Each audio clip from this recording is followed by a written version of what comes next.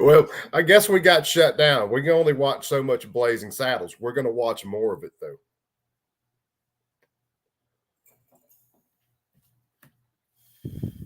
What's up, G23? Yeah, I guess they got a little pissy about that one. So, anyway, I got one more response to do. I'm right on the line of getting this done. Then I'll be done with my semester. Yeah, I finally, the email came through when I looked up. I was trying to finish a response, G, and the email came up, and then poof, it was gone. So, yeah.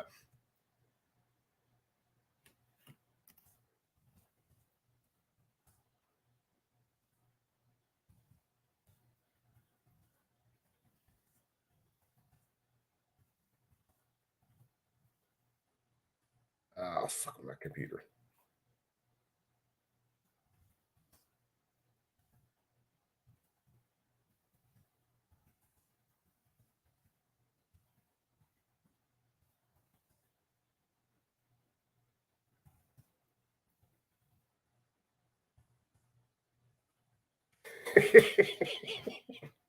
Yeah, it got nuked. It won't be, it ain't the first time, won't be the goddamn last either. Like, we were doing a transformative. Like I said, it was like a big long reaction video. So we'll see what YouTube does to my channel because of that.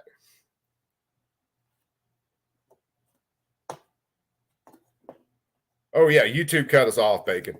Yeah, they shut us down. Like I said, I was finishing up typing a response to my instructor in my class. I'm just about to finish it up. I'll be done with this class for the semester. Yeah, and looked up, and G's email hit my phone, just popped up, and I looked up, and sure enough, stream's nuked. Ah, man, fuck them if they can't take a joke. We're gonna watch a little bit more Blazing Saddles, though. I'm gonna flip to some different parts of it, and we're just gonna watch that.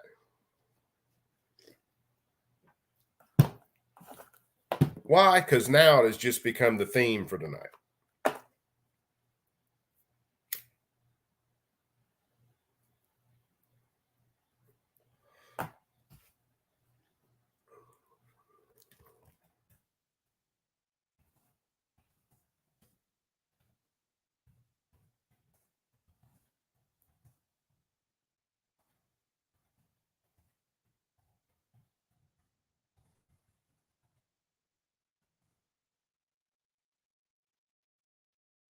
Come on, computer. This fucking thing is so slow.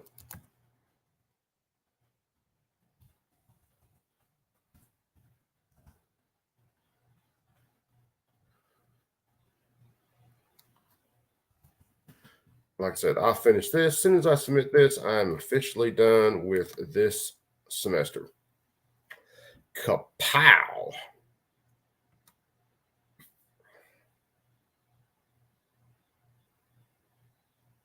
I'm so far behind on my damn emails in that class, it ain't even funny. But that is done. So I'm going to screen share again, and we're just going to watch a few things on or from the movie.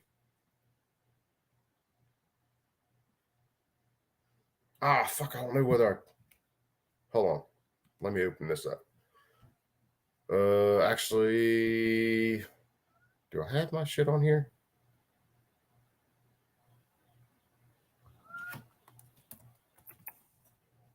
Get out of my lap, cat. Let me see whether I can pull this up real quick. And we shall shows it. Ah, oh Christ. Along with not being able to type these days, apparently.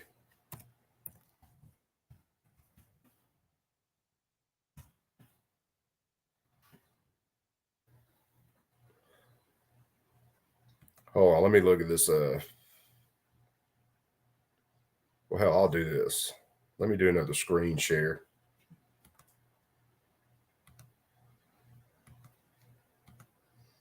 And we'll look at emails from YouTube.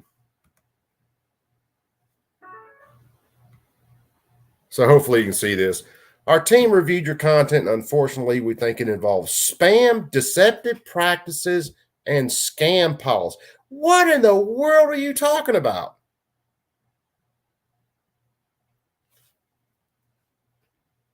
How was it a spam, deceptive practices, and scam?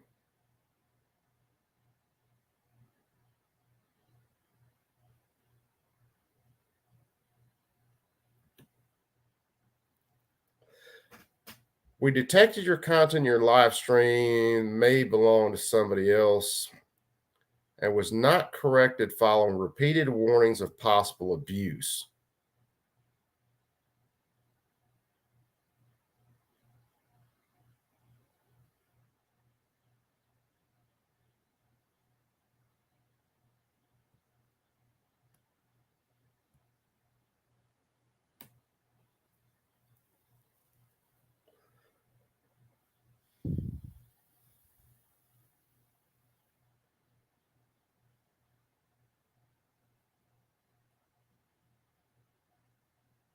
Sincerely, YouTube team.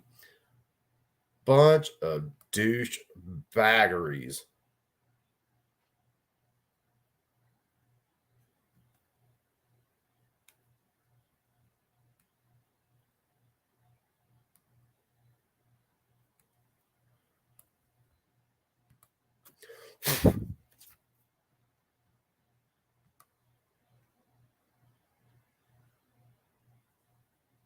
Yeah, spam, deceptive practices, or scams. Are you kidding me? YouTube.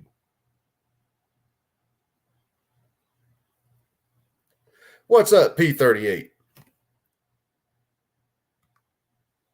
Let's see something.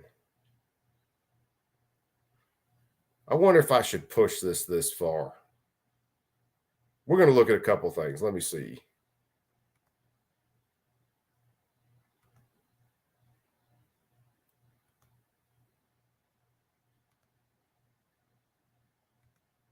I don't know how far I should push it tonight because they're going to get awfully pissy with me. But we're going to look at a couple things.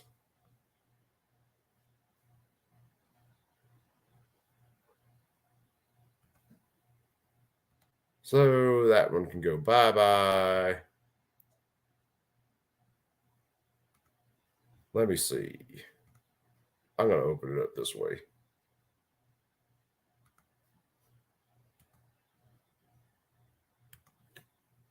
That's not fucking numbnuts. It's not what I want to do.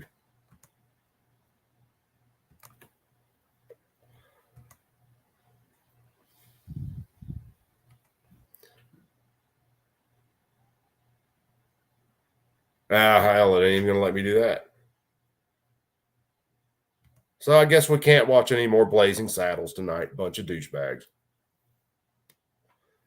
As soon as I click on it, it's already throwing up a damn message.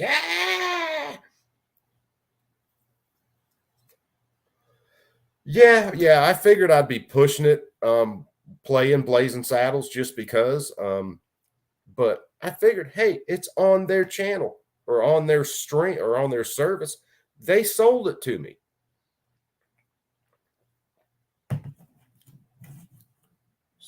I'll tell you what, let's do this.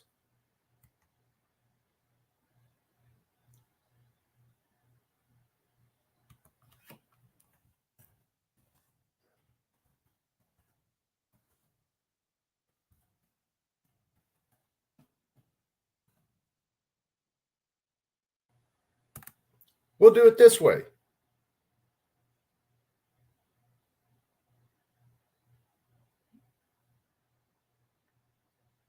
If the videos will play. Come on.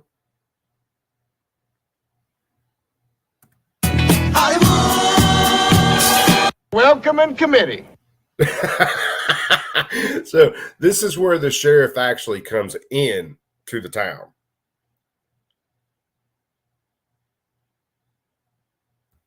It is my privilege to extend to you a laurel and hearty handshake. Wonderful. Lovely. Excellent. Oh, they're practicing. Hold on. Let's get to this part. Hey, the sheriff is a nick.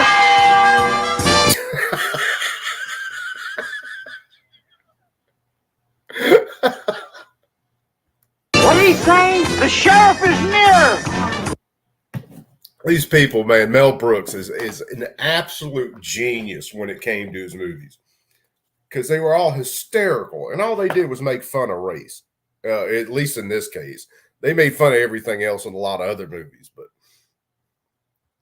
no, gotta blame James Lewis.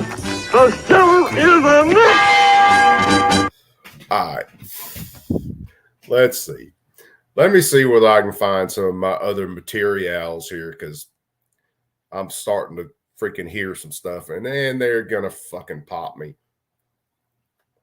because they're a bunch of douchebags and they just don't want to let me have any fun, apparently.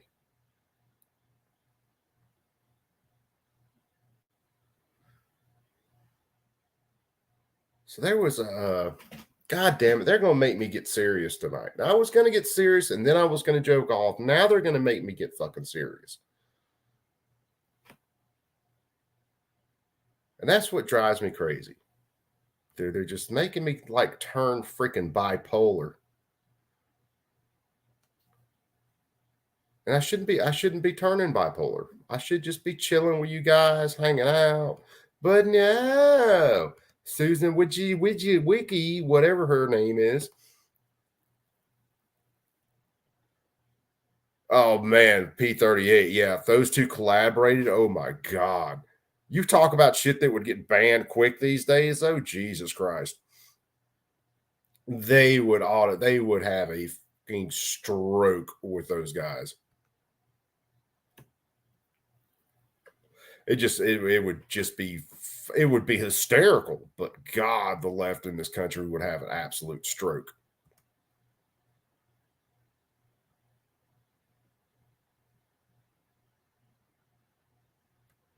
In fact, let me do this, because we'll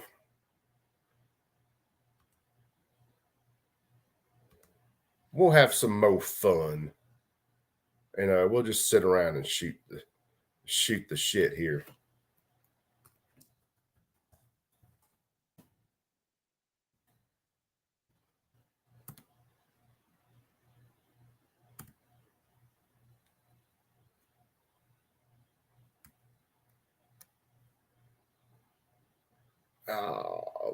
What am I doing? I'm doing something. I swear to God, I'm doing something. I might not be doing it right, but I'm doing it.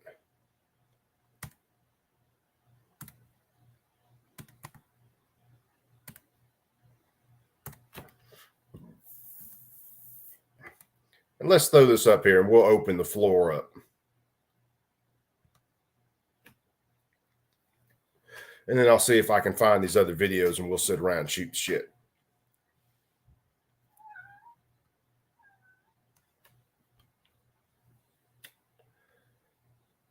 Because I had these fucking...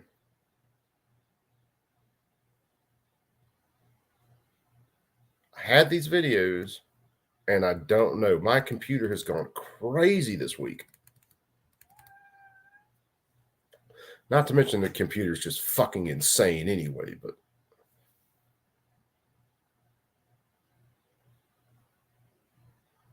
I think that was it. It's going to make me have to sit here and freaking try to look this up again. And I know good and well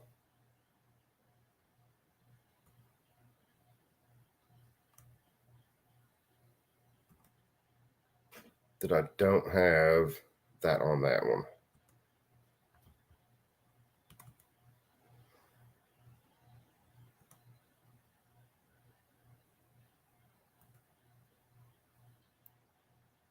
So Susan would blame Susan. If I find this video, blame Susan Wiki, because we would have been cool watching Blazing Saddles and hanging out while I finished homework. But no, Susan has to be a... So now I'm going to have to find the video and torture you guys. Just blame her, not me. I didn't do it. Wasn't me. I was trying to have a cool night, but no, Susan had to just stop it. What's up? Too many choices. How you doing, brother? So anyway, if any of you guys still wanted to watch Blazing Saddles, just realize you can go to YouTube and you can get Blazing Saddles off of YouTube, even though it uses a bunch of the old speak. So we're going to start calling it. It really is. It's really becoming 1984 these days. It's like some of the Democrats read 1984, and instead of thinking, wow, this is really bad, they went, this is a pretty good fucking playbook.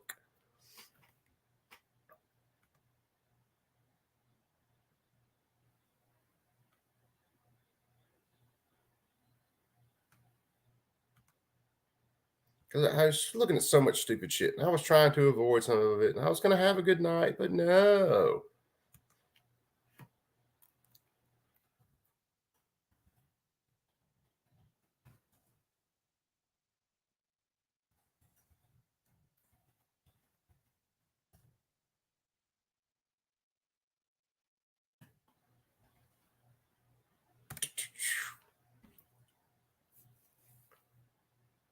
Oh man, all those guys. Yeah, you got to imagine, man, the biggest comedians and the funniest comedians couldn't do their actual shows these days. They couldn't. They wouldn't be allowed to. I wonder if I can find something.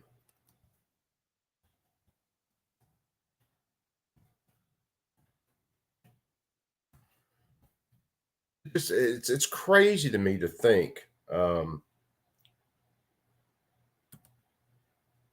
about the way things have gone and how things have changed so much that normal concepts have just become so freaking just out of whack that you almost don't recognize things sometimes. It just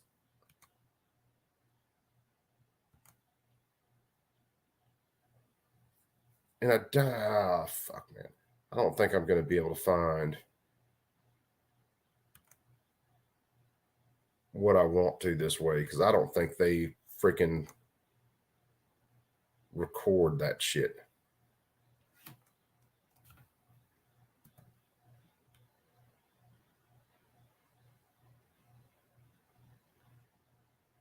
I'm looking. Hold on. Is this one of the ones I wanted to look at? Oh, shut up.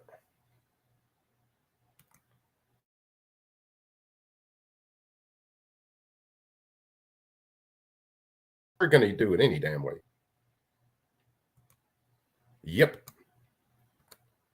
All right. So I have to do some magic here.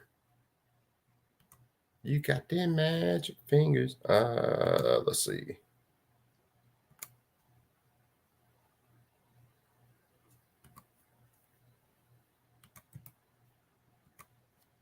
I'm working.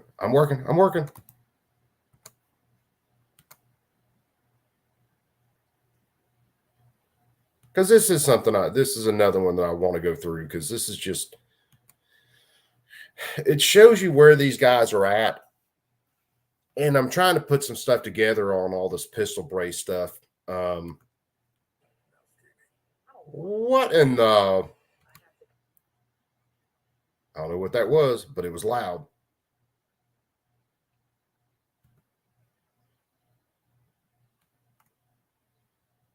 It's a bad thing about working with with these headphones on sometimes. You hit something like that and it goes from like nice and quiet and you're just chilling to blah. As much as I like loud music and as much as I don't mind my eardrums getting blown out, I kind of like to be in control of it.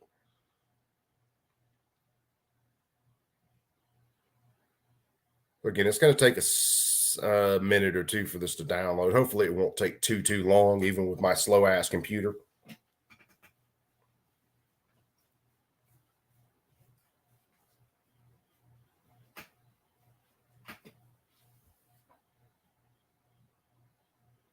Mike, man, I can't stand. I absolutely hate working with people that have no sense of humor. Because I'm like you, man. I use a lot of self-deprecating humor. If I'm doing something and I do something stupid, I'm always talking about myself. Yeah, good job, dummy. Talking about stuff like that. And if you're working with people who have no sense of humor and don't get that, when especially if you pick on them a little bit, it just man, they just lose their shit. And I can't stand working with people like that. They drive me insane. Get a sense of humor. Go rent one. Jump on a bicycle. Go down the corner store. See if you can find one, and then come back to work. Because if you don't have a sense of humor, and especially working really long days, those days where it's supposed to be a 8-hour day and it turns into a 16-hour day, if you don't have a sense of humor to be able to deal with something like that, that makes for a really, really, really bad day. If you got a sense of humor, you can normally bounce through it without too much of a just absolute issue.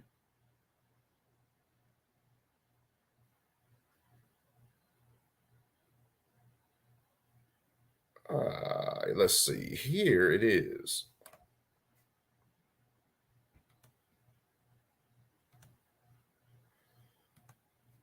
So let's see whether we can get this video up and running.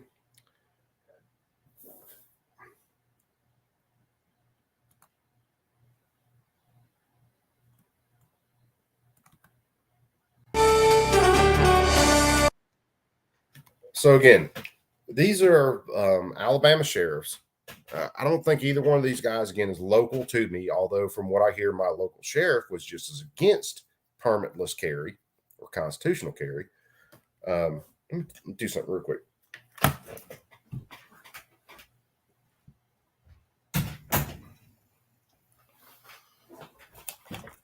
There we go. I got all my homework in under the line, but I think he was against constitutional carry. And these guys are sheriffs. These guys actually have a constitutional grounding or basis for their positions, and they're absolutely against your constitutional rights. I looked at some videos during COVID. Sheriffs were actually, it wasn't just police deputies, sheriffs were actually going out and arresting people for not wearing masks. That drives me insane. So let's look at this. Good Saturday morning, everyone. Today on Perspectives, there's a debate going on among residents and watch, I'll get a strike for this one too, even though I'm stopping it, starting it, talking, and this is basically transformative. Yeah, we'll see how this goes. Some gun owners, and that is, should adults be allowed to carry concealed firearms in certain public places without a permit? There is a bill before the Alabama legislature that, if passed, would allow carrying a concealed pistol without a permit, background check, or successful completion of a gun safety training course to become law in Alabama. Now, here's the thing, and a lot of us out there believe this. I shouldn't have to go get a permit from the government to carry anything.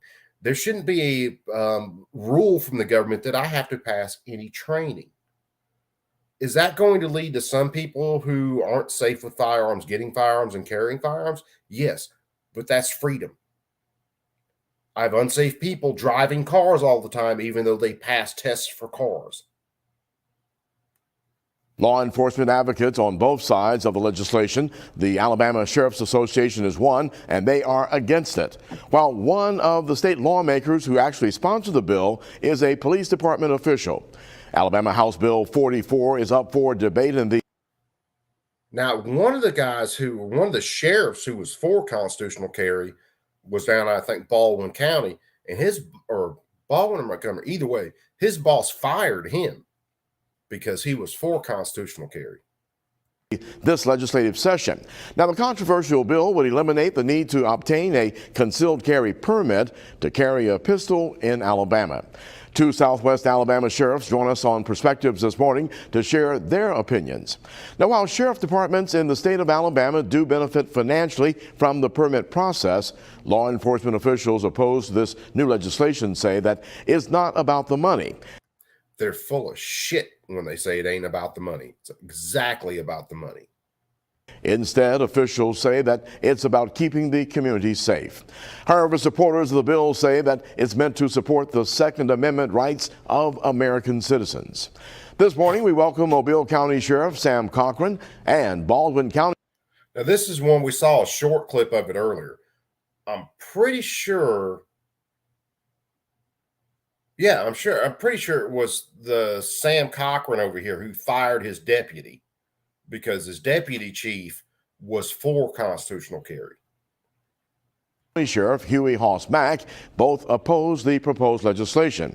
However, as mentioned, there are advocates of the bill who say that the current permit laws and fees impede the Second Amendment rights of citizens. Well, stay with us this morning as we talk about the proposed legislation, HB 40. Years, and it's happening not just in our state but around the nation.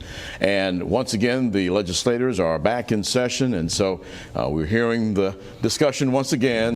So, and for those of you, let me restate it again.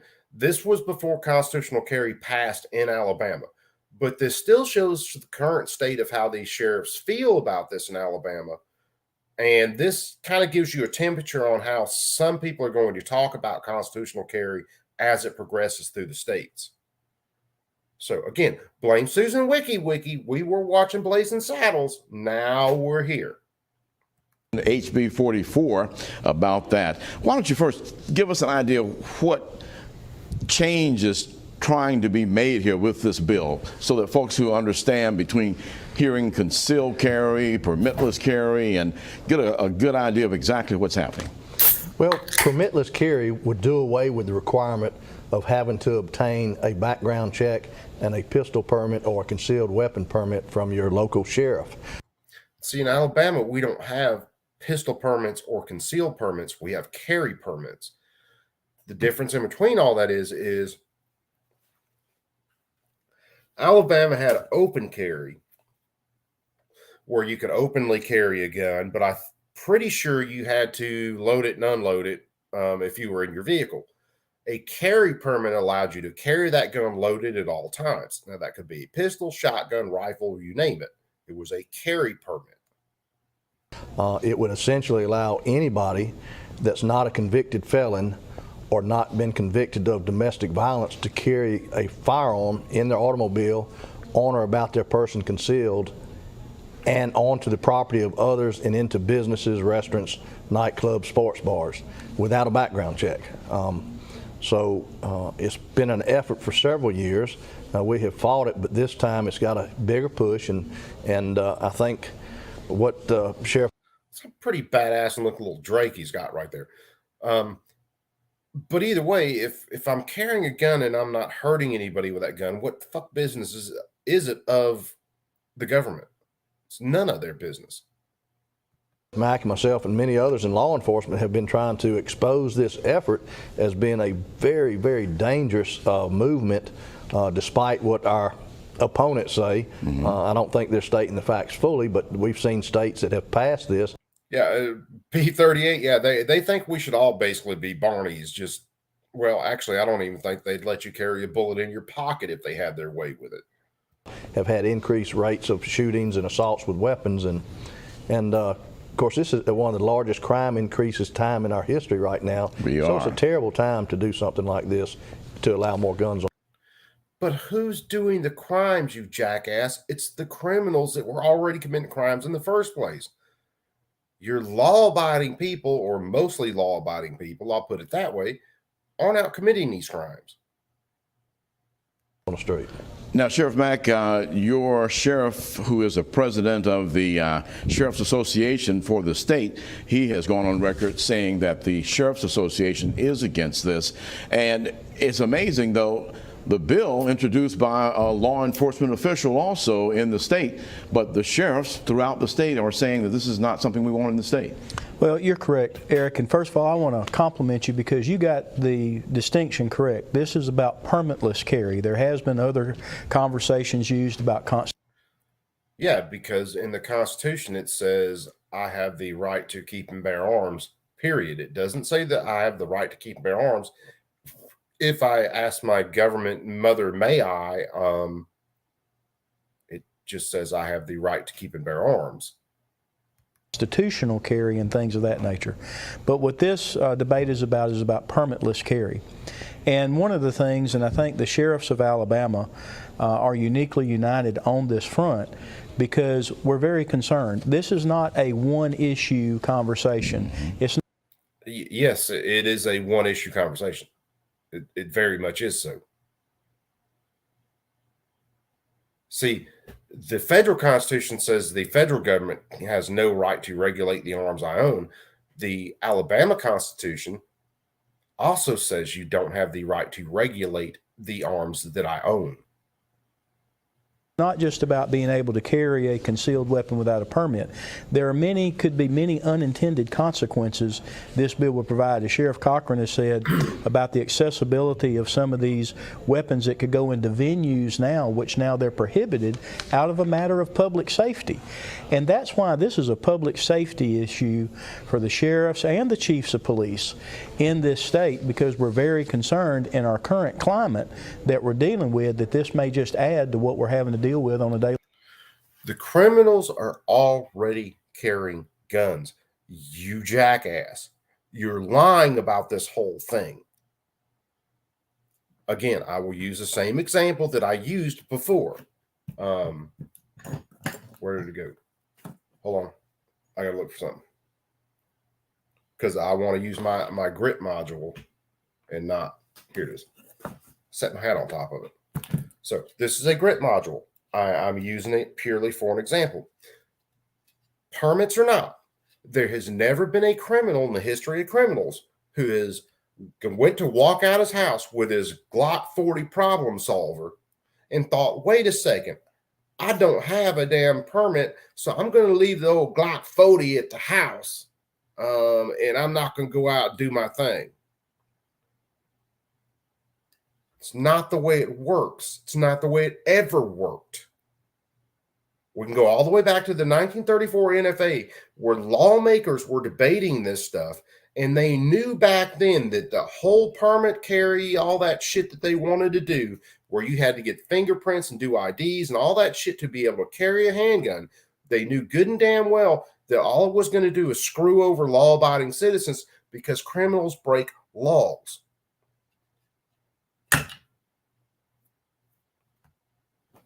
Now, we're getting close. We're 30-something days away from the midterm elections. The midterm elections in the state of Alabama could be pretty bad for constitutional carry if they went the wrong way. In other words, if more Democrats got in, they could do some stuff and try to screw over constitutional carry in Alabama, because constitutional carry in Alabama doesn't kick in until January. Why in the hell, when they wrote that law, they put it so far out that constitutional carry would actually kick in? I have no idea. Basis. And speaking of law enforcement from the police side, we had expected to have Public Safety Director Batiste join us also of Mobile, because they are also united with both of our sheriffs here in Southwest Alabama. You were talking about seeing some of the effects of what has happened in other states that have gone to this, and already Alabama, according to one venue, is number 5 in states with the most gun deaths already. Would that change for? No, he just says gun deaths. He doesn't break that down into suicides, homicides, or anything like that. He just says gun deaths. Now, I haven't looked at it. I'll be honest with you guys, I have not looked at the statistics.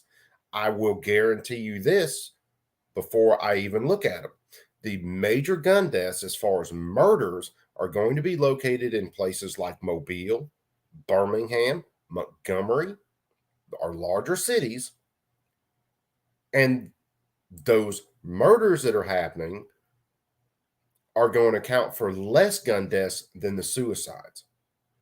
I would bet money on that right now.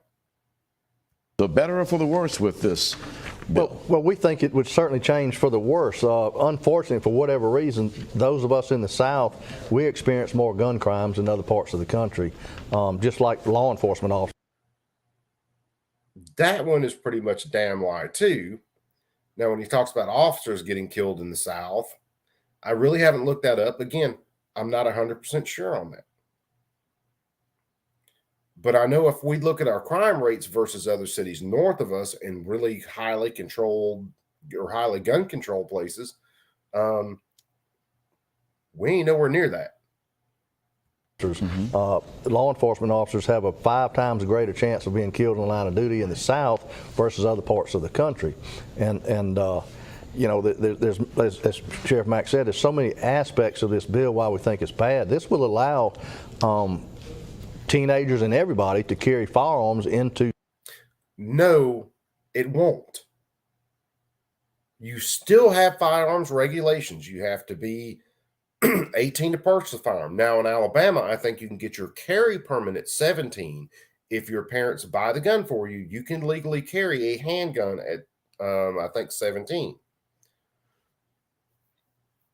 Or it may be 18. You can't buy a handgun until you're 21, but your parents can buy you a handgun. You can legally get your permit at 18. Because I know some guys that were under drinking age that could carry firearms in Alabama. I have zero problems with that. Again, the criminals are already carrying their firearms. And like P38 said, there are many law-abiding people that carry firearms without permits. Some, they just have no idea about the permits. Others, well, they really just don't want to have to go get the permit.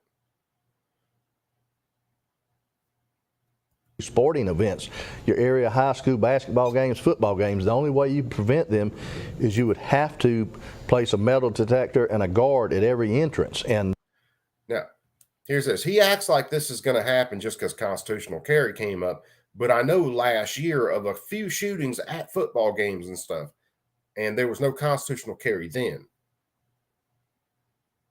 You know, the school boards and the school superintendents are beginning to come out against this too, because they see how expensive it would be to have all the guards required to keep it a gun-free zone. But our business is the same way. If you want no one to bring a gun in your business, you're going to have to post a guard at the front door of your business to keep people from being able to carry a gun in.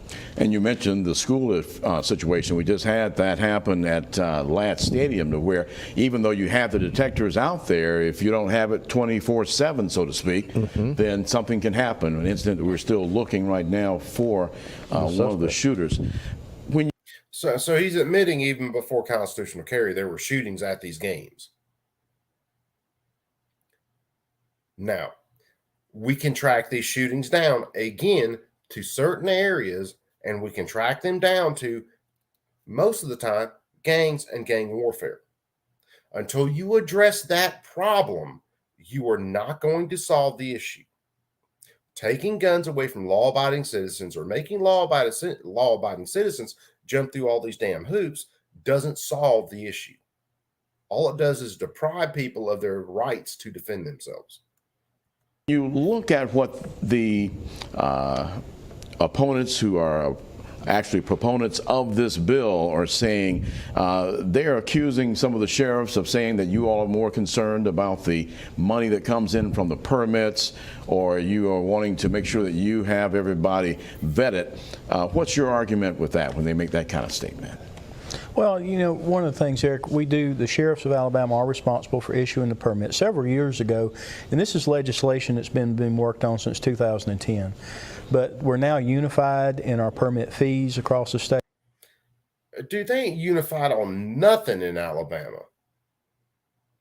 I said it earlier in the last video that got cut off, or the last stream that got cut off.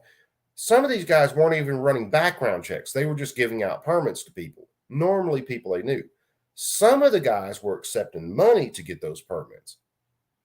That's why Alabama carry permits are not good for FFL background checks. Even though I have a permit to carry in Alabama, that's no good when it comes to a background check like other states. Other states, you can show your carry card, and that counts for your background check. Alabama doesn't, because these sheriffs had shit so screwed up that the ATF sent out letters and said, hey, do not honor these for background checks. We're unified in issuing those, and we tried to streamline that process. And naturally, anytime that you issue permits, there's a cost associated with it. We have employees, we have equipment, and things of that nature. And so that is part of just running the program, and we view this as a program that enhances our public safety. It's one of the things that our officers have in their toolkit, if you will, when they're out working the streets and confronting individuals and things of that nature. And I just can't go, I have to. In our permit fees across the state, we're unified in issuing those, and we tried to streamline that process. And naturally, anytime that you issue permits, there's a cost associated with it. We have employees, we have equipment, and things of that nature. And so that is part of just running the program, and we view this as a program that enhances our public safety. It's one of the things that our officers have in their toolkit, if you will. Those are shot spotters. I didn't even realize we had those in Alabama.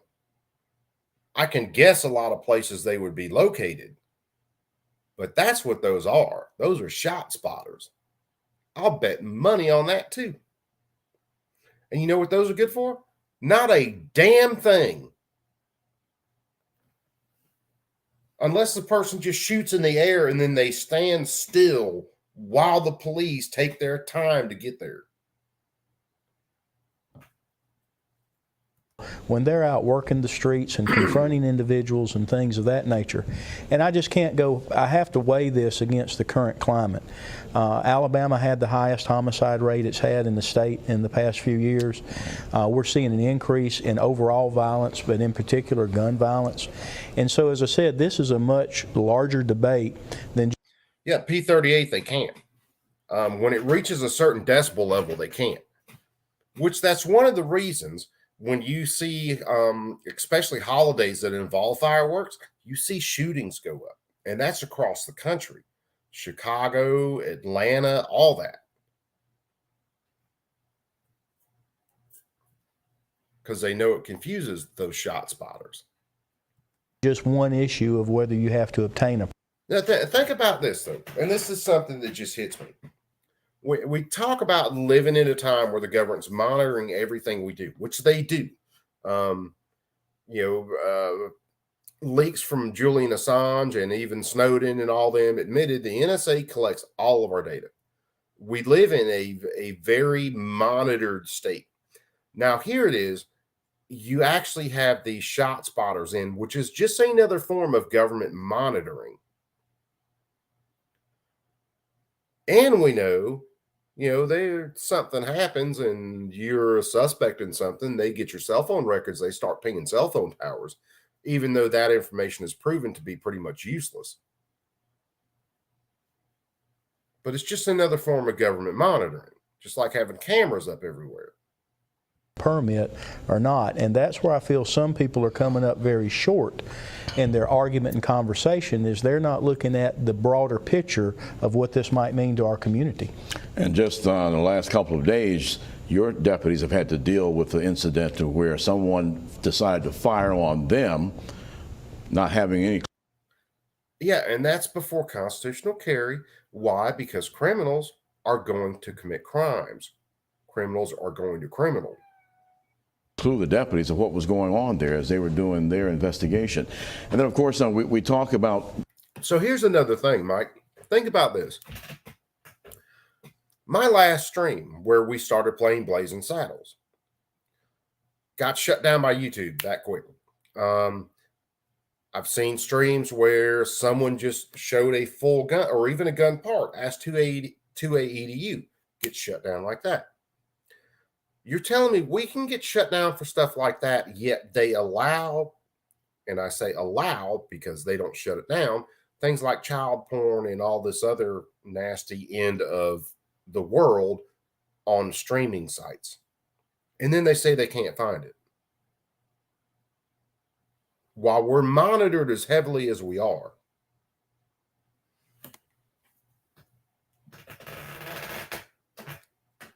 Yeah, let that kind of smolder a little bit. I guess when we come back, we're going to take a break here shortly, and we'll talk about also the TSA. They've confiscated more guns than ever before. And of course, both Mobile, Pensacola Airport, the other airports in the state also, being in that area to where more guns confiscated than ever before, and not just a gun, but a loaded gun with a bullet in the chamber. Yes, sir. We've become a gun. Well, that's typically, kids, how you carry guns. But when you have uninformed people that go to travel through airports that have guns on them, sometimes that can happen.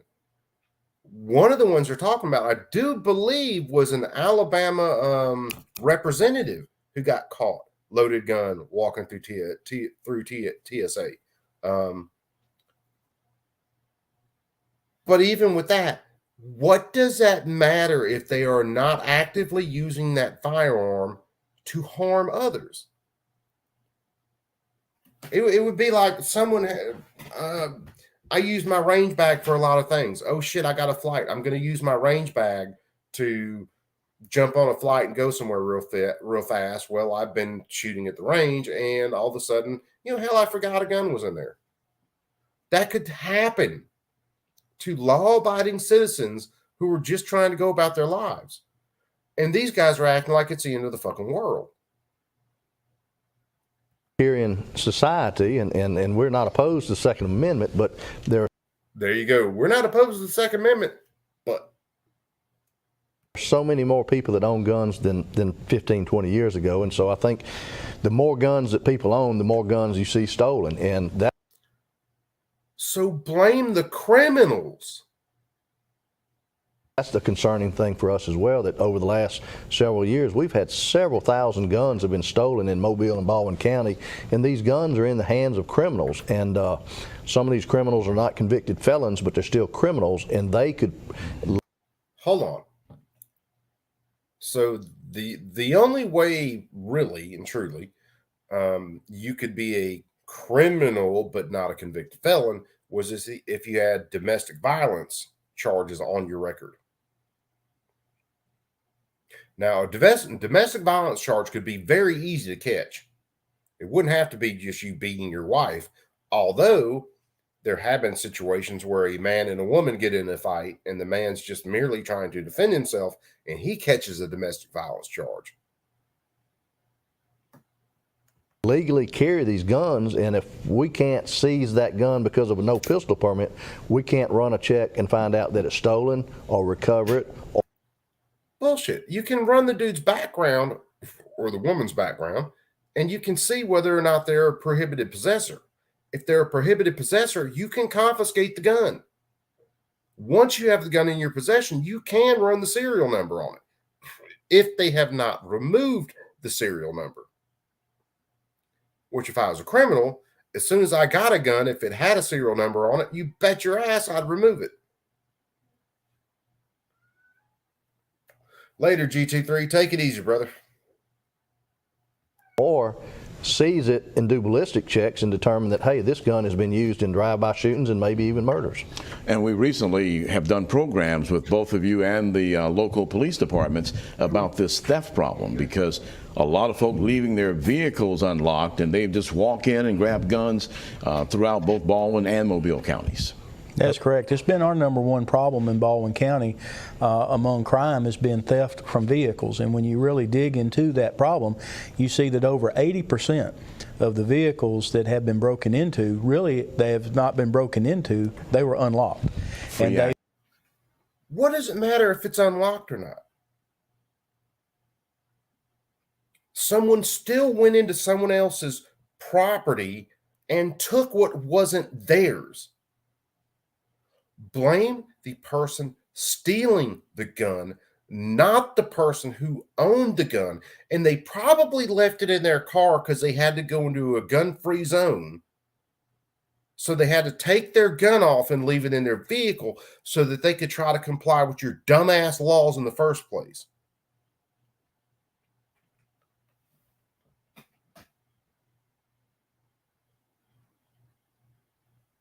Dude, Billy, there are literally hundreds of thousands to millions of times a year where someone uses a firearm to deter a crime.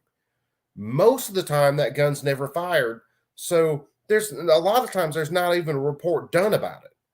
The CDC had to cough up and admit that shit a couple of years ago.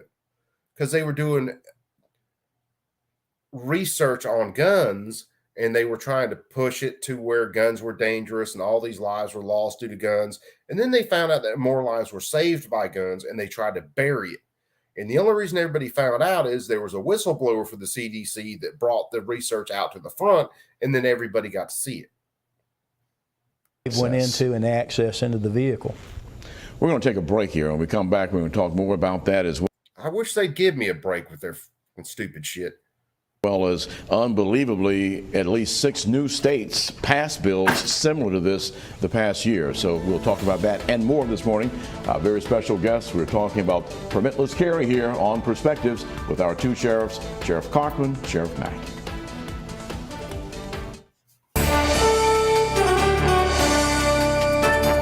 Well, that's the thing, man. When we look at defensive gun uses, and the estimates are screwy, but the lowest estimate that I've seen is 3 times the amount of homicides. So 3 times at the lowest estimate, there are 3 times more defensive gun uses than there are homicides. So if you take these guns or you make it harder to use these guns, well, what do? You create more victims. So you actually raise the number of homicides or unjustifiable homicide. Because there is justifiable homicide. And believe it or not, a lot of times when they talk about gun homicides, they try to add in the justifiable homicides with the unjustified homicides to try to pump numbers up.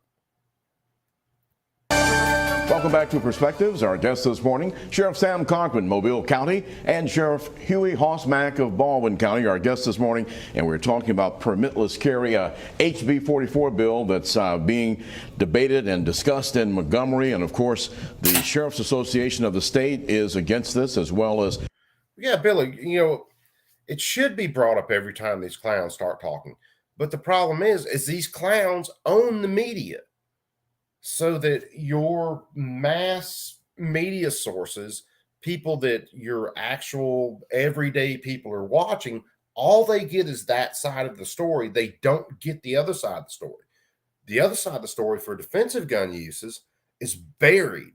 I mean, it is buried so damn deep. Unless you're someone who is doing your own research and unless you're someone who is taking part in little events like this, you don't hear about it. There are some big YouTubers that try to push that out all the time. Colion Noir is one of them, who talks about defensive gun uses all the time. But your mainstream media, where a lot of you, or probably over half of the country, gets their information, they bury it. Both of our sheriffs here in Southwest Alabama. We're talking about some of the things that are pros and cons of this bill. Let's talk again about, we were talking about the TSA numbers, and those numbers have gone up and people are concerned. I'm sure we know what happened at the Atlanta airport this past year, where someone was, they had a gun there and there was a bullet in the chamber. The guy reached in the bag and went off and just created panic. I have to look that up because I do believe that was a politician that did that. And I do believe that was a Democrat politician that did that. Pandemonium at the airport. Would that be sort of one of the things that we maybe see more of with the change in how the law will read? Well, I think people that obtain a concealed carry permit are more responsible people. And unfortunately, some of those right now, perhaps after the pandemic had not been traveling as much, and they got out of the habit of saying, hey, I can't carry a weapon in my luggage. And so we've seen several more seizures at the airports of guns, and we know more people own guns because of the. So what you're saying is these seizures are simple mistakes. They're not someone going out to commit a crime and harm other people, but you're trying to make this big bloated fucking deal out of it. Increased rates of crime, and more people are purchasing firearms to protect themselves. But I think it's more related to not having traveled in a while and just that many more people own firearms. And so again,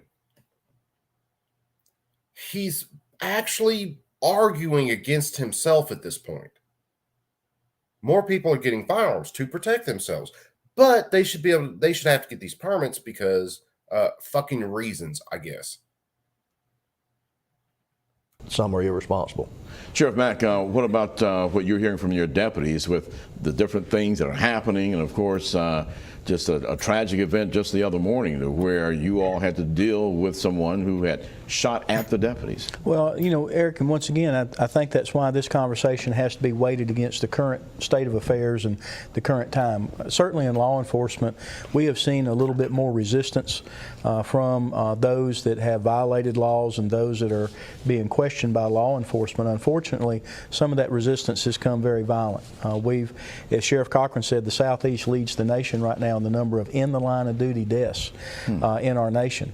And so it's a great concern. And also we have seen, I think it was pointed out by Mayor Stimpson just the other day in a conversation that he had, of some of the disrespect for law enforcement and some of that our people are having to deal with. So some of the disrespect for law enforcement these days comes from, I don't know, law enforcement trying to enforce mask mandates on people.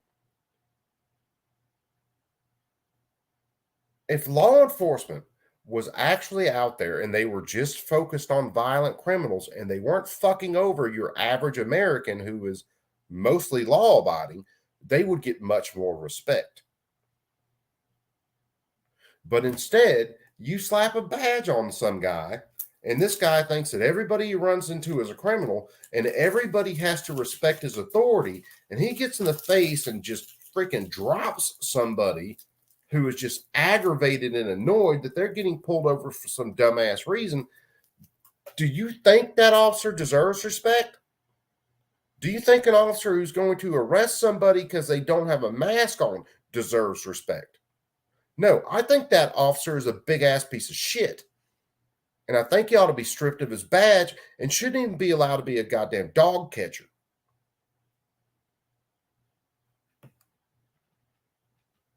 Law enforcement, let me tell you this, if there's anybody from law enforcement in here, if you want respect, earn respect. What's up, Bull Rush?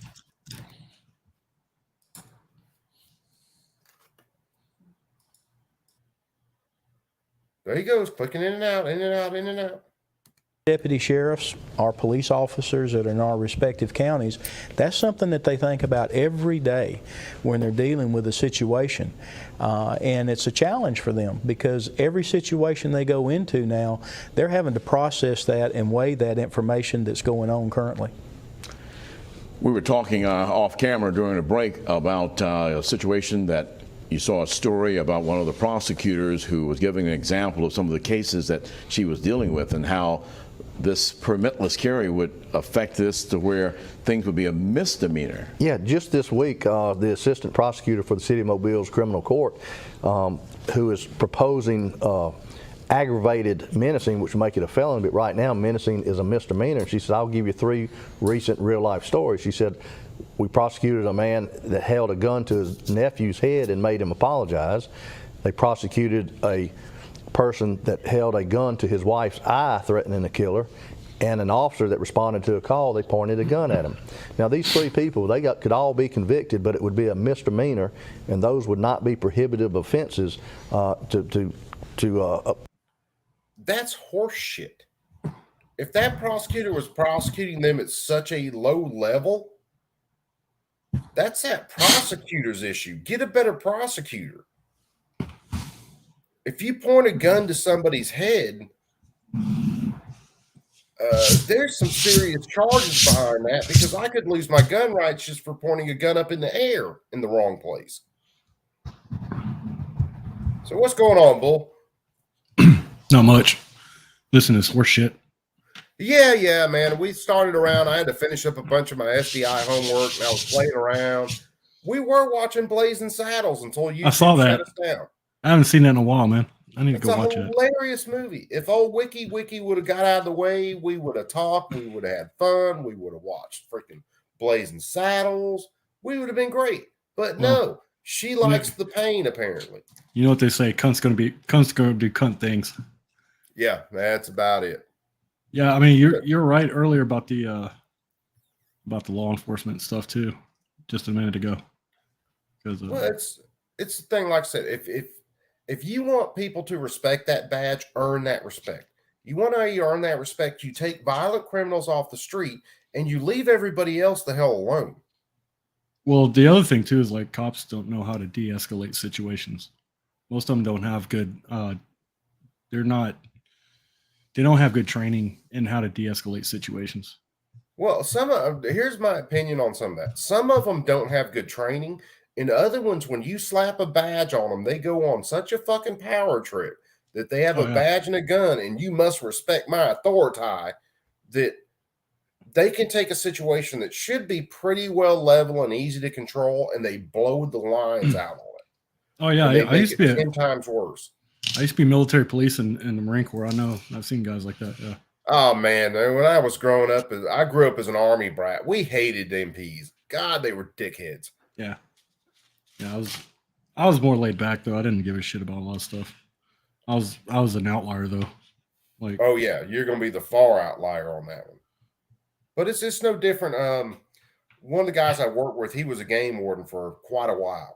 And he basically said during their training, they teach you that everybody you run into is a criminal. They have some crime out there that you can bust them for. yeah. And I've- that's insane to me, but it's true. That's the reason I tell everybody, if I got pulled over, I don't have anything illegal in my vehicle at all. Nothing illegal that I know of. But if the cops want to search my stuff, I'm going to tell them no. You go get a warrant. You can go run your drug dog. They can do laps around my truck till they get tired. But no, you're not searching my shit. Yeah, I've refused vehicle searches before in the past, and yeah, you're not obligated to let them search your shit. No, that's some people don't realize that. And here's the thing about some people. Some people are such good law-abiding citizens, and I'm serious about that. When they get asked by an officer about something, they are going to talk to that officer, and they're going to be like, "Hey, yeah, do whatever." No. Oh Don't yeah, do because that. I had a conversation recently with somebody about this like probably like 3 weeks ago, and she was like, "Well, I don't mind. I'm not doing anything wrong. What do I have to hide?" I'm like, "Because cops are not there to protect you. They are there to gather evidence. That's what they're Yeah. there for. Like, you don't talk to cops ever, No, nor are you no. nor are you compelled to. Beyond, if they ask you for ID or something like that, yeah, you have to give it to them, but you don't have to answer their questions beyond that." No. Well, here's Yes. here's the deal for some people. Okay, if you get for a traffic stop, okay, if you get stopped in a traffic stop and the officer wants you to get out of the vehicle and put you in cuffs, they are legally allowed to do that. That court case has been settled. Mhm. Now, do you have to answer questions? No. Do you have to allow them to search your vehicle? No. Do you have to cooperate?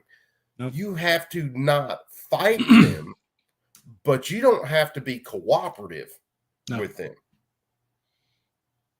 You can be like, you're not compelled to cooperate beyond giving them your identification No. and following their commands. Like, you always follow their commands no matter what.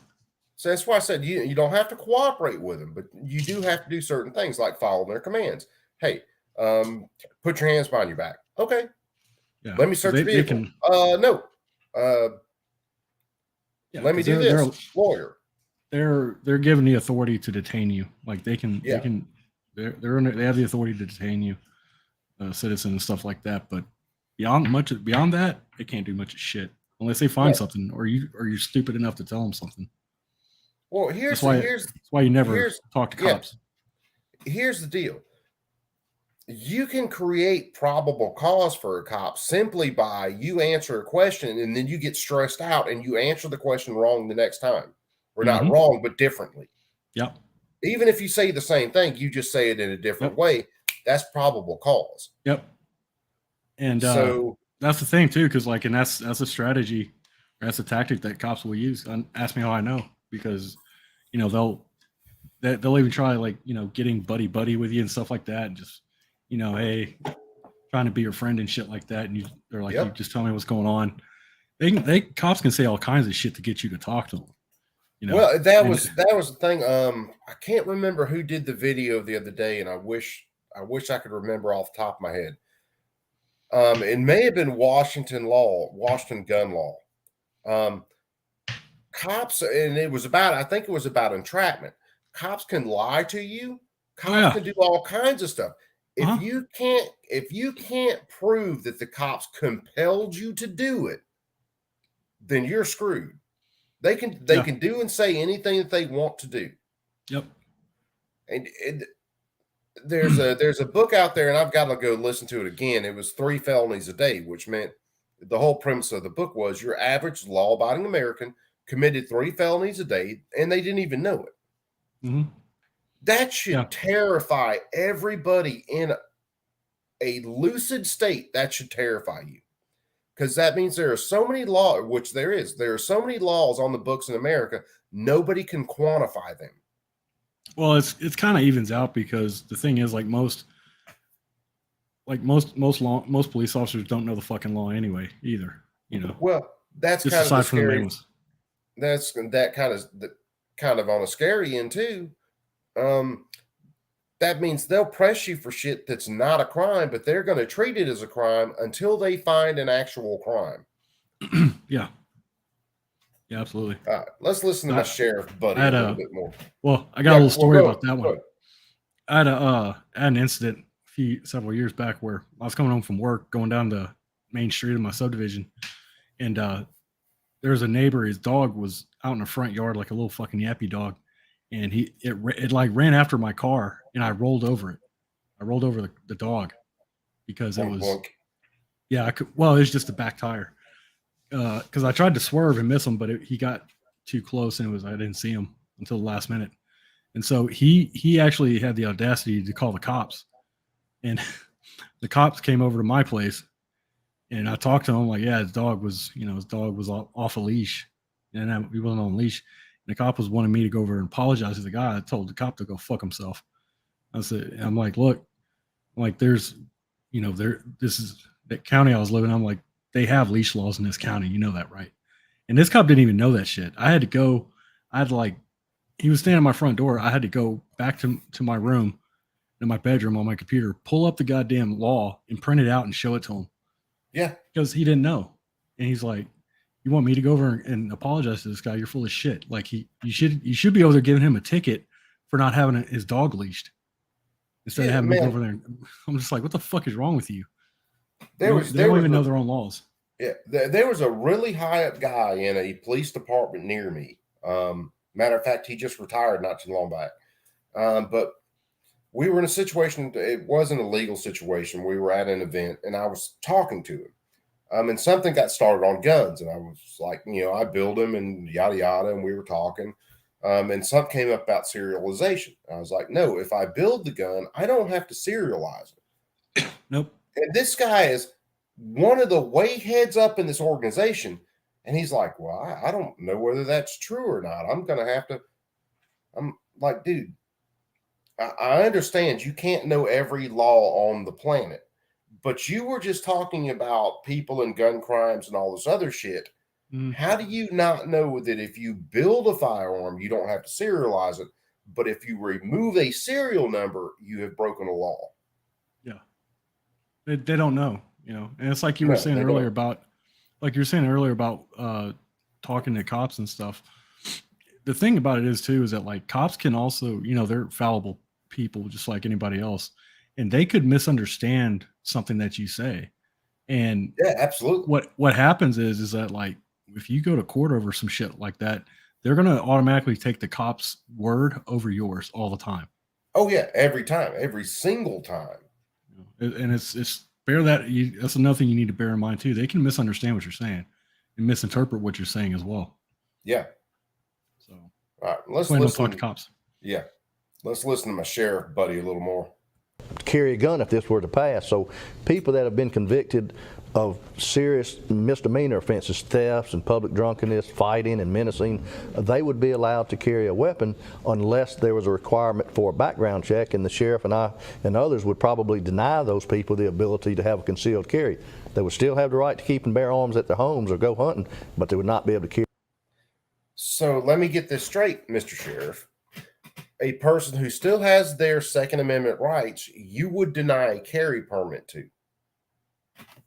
Okay. Carry a weapon into other avenues without a concealed carry. And, you know, it's really scary when you think about some of the things that are happening where we have with the courts not giving law enforcement the support that they need when somebody is apprehended and locked up. We just had an incident here in the last week where a person out on bond for a murder commits another murder, and it wasn't the first time it's happened here. Why is there not an understanding for the pros? And we mentioned that this has happened in at least 15 states where they've passed this kind of bill. What is it that they're seeing that they need to have allow everybody to have a gun? Because so understand, this is another completely intellectually dishonest argument, because they are comparing your average gun owner to a felon who is out there murdering people. Yeah, it's a false dichotomy. Yeah, it really is. But they're going to push that as hard as they can. I mean, why is that? I mean, why is that person out on bond? Why do they even have a bond if they're accused of murder? Yeah, if they're that bad, if they were in jail for murder, why wasn't their bail set to where, I don't know, maybe it was a little bit of a hardship for Tyrone to make it back out on bond, or maybe Billy Bob went out and stabbed somebody or something like that.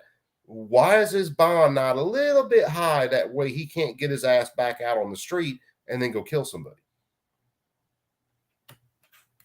there should be a line somewhere there. This is lobbyist driven, driven by special interest lobbyists, and of course I feel that these states that have allowed it, they're wrong. I think they've made a mistake, and I don't think, we need to go rushing behind them making the same mistakes. I think our representatives, our legislators, they need to listen to the voices of law enforcement. We've been at this a long time. It's, quite frankly, from what I do, it's all I've ever done my entire life. I've studied crime and crime trends for 46 years, and I see this as a dangerous effort on the part of special interest. And that's why I think we're speaking out so much to expose this, because this could happen in a bubble in Montgomery, be law without anybody knowing. So I want the public to know that there are some of our representatives that are going to try and pass this, and it's going to affect them. And any high school parent should be scared, because teenagers 18 and above could carry weapons in their cars, carry them in.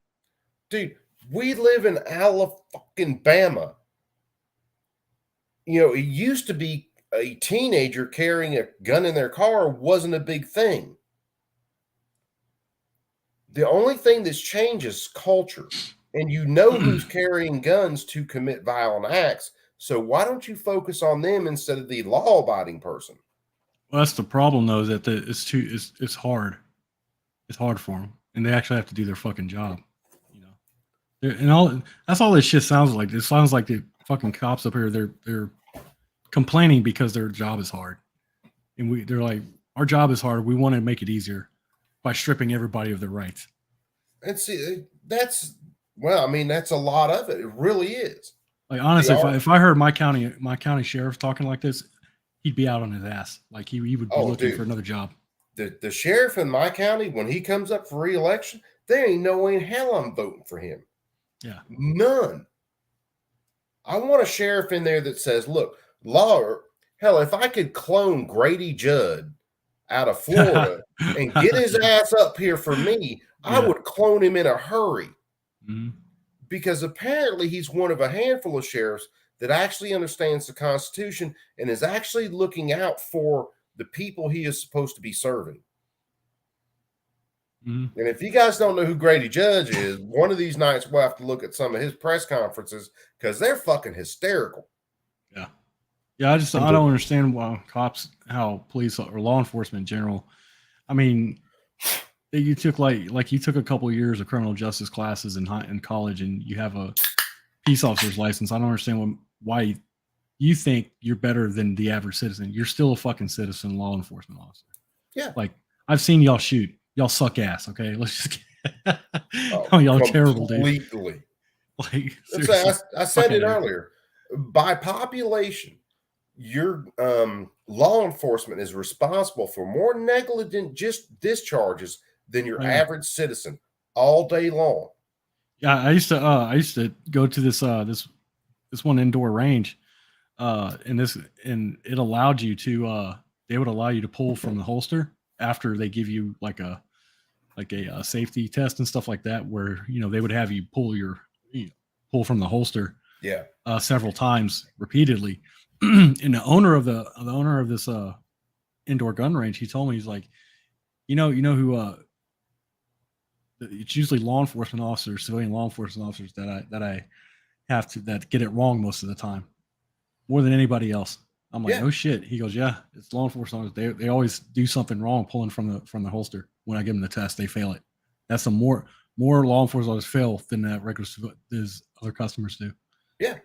I'm like, And well, I can believe that. Dude, that's been proven out so many times that it's not even funny. And it's one of the reasons that a lot of these officers who are so against the average citizen carrying, Mhm. they piss me off so bad, because a lot of us as average citizens are safer with firearms. We're better with firearms. But we handle We're them better more often too. shots. Yeah, and we handle them more often. That dude I mean- sticks his gun in his holster. He carries it for 8 or 10 hours a day, Uh-huh. and then he hangs his holster up with his gun on it. And Yeah. then the only time he touches his gun again is when he's got to qualify. Yeah, that's exactly right. Because like a really good friend of mine, I've known him since high school. He's a HPD officer and for Houston, and yeah, the only time he touches his service weapons whenever, like a week or two before qualifications, Yeah, and that boy can't hit. I mean, he's not very accurate. Let's just say that. dude, it's like But he's not the only one either. Like I No. have family and stuff, and they're all the same fucking way too. It's You like know? military. You know, I love my military guys. No matter which branch they come from, might bust their balls on, you know, if they were Coast Guard or something. But Uh-huh. and even guys who have been in combat, these guys were decently effective in combat. But when it comes to running a gun, Hmm. let's put it this way: if they didn't spend so much time in combat, they probably wouldn't know which end of the rifle to point down range. And if you hand them anything other than the gun they qualified on, they're screwed. They can't figure it out. Yeah. So You- this You hit him an AK, they'll just be like, "What is it?" Hannibal bolt action. Oh, really? I mean, Wow. I've seen some that they were like I said, for an M4 or AR style rifle, they were good. They were trained on that. It was ingrained in them. Yeah. Hand them something as simple as bolt action, and it throws them off. I think a bolt action is even simpler to use. Yeah, it's it's, less you moving know, parts. But You don't have like a bolt, So, bolt cure or anything. you know, You gotta figure that out. much love for the guys who serve. I got mad love for the guys who serve. Oh, there's a vast majority of military people that they don't. The only time they touch a rifle, is, right before qualification. Yeah. You know, So even when I was in the Marines, the guys, like you can go, and that's the thing though. But like in the military, you can go and practice if you wanted to. You just have to go to the armory and shit. yeah. And you gotta go through a little bit of bullshit, but yeah, you can go practice. And see, the funny thing is even when your high end guys need to learn shooting, they usually learn it from civilian shooters. You know, That are retired fucking veterans and stuff that retired and do. yeah. You look at, the NRA got started, much as I can't stand the NRA, they were actually called on to train the military in arms quite a few times. There were a lot of times where, say, your high-end guys, your real high-speed SEALs, special operations and stuff, when they wanted to learn different tactics for shooting, they went to the civilian world where guys were running guns, doing things like 3-gun, because they developed different skill sets. Yeah.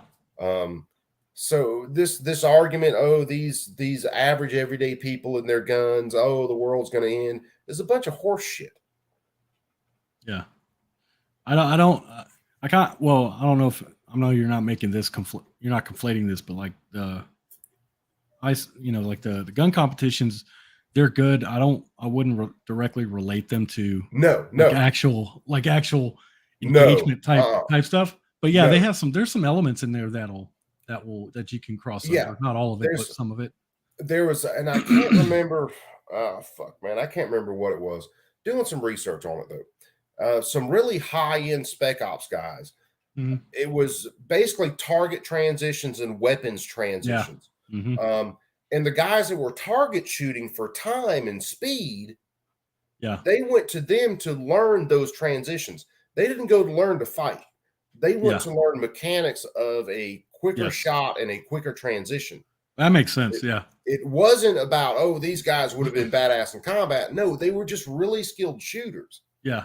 The really good guys in combat, your warriors, your fucking Vikings, just needed to learn some mechanics. Yeah. And that's what it came down to. But yeah, I mean, you can look at it. If you look at a lot of 3-gun shooters, if you look at a lot of competition shooters, hell, if you just look at some people who shoot constantly, they are way better with arms than someone who just went through basic training in a weapons course, or a cop who just had to qualify, just qualifies every now and then. Yeah. You know, I'm not downing those people, but what I am saying is they don't factor in the fact that a lot of your civilians are trained really well. Absolutely. You know, you look at schools like, hell, I'm going up to Warpo in October. I'm going to run 2 pistol classes with them. You know, if you look at some people, they've gone through multiple classes with some really high-end trainers. Although they are civilian, they are excellent when it comes to weapon manipulation, target acquisition, being accurate. You know. Yeah, you don't have to be in the military to know how to. No, it's not like they're the keeper. Weapon. Yeah, it's not like they're the keeper of the flame, and that's the only place you can learn it. No, I mean, and I see that on social media a lot of times where you'll have someone who's like retired military use that as, you know, it's like a fallacy, you know. They're like, well, I was in the military, so I know a little bit about. Like most of the people in the military they don't handle firearms at all, you know. Mainly because like they're not in the MOS that would do that, you know. You figure like most of your MOSs inside the military are not even infantry combat. Yeah, they're not even combat MOSs. They're all support, and it's like you got these fucking clowns that were like, "Well, I was in the military, yeah, but you're MOS. You're an office head, you know, office pogue, you know. You were in the rear with the gear the whole time. Yeah, so you weren't even there. You're admin. It's like. But that's these guys. You know, you translate that to these guys. These guys have been law enforcement their entire lives. Yeah. You know, and yes, they've seen some really horrible shit. They've seen people do really horrible shit. But okay, go after the people that are doing the really horrible shit. You know, a lot of the guys that you are supposed to be representing as that sheriff are very well trained with weapons. Now, is there going to be a lot of people who aren't trained with weapons and carry them? Yeah, there are a lot of people like that now, even when they go get the permit. Well, none of this stuff that they're suggesting would actually stop any crime or make their jobs easier.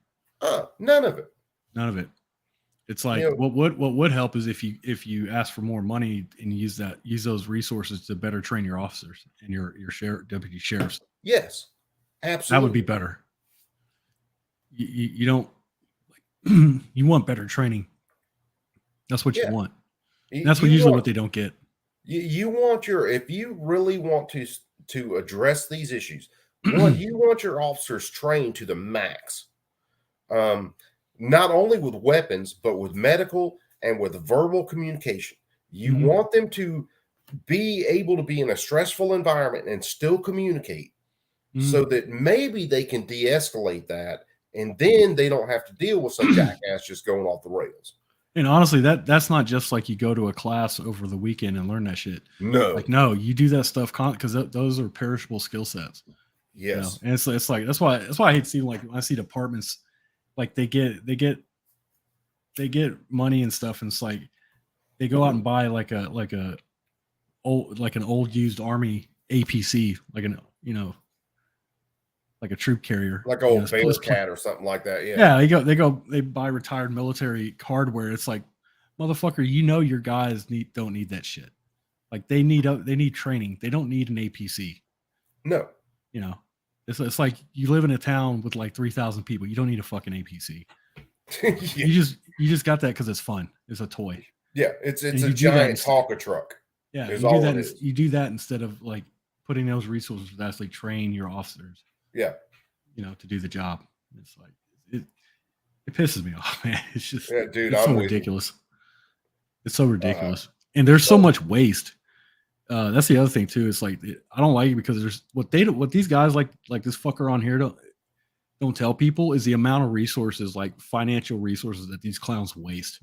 Oh, they just on throw it up bullshit. the pool's ass. You know, they get their, I mean, they get their fucking money from the government or from the local government and stuff, and they just piss it away. Yeah. You know, they go buy stupid shit. They don't get training for their guys. You know, and this shit happens everywhere all the time, but they don't tell you that. Oh, it's a But- government thing. If but you they'll if you want to they'll come waste up there. money, give it to the government. Yeah, well, I mean, it happens at the individual department level too, and it's like that's what they're not telling you. It's like at the county and at the department level, they a lot of them waste the shit out of the money. That's that, but they won't come up there and tell you that. They'll come up there and tell you that they need to make their jobs easier by suppressing people's rights, because that's the correct answer. Okay. Well, and some of it is if you wanted to make their jobs easier, increase people's rights, let people have their rights. That way, that person that just got murdered, well, maybe they shoot the person that tried to kill them instead of them being murdered. Then you have the crime solved right there. Instead of drawing the outline on the victim, you draw the outline on the attacker, and you have the crime pretty well solved right there. Well, and the problem is, it's like what these guys have been talking about here. What they're trying to do, like, they're no longer, because see, law enforcement is there not to prevent crime, but to apprehend suspects and bring them to justice, kind of thing. That's the way it's usually always been. These guys are getting into like a pre-crime state, like now. Like they're assuming everybody's guilty, when that's completely against the fundamental values of our country. Like everyone's innocent until proven guilty, Yeah, well, you should be, but yeah, and they're getting into more like a pre-crime Orwellian kind of state. Well, what they're saying is the only person that will want to leave their house with a gun without a permit is a criminal. Yeah, you're pre. It's like you're basically like what do they call it? You're poisoning the well, so to speak. You're poisoning the well. It's like well, if they do this, then they're automatically a criminal.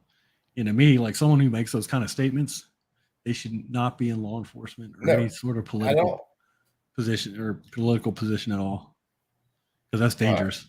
Let's listen to some more of my buddy here, Mr. That's your boy right there. That's your boy. Sporting event venues, and we know 18-year-olds sometimes are overreacting, boyfriend, girlfriend stuff, but it's just bad. Have you all heard from some of your law enforcement counterparts in these other states like Kentucky? One of the ones just passed this. Have you talked to some of them and getting observations of maybe some of the information from there can help here in Alabama for your cause?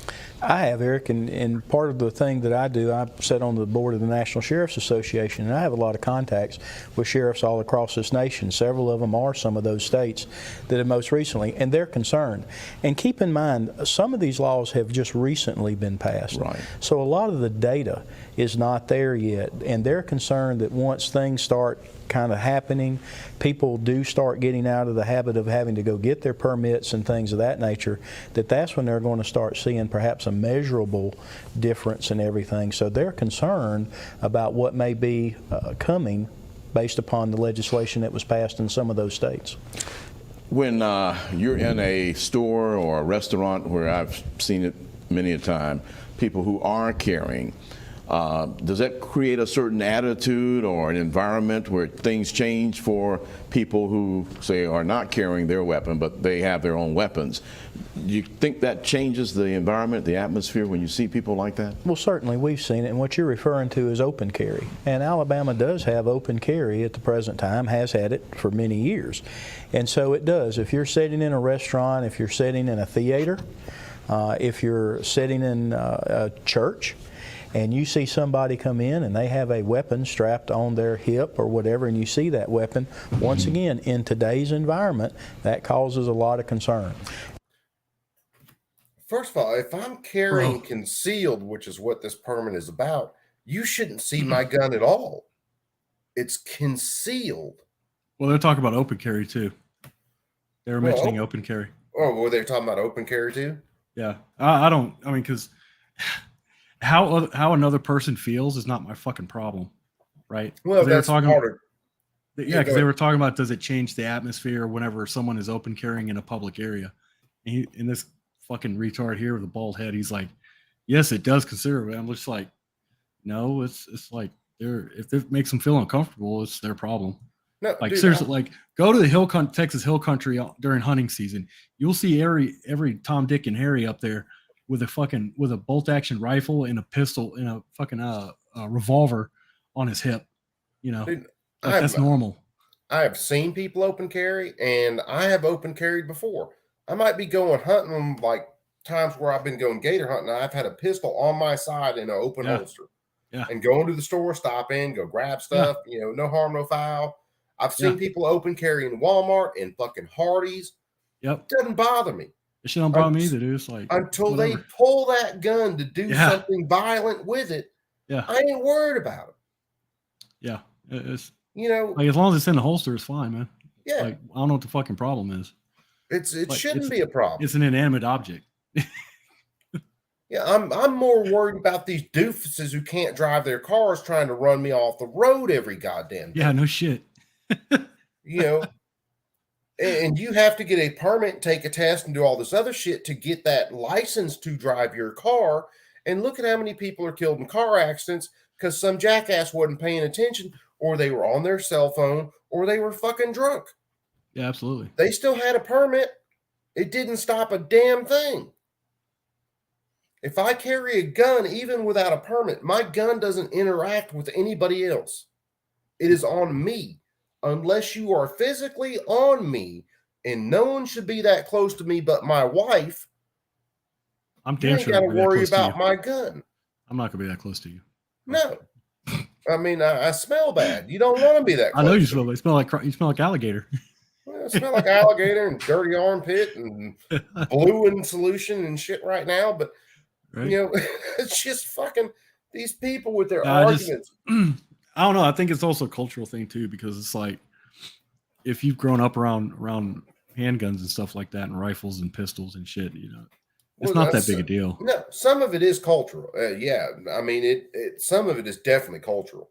If you get like someone who's grown up in a city or something like that and has never even seen a firearm, and then that I can understand how I can understand how they'd be a little taken aback if they go to like rural Alabama during hunting season. They see a bunch of people run around with revolvers and hunting rifles and shit. That might be a little unsettling, but it doesn't matter though. Like that's their own shit that they have to get over. Oh yeah, I mean, again, it all comes down to me. If I am not unduly using force and depriving someone of life, liberty, or property at the time, what the fuck does it matter? The police have been trained to fear everyone. Yes and no. I mean, it's like it really depends. It's at a department level, Luminous. It's like they it's hard to explain. Some departments, depending on where you go for your training, they do that, and then but they're going to say that it's the reason why they do that is that they're going to rationalize it as like, well, this is why we teach our cops this way because, or whatever this way, because we want them to be safe and be cognizant that they could be in danger and shit like that. It's like, yeah, there's better ways of doing it, But man, there's freaking tons of different ways to do it, and hell, we live in a society where everybody gets so fucking butthurt over everything these days. But again, like I'm looking for something real quick and see whether I can find it. There's no way I'm going to find it. But even over where I live, not too far from where I live, there was a dude who was open carrying in, I think, a McDonald's, and some lady just freaked out on him, got in his face, called the cops on him. Oh, I'd have knocked their ass out then. Oh, it was just, and the dude was, yeah. Let's face it, the dude was trying to see whether someone would start something. Which, I mean, that's his deal. If that's your deal, that's your deal.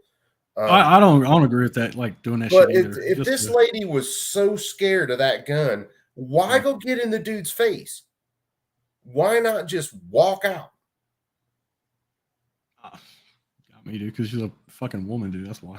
Well, yeah, well, Because like the thing is, I don't know, man. I don't agree with doing that stuff. Like if that guy's just doing it to make a statement or something, I don't agree with that. Like if he's within his rights to do so, but if he's doing it to get a rise out of people, I mean, there's other ways of doing that. I mean, I don't have a problem with people open carrying. It's like I don't open carry, I conceal carry, but that's because I'm too fucking lazy and cheap to go buy a holster with level 2 retention.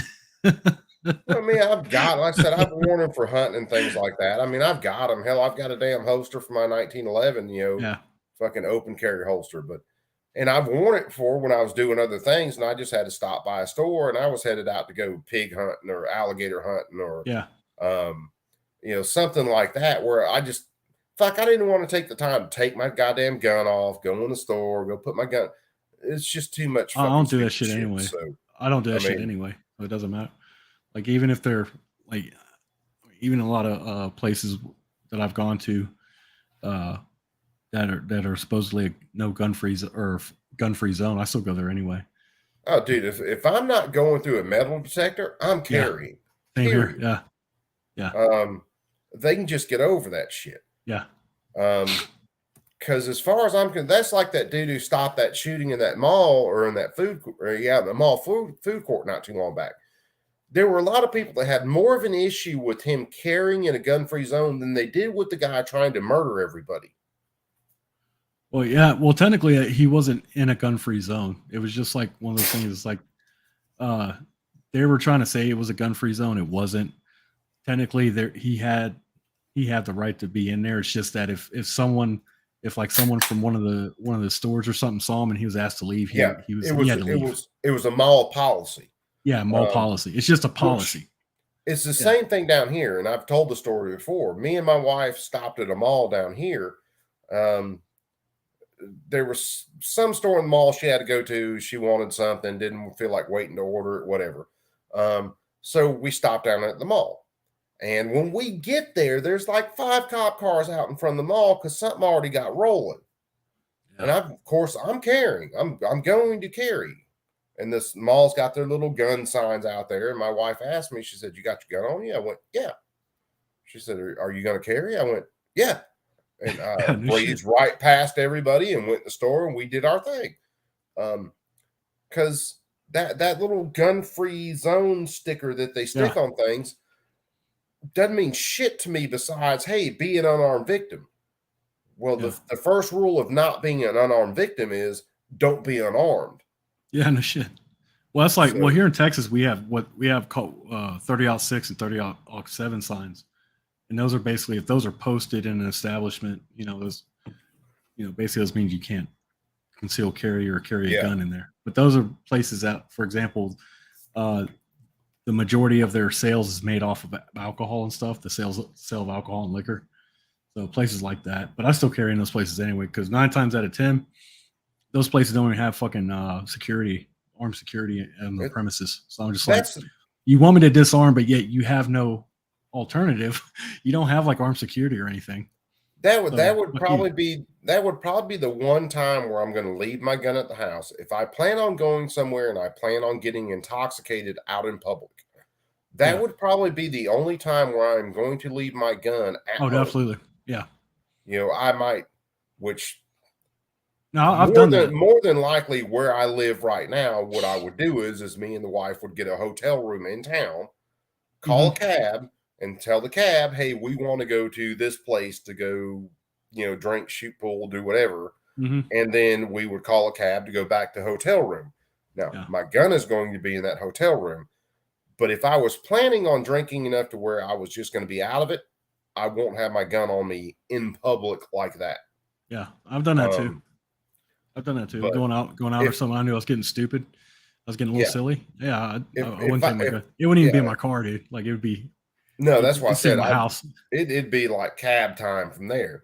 It would either be at the house or be at the girl's house or something I was going to. So. But if I was going to go in one of those places and I wasn't planning on drinking anything, I'm going to carry all day long. Because if I'm good enough to get in my car and drive and not freaking blow a damn whatever on the little you get to go to jail meter, I'm going to carry. Period. End of story. That's just the way it is. Yeah, we had I went to dinner with my girl last night, and hell, they had like, that restaurant was like a gun-free zone and shit. It didn't have a 30-06 sign or 7 sign up, but we still went it. And our waiter saw it because I was carrying an outside waistband holster with my gun in it, and our waiter saw it and he was asking me about that, and he was like, you know, what kind of gun you got and stuff like that. I'm like, you know, he didn't care, you know. He's just, dude, a good experiment, especially if you're in a place care. where a lot of people carry. A good experiment is, especially if you know where you carry, you kind of know how things print. Like for me, I'm watching waistband whole time. Normally watching midsection to 3 o'clock on the right side. Yeah. Because that's where, if I'm right-handed, that's more than likely where I'm going to carry. So if I'm walking around Walmart or something like that, I watch for that just as a game, kind of. And almost every time I'm in there, I'm going to catch at least 2 to 3 people carrying. Doesn't bother me at all. And most people wouldn't even notice. Most people don't. Yeah, most people wouldn't notice that little bit of print, or they go to reach for something and shirt comes up and you can see the click from the holster or something like that. I promise you, I'm not walking around looking at everybody's crotches the whole time. Well, that's how he saw mine. That's how that waiter saw mine, because I went to get up to go use the bathroom. I stretched a little bit, and he could see the bottom of the holster. Yeah, and because he asked me if I was a cop. I'm like, no. Why do you ask me? He's like, well, I thought I saw your holster. I'm like, that is a holster. He's like, oh, okay. I was like, yeah, That's a good time. If someone like that, if they were having a genuine conversation with you and they weren't a person who carries all the time, that's a good time to talk to someone about, hey, yeah, you should carry. It's your right. Well, I told him if he ever wants to go shooting or something, let me know. Yeah. I mean, that's a perfect situation right there. Now, have I seen people carrying in very stupid ways? Oh God, yes. Yeah, I've seen some with a drop leg holster that was all the way down by their knee. Retarded. I mean, the most retarded ways you can possibly that's just freaking imagine.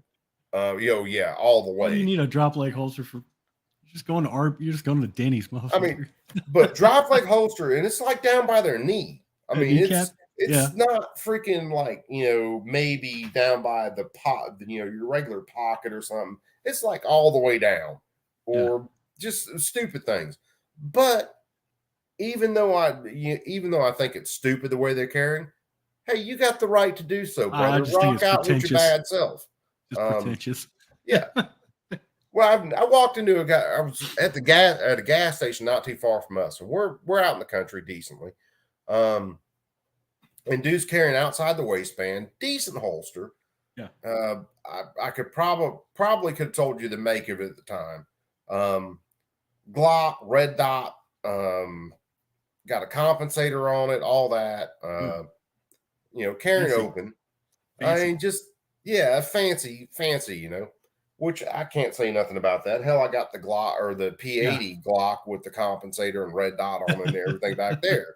Because, I mean, let's face it, the son of it shoots like a goddamn laser. But I said something, dude, about it. I was like, yeah, nice gun. And in any other place, that might have been kind of a throw off. But when I walk out of the store, it's like, hey, you want to take a look at it? It's like, yeah, dude, I'll take a look at it. I mean, I can't remember the make of the red dot on it. And the compensator looked a little funky. But he was like, yeah, man. He said, I got that compensator off of Wish and got it in. And then he said, I did a little work to it. And now it looks like this.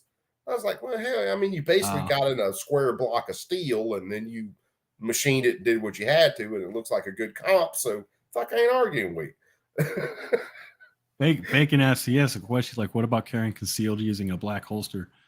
Well, he's asking for a friend. Well, I mean, if it's the holster is your throat, then I don't know. Well, I mean, my holster is black right now. I carry all black. Like all my holsters are black. I just leave it like that. I don't put any kind of like Punisher head on it or any bullshit like that. I just like it. It's not. No, I'm just. You're racist. I can show you. There's Oh, a back holster. Oh, I think you said black holster. Conceal using back holster. back holster. Back holster. Yeah, I wouldn't do that. My wife is, which I have too. I'll admit, I've carried small of the back. My wife carries a lot small of the back. I've migrated with a couple of different holsters. I had one that was comfortable to carry small of the back. Went to carrying strong side with another holster, We the People holster, and the holster, hell, it's in my other bag, but it's like this one that I made because. BB's like both of them. Yeah. So this is the holster that I actually made. And I looked through that one video earlier. I went through it. This one and the other one, this one kind of models like are way more comfortable to carry appendix than they are to carry strong side. And I never thought I would agree with that. I didn't like having a gun up front. Until I started carrying out that holster. Now, that's where I'm carrying. Now I do like appendix just for basic retention, and it's right there in my work area. So nobody should be reaching towards the front of my belt line. Strong side, especially unless it's your wife. Well, yeah, unless it's my wife. Strong side was good. I like carrying strong side, but when you're like, say you're in a store and you're holding objects, then if someone really wanted to try to get to it, they could. So what I found myself doing when I was carrying strong side was carrying everything left-handed, and then my right arm would be tucked down next to my holster. Not obviously. I didn't make it like obvious, but it was just right down there next to it. Well, yeah, I usually carry outside. Well, I always carry outside waistband holster, Kydex holsters at 4 o'clock position. Partially that's because that's how I've been trained all these years. In the military. Second thing is I just don't like inside waistband holsters because they're fucking weird. And a lot of times too, because like when I tighten the belt up, it tightens the retention on the holster so much so that I cannot pull that gun out as smoothly as I want to. Well, that's why I might start practicing with appendix carry. That's why I went to a belt. If I can find my camera, I forget where it's at. I like carrying 4 o'clock position. Well, and I carry concealed though anyway because that's why I went to a belt with this ratchet system on it. That's what I have. This is the next belt. Yeah, that's what I have. And I ordered this from Warpo because I'm going to be training with him, and hell, I want to support him a little bit. But the cool thing about these belts, if you guys don't know, one, they're really rigid. And I have beat the shit out of this belt. Yeah, they keep the rigidity for a long time. Like I've carried, I've had next belts. I've got a few of them, and I've the first one I had, I had for a whole year, and I used it exclusively for a whole year, and it's still rigid as fuck too. Oh yeah, this is my belt. Now I've done built concrete block walls in this, where I was freaking going up and down ladders, holding freaking cinder blocks or pails of concrete. I've literally worn this belt for 32 hours straight. When I was gator hunting, all that shit, it's been extremely comfortable.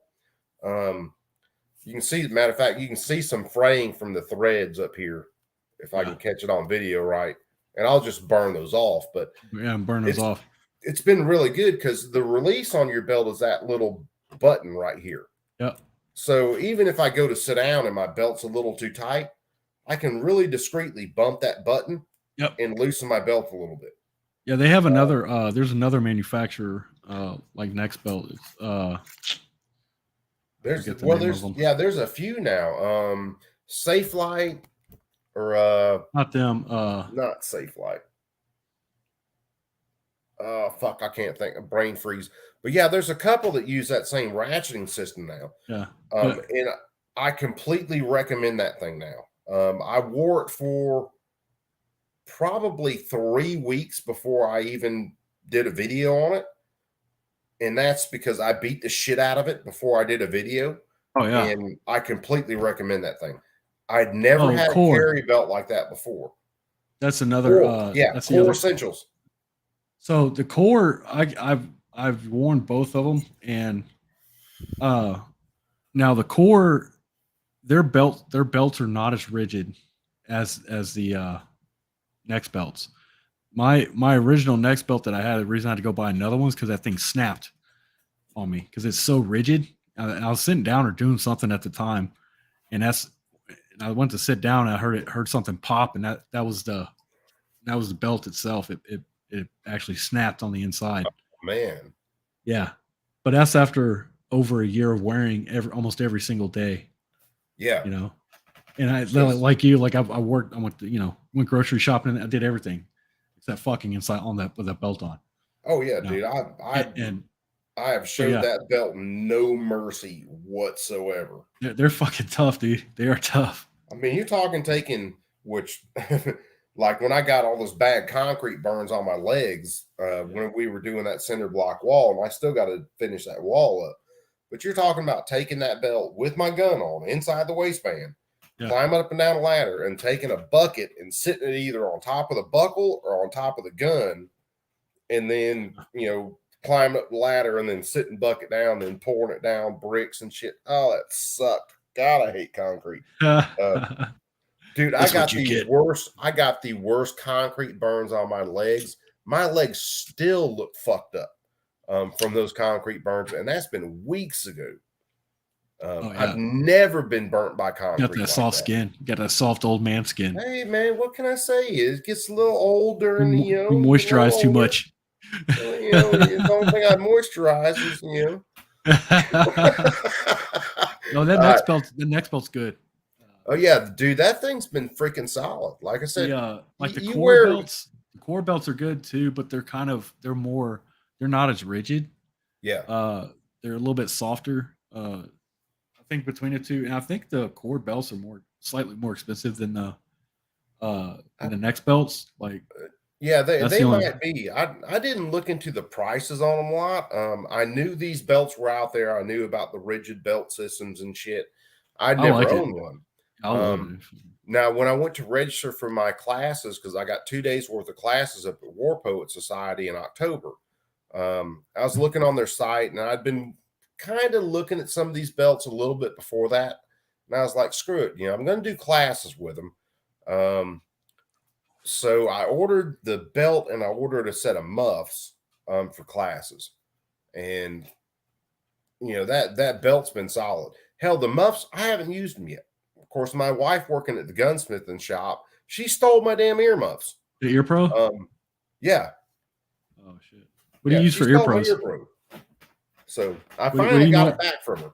What do you use for Ear Pros? I use the fucking Walkman.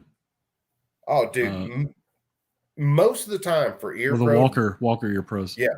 Most of the time for Ear Pro, if I'm just out on the range shooting by myself, all I got in is my freaking earbuds. Oh, okay. Yeah, that's what I'm like jamming the music the whole time I'm damn shooting. Oh, okay. So, if I'm in an open gun range, I usually just use some earplugs. But when I go in an indoor range, I gotta put on the big ones because the ricochet, the rebound of that sound is just, oh my god. Oh man, you want to talk about reverberation of sound? Yeah, and this goes back to gator hunting. Okay, water does not absorb sound at all, so fucking ever. It's a good transmission over there. And the first time I figured that out was on a gator hunt years ago, and I can't remember what size a gator was. This is a decent sized gator. Had it next to the boat, and I had the rope and had the gator pull it next to the rope or next to the boat, and had my head laid over the side of the boat because I'm pulling this way, and my buddy shot that gator. And the sound of that 9mm reverberating off of the water and then hitting my eardrum He Yeah. might as well have just shot next to my head. Yeah. Because all I could hear for the longest time out of that right ear was, Yeah, it's crisp. I was like, You know "Ah, what that said sound it." is? You know what that sound is? That's the sound of like some nerves in your ear dying. Yes. That's what Uh-huh. that is. That's absolutely the little hairs in your ear that actually move Yeah, to detect that's the sound. nerves. That's like the nerves or whatever up in your inner ear that are basically Yeah, well, dying. well, that fucker killed a few of them that day. I'd slap the shit out of your front. Oh, I wanted to. Oh, it was hysterical. I mean, Jesus. you know, hey, what can I say? Hey, cut that shit out. I'm almost deaf. Yeah.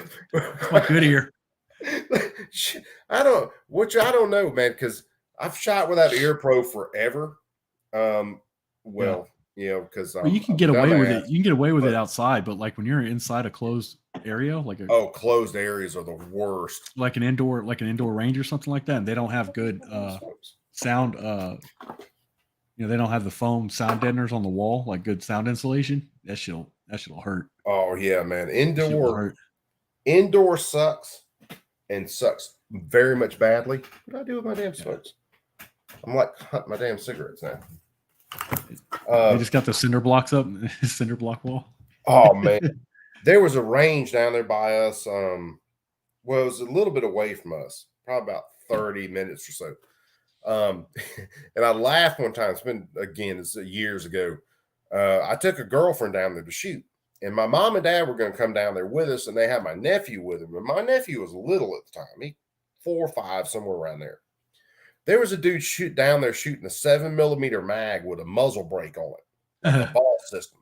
And when he would shoot, the metal poles that hold up the roof on that shooting thing would just like vibrate. And when they pulled up and dude let that 7mm loose and those poles started vibrating, my nephew was like, fuck it, I'm out. I'm done. Really? Gone. I don't know what he's shooting, but we're leaving. Wow. he broke apart. I'm surprised they allowed a 7mm. They usually cap the cartridge. No, it's an open range.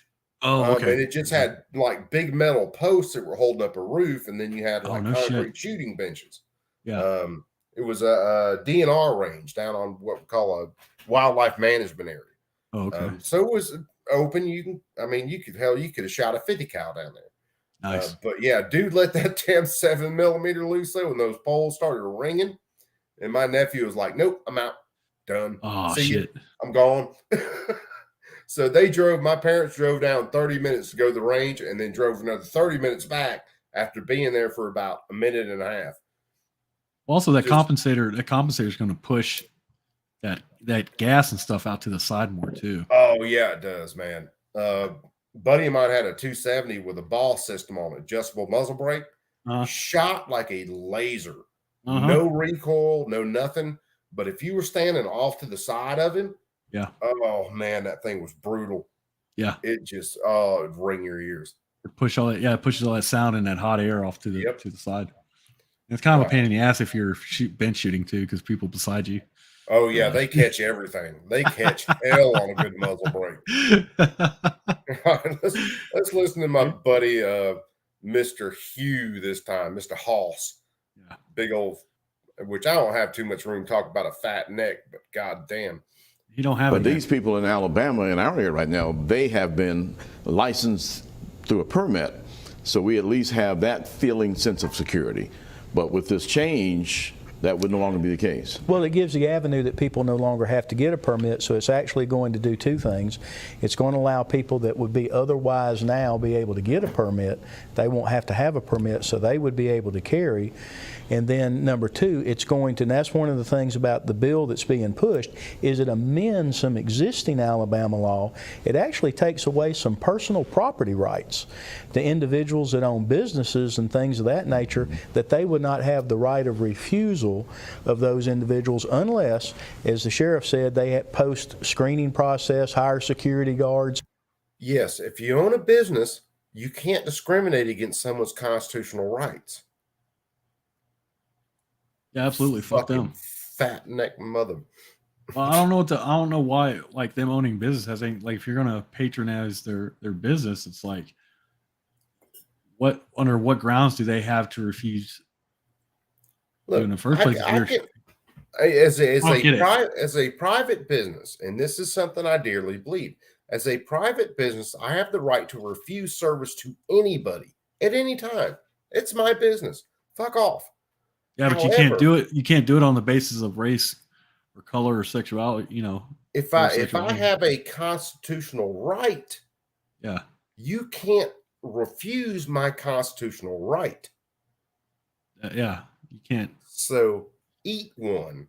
Yeah, You fat that's a totally terrible point for him to bring up. It's like Well, we can't like business owners can't refuse service based off of color or religious belief Well, or anything like that. You know, I seriously believe if I wanted to open up a business and I wanted to say nobody right-handed can come in my business, I believe that. I believe you should be able to.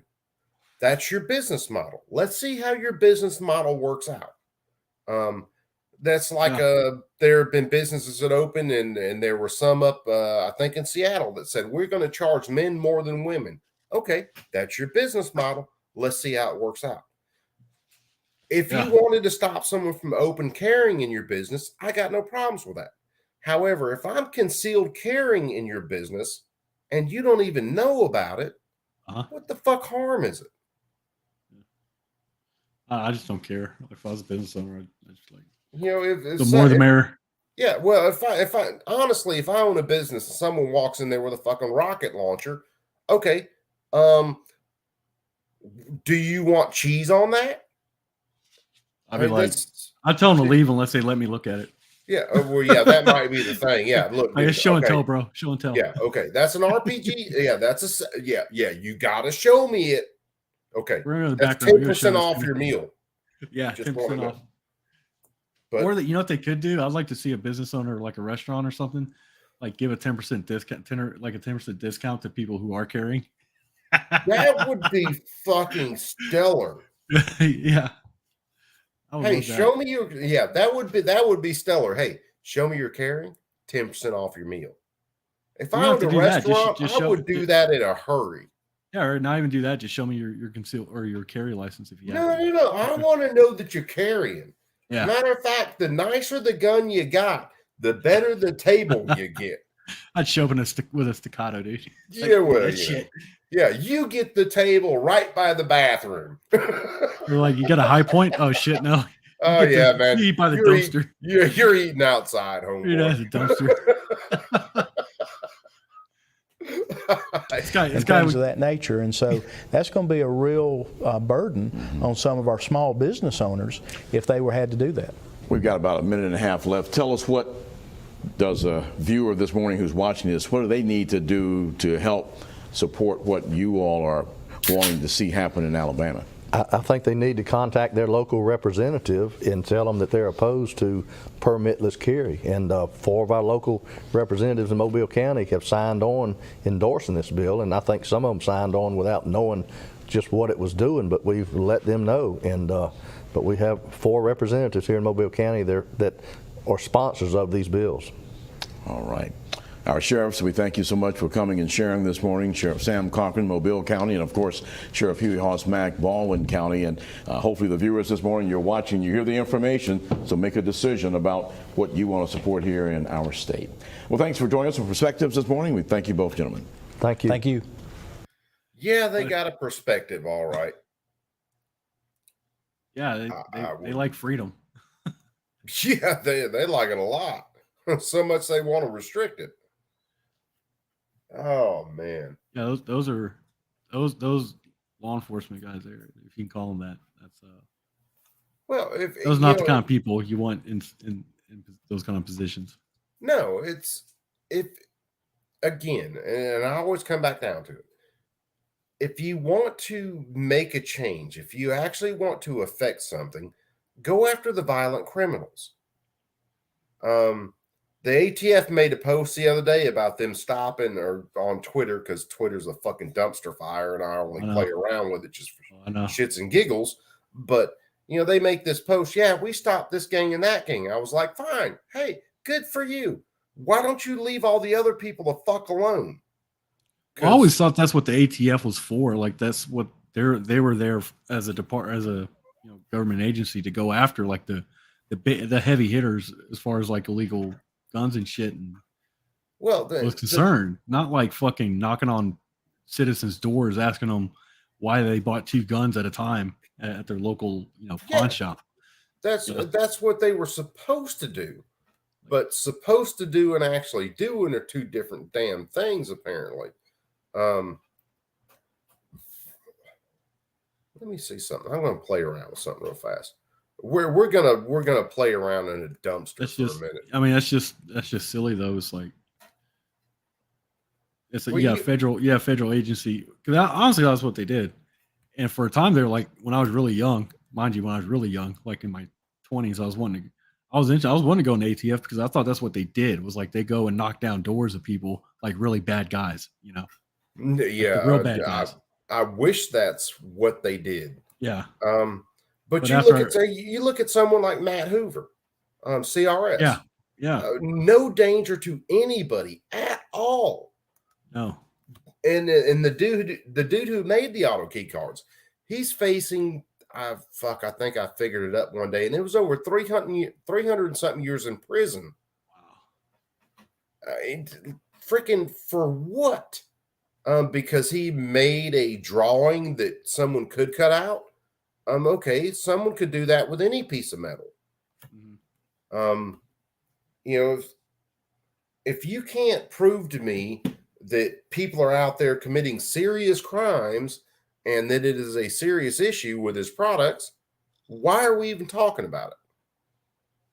Yeah. Suppressors are the same way. Dude, yeah. And I haven't looked into it yet, so this is hearsay, kids. Who was it that did the video? Legally Armed did a video. The dude from Diversified Machine committed suicide the other day. Oh yeah, I heard he about was that. sentenced. Yeah. Okay, why was the ATF out there ruining that fucking guy's life? Because it's not like suppressors are this huge deal for crime. Oh yeah, man. Let me tell you something. First time I ever heard a suppressed rifle, I nearly shit my, because it is, because suppressors they do muffle the, whenever a gun is shot, they do suppress the sound a little bit, but not a lot, bro. Like it's not a lot. It's still fucking loud. And the first time I ever heard a suppressed rifle, I was like, that's it? That's all it does? I even asked the guy, I'm like, is that even a decent suppressor? Or because I thought maybe it was a cheap piece of shit. He's like, no, it's actually a really good suppressor, one of the best on the market. I'm like, and that's all it does? He goes, yeah. I'm like, that's still loud, bro. the shooting at the Naval Yard in Virginia, they made this big deal because the dude had 2 handguns and had suppressors. The media tried to make this big deal. He used suppressors. But when they did the interviews with the people at the Naval Yard, there were a lot of people that were on the floor above him that still heard the shots. Yeah. And it was like, okay, it brings it down a few decibels to make it hearing safe, but it's still as loud as a goddamn jackhammer. Oh yeah, it is. Yeah. Unless you've got the right suppressor with subsonic ammunition and you're set up right, it doesn't lessen the sound all that much. No, it doesn't. And even with subsonic rounds and a good suppressor, it's still fucking loud. Yeah.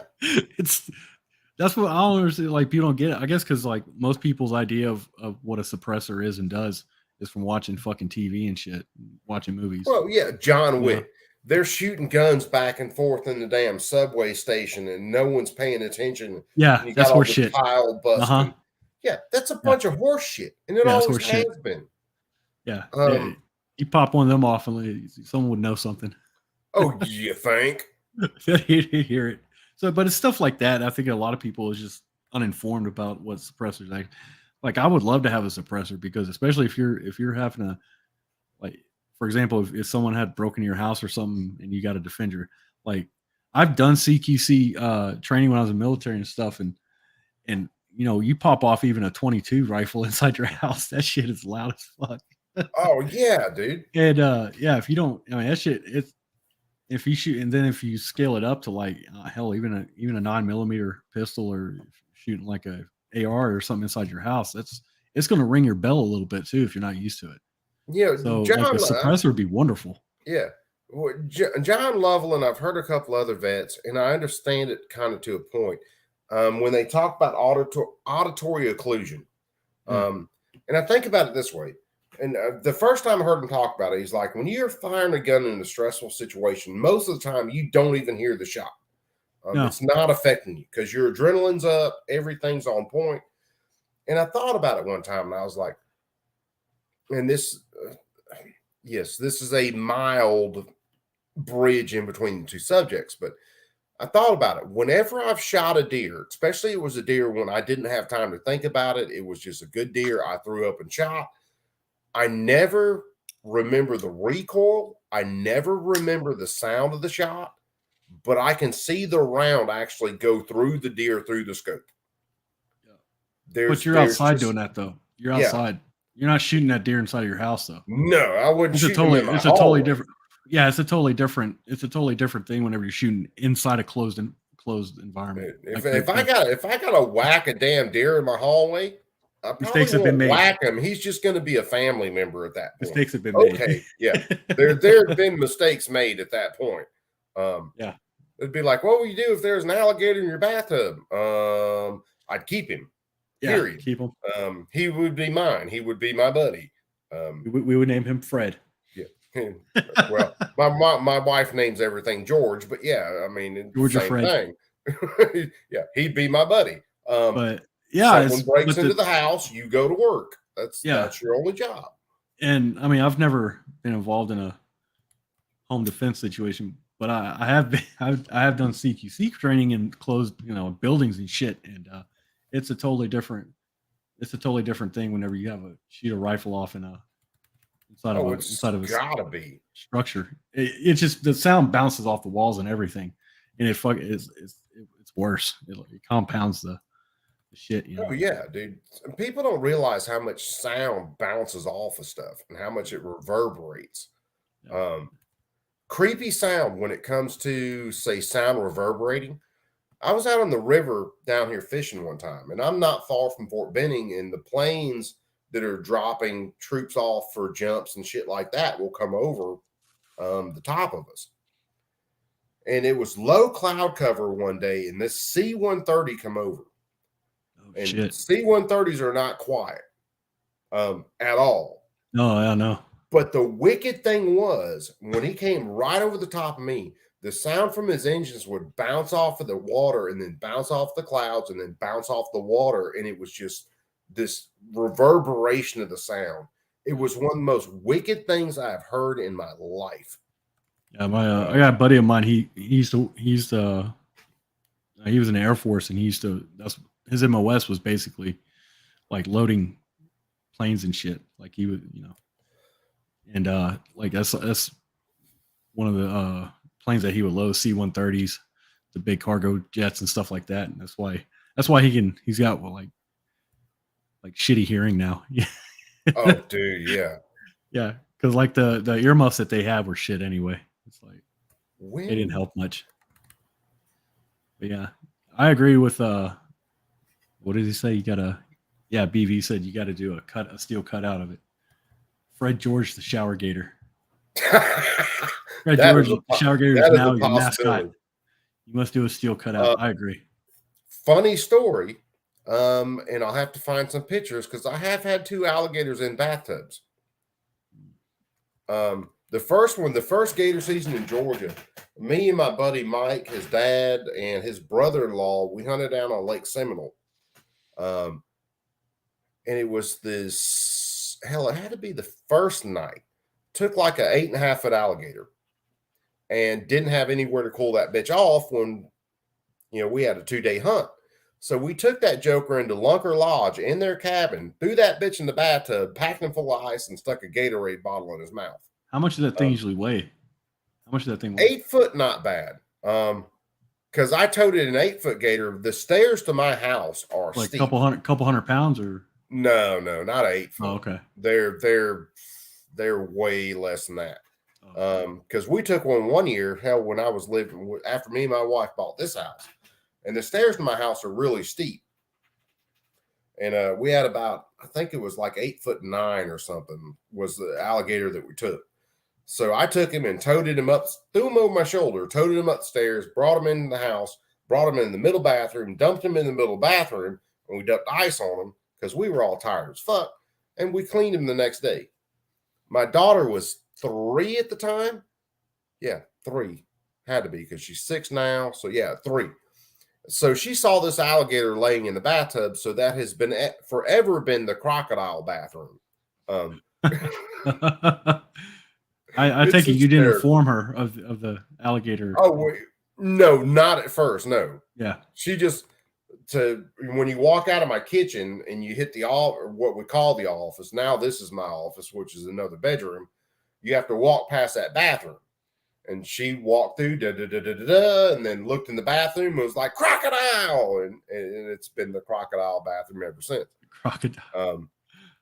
So it's, which hell, I've got pictures of her playing with alligators and everything else. Of course, they're dead. I don't let my child play with live alligators yet. It's probably coming. I mean, I was naturally gave you the benefit of the doubt when you said that. So, oh, she's been around a few, which I mean, it's kind of cool. My daughter's seen, deer cleaned and all sorts of other animals cleaned, alligators cleaned. Yeah. One of the ones, I can't remember which one it was. She wanted to see the heart because even after the gator being dead for a few hours, its heart was still kind of like rolling. Yeah, contracting a little bit. Uh-huh. So she got to hold the heart. It might have been the 10 and a half that me and my wife took a few years ago. So she got to hold like the alligator heart and was cool with it. She's she's a hoot. My mom was a nurse and she found some of my mom's cardiac books one time, and was going through the cardiac books, looking at like a diseased heart, a freaking, healthy heart, one with plaque buildup and all that. And she was 4 years old at the time. She's 6 now. She was 4 then. And she's pointing out like, this person needs a new heart. This heart's bad. This heart looks good. My daughter doesn't freak out about medical shit. Hold on, was this the one? Yeah, I think kids take shit a lot more. Kids take shit like that a lot more stride than some adults do. Oh yeah, absolutely. It was a year and some change ago. My mom and dad were out of town. My uncle lives with them, and this is getting kind of deep in some woods. But my uncle's a really bad diabetic, and he hurt his foot and didn't tell anybody. So my parents are out of town for a couple of days, and my uncle asked me, he said he needed to go to Walmart and get some Neosporin to put on his foot. I went, why do you need Neosporin to put on your foot? And he said, well, I hurt my toe. Well, I went, dude, let me see your foot. He pulled his slipper off, and it was gangrene. Oh, shit, yeah. Bad gangrene. Yeah, because gangrene is like one of the things that diabetics have to, it's actually a diabetic gangrene is like an accident. And if you have never smelled gangrene, let me tell you, it is not a pleasant smell. Nah. But the only thing that freaked my daughter out about the whole event, because she looked at his foot, the only thing that freaked her out about it was the smell. Yeah. Later on, after we got him through everything, and it was a cluster. He lost his toe off. He lost half his foot. He lost the metatarsals back to wherever. But, nurses were coming in. He had to be on antibiotics. When he got home, he had to be on push antibiotics for 30 days. Mm-hmm. So my mom was, of course, ex-nurse. She had to go in there and give him his antibiotics. But one of the home health nurses came by to check on him and change his dressing and shit. And my daughter went in there with him. And the nurse was like, baby, you don't want to see this. And my daughter was like, I don't mind. You don't want to see this? Yeah, I really don't care. My mom finally went, just do it. Took the dressing off, and of course you can see half his foot where the fold with the skin was, and they sewed everything up. And my daughter was like, hell, that's kind of cool. That nurse, when she walked out there, it's like, that little girl just doesn't phase her, does it? I went, don't give a shit. Not a bit. It doesn't phase her. I said, when she saw it that night, the only thing that messed her up was the smell. Yeah. That was it. That can mess anybody up. That had me messed up, and it takes a fucking lot to mess me up. Yeah. because That's it gross, was, dude. oh God. That's gross. We went, I'd take, of course, I take him to the emergency room that night. That's he like went to Neosporin for gangrene. Like, okay, bro. Yeah. I take him to the emergency room that night over here at one of the hospitals next to the house. Of course, the nurse checks you in. I fill out his paperwork and I write down gangrene on his paperwork. And I even looked it up to make sure I spelled the shit right. Yeah. Because I can't spell worth a damn. So I write down, diabetic, wrote down all his health conditions. He's freaking heart conditions, all the other shit, diabetic, yada, yada, gangrene, right foot. And of course, they just sit us down in the waiting room and basically fucking forget about us. And I finally walked up to the nurse at the counter and was like, look, can I get something to clean up the floor? She went, why do you need something to clean up the floor? I said, because his foot is leaking into the floor. Yeah. What do you mean? I fucking pointed at it. He's got this puddle of pus and nasty stuff underneath him. I'm like, I need to clean that up. Oh, she freaks out. Of course, we hit the back and they grab him, they push him back and get in a little room back there, little curtain dividers and shit. And doctor, we're back there for 20 minutes or so. Doctor finally walks in, looks at his foot and goes, yeah, I think that's gangrene. And I went, no shit, motherfucker. I wrote it down on his paper. It's literally what I told him. Yeah, I wrote it down on his fucking paperwork. I'm not good for a lot, but I know a little bit. And I know what gangrene is. And I know when your toes turn black and they're leaking shit, it's not a good thing. Yeah. It was just, that's gross. That was the only time during COVID I have been happy to wear a mask because it stops some of the fucking smell. Like either that or put some Vicks Vapor Rub underneath on your top I've lip. done that in the past for situations. Yeah. That works pretty good. Was, that works pretty good. Oh, it'll make your eyes water for the first minute or two. And then when you level out, you get over it. You can't smell shit. So it's fucking great. And the alternative to not doing that is far worse. Oh man. Gangrene, like I said, if any of you out there have never smelled gangrene where someone's flesh is literally rotten, it is a smell that you will not forget. It definitely doesn't smell like roses. It doesn't smell like assholes. It smells like dead roses shoved in a rhino's dead ass and been left out in the sun for a few days. Dog shit actually smells better. I would rather smear dog shit under my nostrils than smell that again. Even out of a big nasty dog who had really bad diarrhea and had done eating a cat or some shit. I don't care. That shit fucking reeks. So he took that damn slipper off and oh my God. I'm just trying to figure out like what would, like he had to have seen that his toe recently. Dude, it's like, what would make him think that like Neosporin would fucking cure that? Okay, the biggest problems with him is one, he's just that way. Two, he's blind. Oh. He's legally fucking blind. He can't see shit. Oh, okay. The bad part is before we figured out he was legally blind, I was riding in a goddamn truck with him, which is another interesting situation. It's fucking just, and then he's so goddamn selfish and hard-headed. He didn't want to tell anybody about it. He knew he fucked his foot up. He knew he fucked his foot up. He was probably kicking at the cat and hit his bed, and that's what like yanked the toenail back and started the whole 9 yards. Yeah. Well, it doesn't. That's the thing, especially with diabetics. It doesn't take much. No, it doesn't. Especially if you have someone like him who, they know they got zero circulation to their lower extremities, and they sit around in a chair all the time with their feet down. So the fluids just pool into their legs and then they injure something and it just compounds from there. Mm-hmm. Here's a handy tip for anybody in the chat though. If you're taking care of a diabetic who normally eats like a fucking horse, and then all of a sudden they start losing their appetite, it could be a sign of infection. Yeah. Because their appetite starts dropping off. That was one of the keys to me looking at his foot that night And then a nurse friend of mine told me, said, yeah, when you start getting that systemic infection like that, you lose your appetite. Your body is starting to shut down.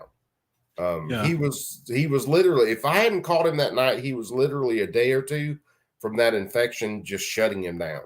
Well, yeah, because then he goes septic, and it's like Mike brings up the good point too. Like with diabetics, that you get diabetic neuropathy in your feet. Yep, neuropathy. You can't feel it. You can't feel. Yeah, you can't feel. Yeah. If it was you, me, anybody without that neuropathy, we would feel that damage. It would hurt like hell. Oh yeah. With him, I mean, he didn't feel shit. Yeah. Plus he couldn't see. Yeah. Plus he couldn't see. And then, oh God, it was just freaking. That makes more sense now. Like, oh, it was brutal. It's rusty. But it's like, yeah, you get diabetic neuropathy too, and mainly in your feet, but also you can get in your fingers and stuff too. Yeah, you can get in your fingers and stuff. I deal with carpal tunnel in my hands. Just because you jerk off a lot back in the day. Well, that too. That would explain the eyesight too. Just saying. You know, Mom always told me, you know, idle hands are the devil's work, and busy hands will make you go blind. Yeah. And I didn't listen to either one of them. Yep. But oh man, it's getting to the point where, like, hell, typing these papers tonight. I was at my folks' place yesterday, stayed last night, stayed today, and finished up some stuff. And be typing on the keyboard, and my fucking tips of my fingers start going numb. Yeah. It just freaking. Then you're like, it makes the typing even worse because I like hunt and peck anyway, and then it really turns into like. Well, like with that stuff there too. It's like the carpal tunnel is like that, like get that like that burning sting sensation, and that stays like that for a while. Man, yeah. And mine, it'll go. I'll have some bad times and I'll have some good times. They got surgeries that can repair that. Yeah. You know? The last 3 weeks or so, I've woken up in the morning, and when I wake up, my hands are fucking throbbing. And it takes me about 30 minutes of just doing this in the morning to get my goddamn hands to work right. You can get they got procedures that can look. I gotta get with the doc on it because it's starting to get. I went through about probably a year and a half where they didn't bother me as bad, and I was like, screw it, I'm okay. And the cool thing is, the good thing is though, is that they don't like the procedure for carpal tunnel now. It's they don't have to open your whole fucking wrist up to fix it. They just do it. They just do it by they put a couple of trocars in there and do it like small time surgery kind of thing. Yeah. It's usually like an outpatient thing. That's all, you know. So it's not incredibly invasive like it used to be. Because like back in the day, carpal tunnel surgery, they opened up your whole fucking hand and wrist.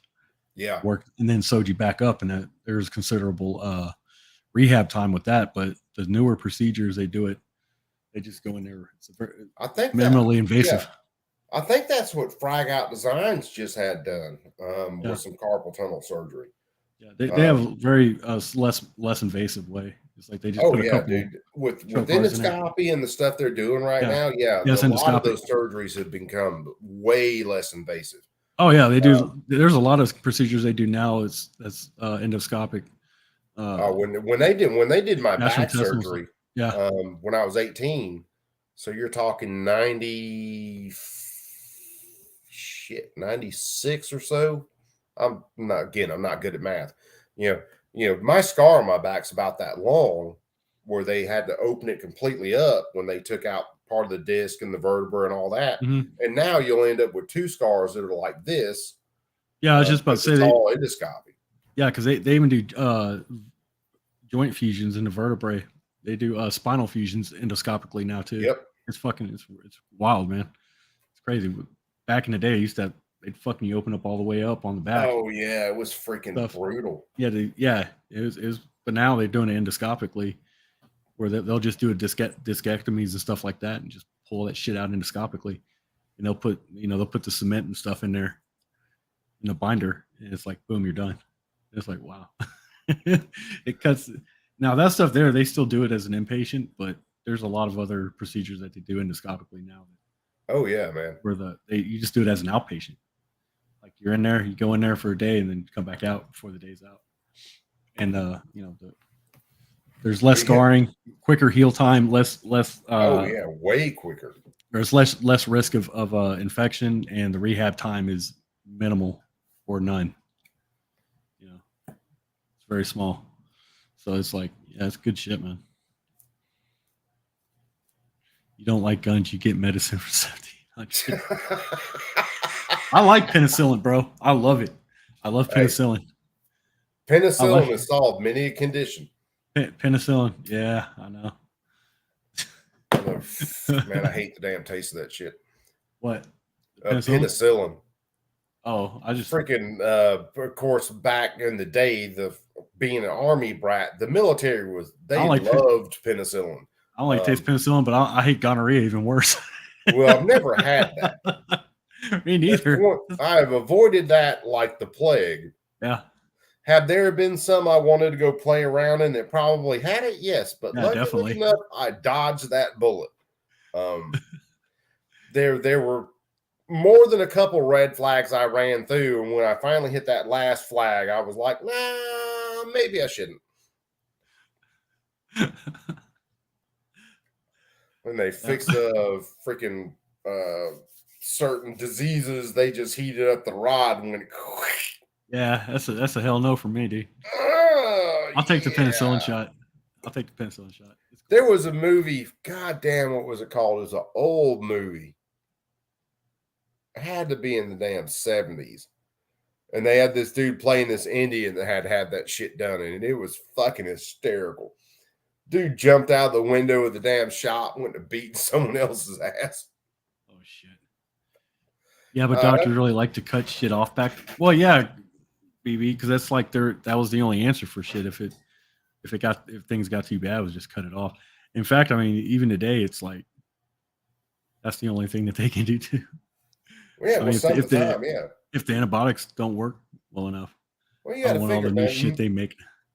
A lot of the deaths from wartime in the past have all been infection from wounds. Yeah, infections. It wasn't direct lethal freaking wounds. It was all infection. Well, they didn't. The thing is, like, they didn't. Like, doctors didn't know about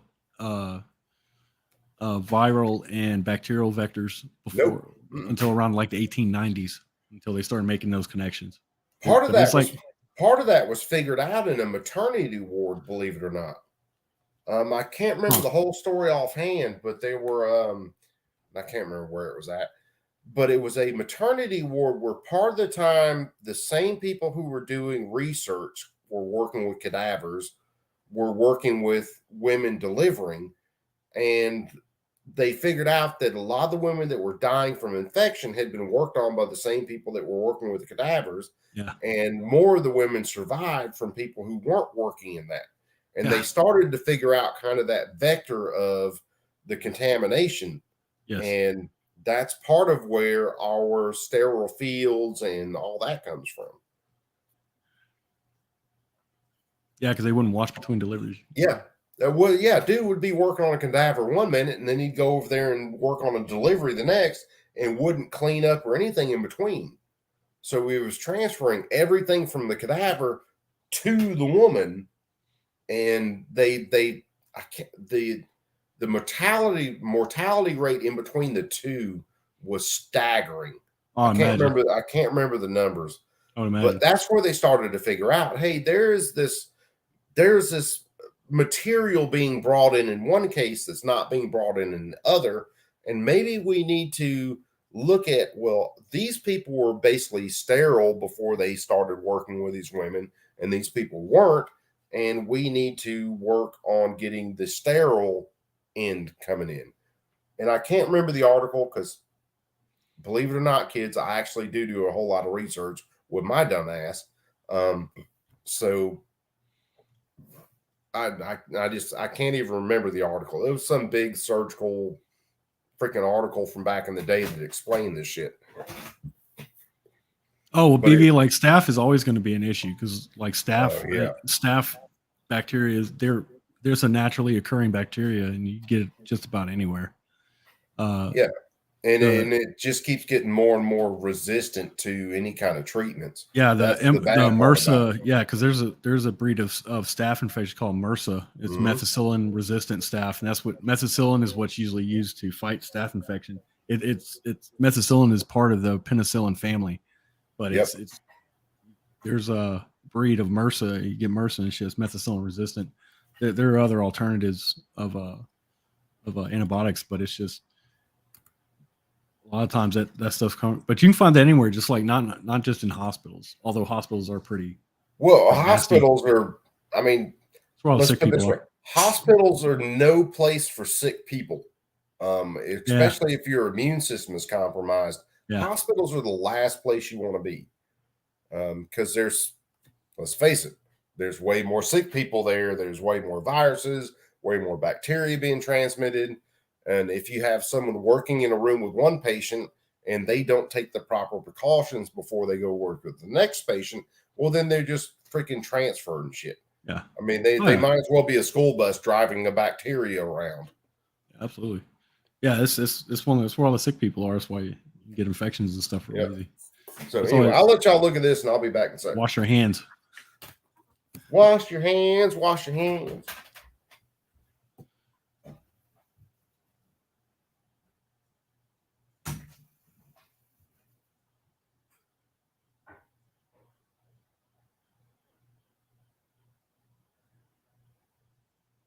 Have bleach sprays over the entrance. That'd be nice.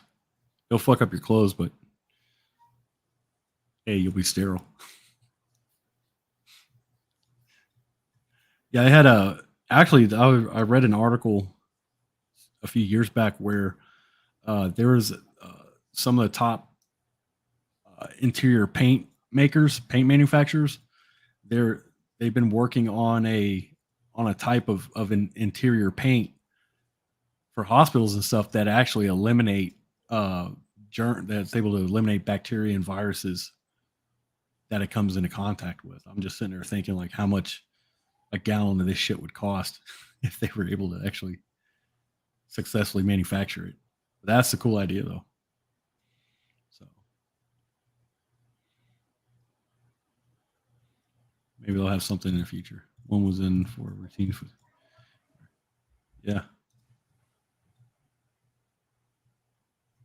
Yeah, that thing would be awesome. Because like a lot of hospital facilities, they use propylene glycol that they run their air conditioner and stuff. Their air conditioner run propylene glycol, and it's basically a liquid that it basically when it comes into contact with like viruses and stuff, airborne viruses, it basically dries them out. It's like pouring salt on a slug or a snail. What was that? What chemical was it? Propylene glycol. It's a liquid. Yeah. Like you see a lot of it like in vape, like the vape fucking juices and liquids and stuff that people use the vape with. But it's mainly, that stuff's got propylene glycol, which is a liquid.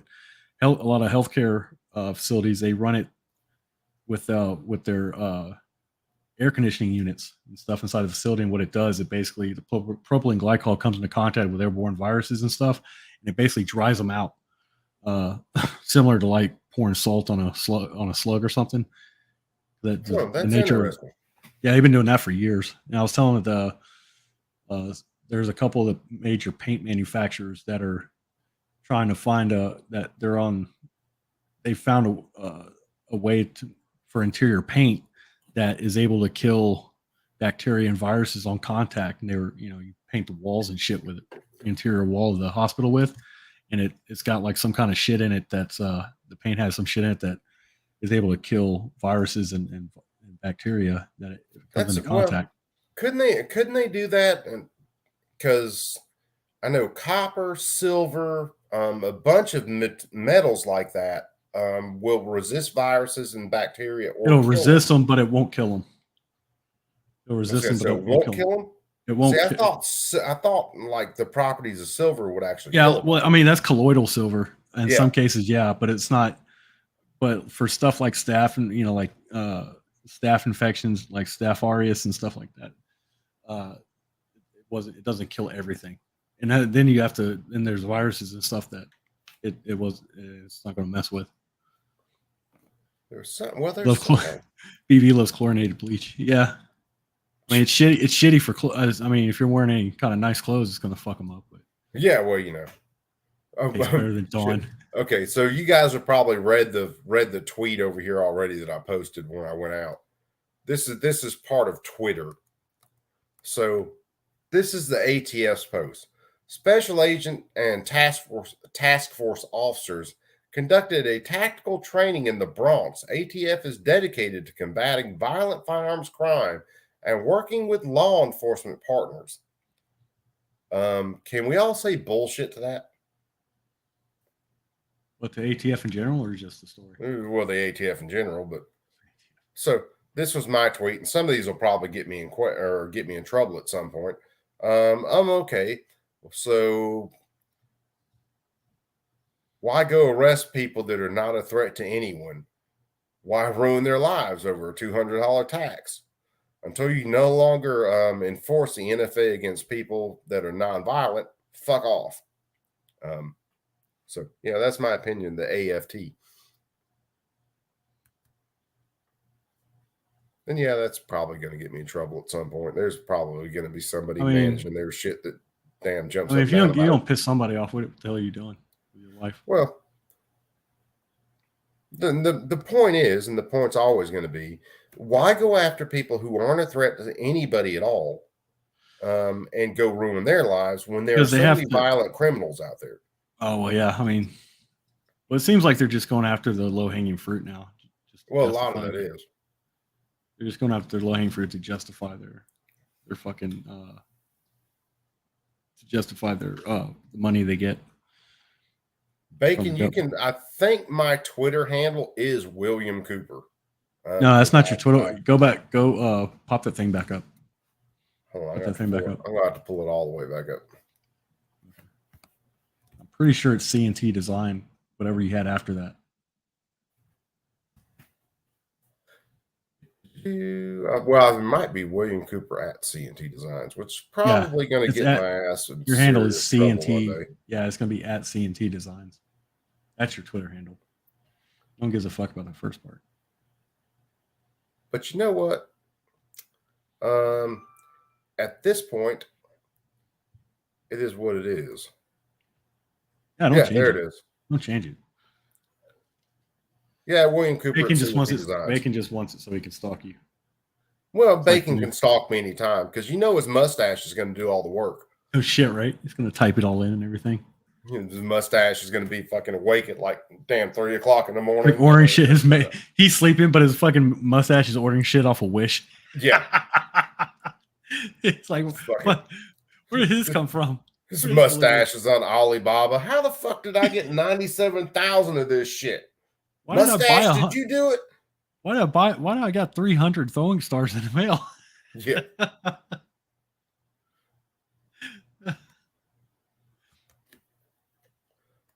Why did I order the complete anthology of the Backstreet Boys? Yeah. That'd be him. So no, this is my Twitter account. Which I'm off and on this thing. So if you follow me, don't expect a fuckload out of me because there are some days I don't mess with it, and there's other days you didn't bother to put up a background on this thing either. No, I didn't. That shows you how much I care about it. I love it. Yeah, because I just really don't give a shit. Not that I'm a boomer. I just don't give a shit. my whole purpose with Twitter or Twatter was to follow people like politicians that I definitely don't agree with, and sit there and follow their feeds because let's face it, they have a habit of saying a whole lot of shit on Twitter they don't want to admit to in real life. It's a hate account. Oh, it really is. A hate follow account. It absolutely is. At least you're upfront and honest with it, dude. I like that shit. Oh, dude, I can hell, my last shit, one was like that. I can my streams and stuff will post on here. How the fuck do I see who I'm following? Following. Okay, let's look at this one. So I got DLD. I just started following him. Matter of fact, some of these guys I just started following. Cron, Stopping Socialism. That was fun. Val Demings, a very well-known Democrat that says a bunch of stupid shit. Eric Swallowswell. Yeah, follow him on both his accounts. Mayor Eric Adams. If you don't know him, he's a good follow. Guns and Gadgets. Molly Gray. Libs of TikTok is always fun. Started following Chairman Juan not too long back. Gun Doctor just got on. Josh Shapiro running for governor of Pennsylvania right now. He's always a good anti-gun follow. Oh shit. Let's see. Velocity, Vixen, Drew Hernandez, Uncivil Law. Some of these guys I just started following. Richard Singrelli, whatever the fuck his name is. He's an anti-gun douchebag. He's always a good follow. Dick Durbin. Oh, he's great. Patrick Leahy. Senate Judiciary Committee, because typically Dick Durbin is the one who puts out everything for them. Steven Crowder. Common Sense Gun Control. They're a good one. Newtown Alliance. They're also a good one. Giffords Institute. They're a great follow. Moms Demand Action. They're another good follow. Vice President Campbell Harris. She's always great to follow. Let's see. Dan Bongino, Ben Shapiro, Dana Lowe. She's a great follow. FBI. Oh, they're always a fun follow. Thomas Massey, Hotep Jesus, Jordan Peterson. If you guys don't know who Jordan Peterson is, you need to be following Jordan Peterson on any platform. Zebby, Tony Simon. Yeah. Tony Simon's great. Thomas Sowell, Eric July. You definitely need to be following Eric July. Yeah, I bought his two comics, dude. Or Did you?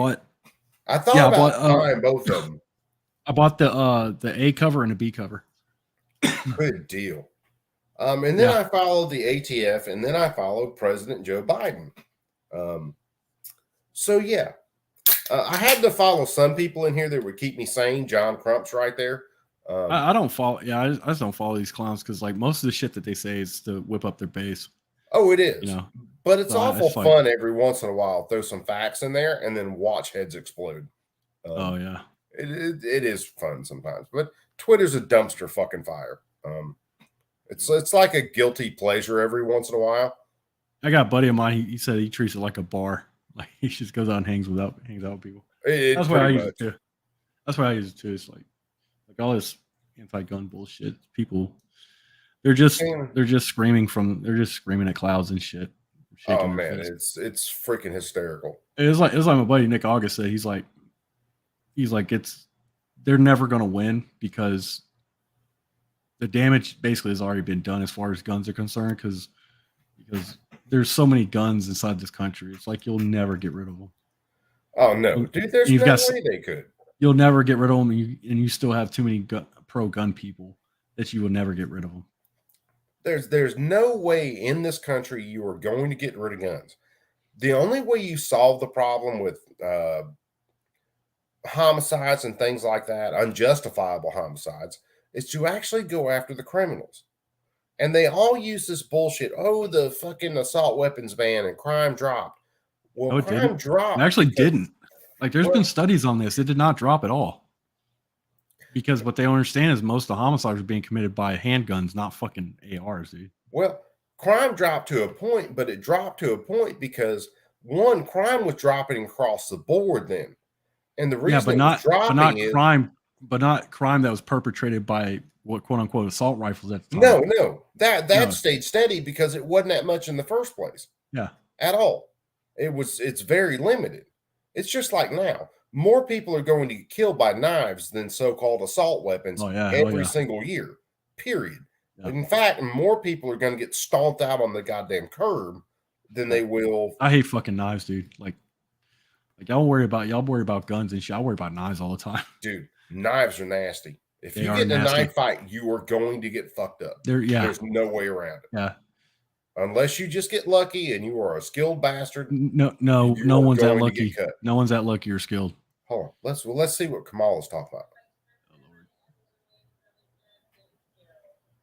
I'm so glad you're on the ground there, and I'm getting Okay, this is Puerto Rico.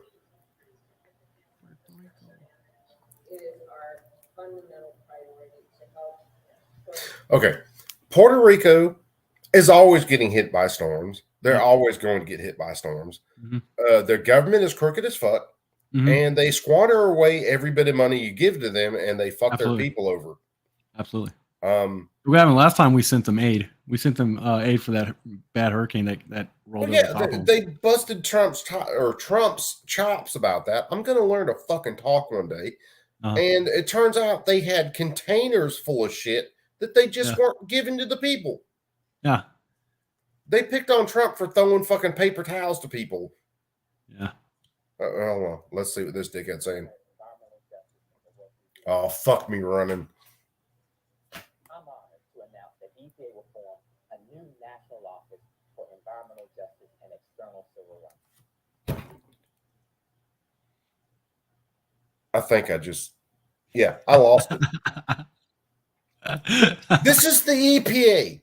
You are supposed to regulate like chemicals going into the into the environment that are like killing fish and shit.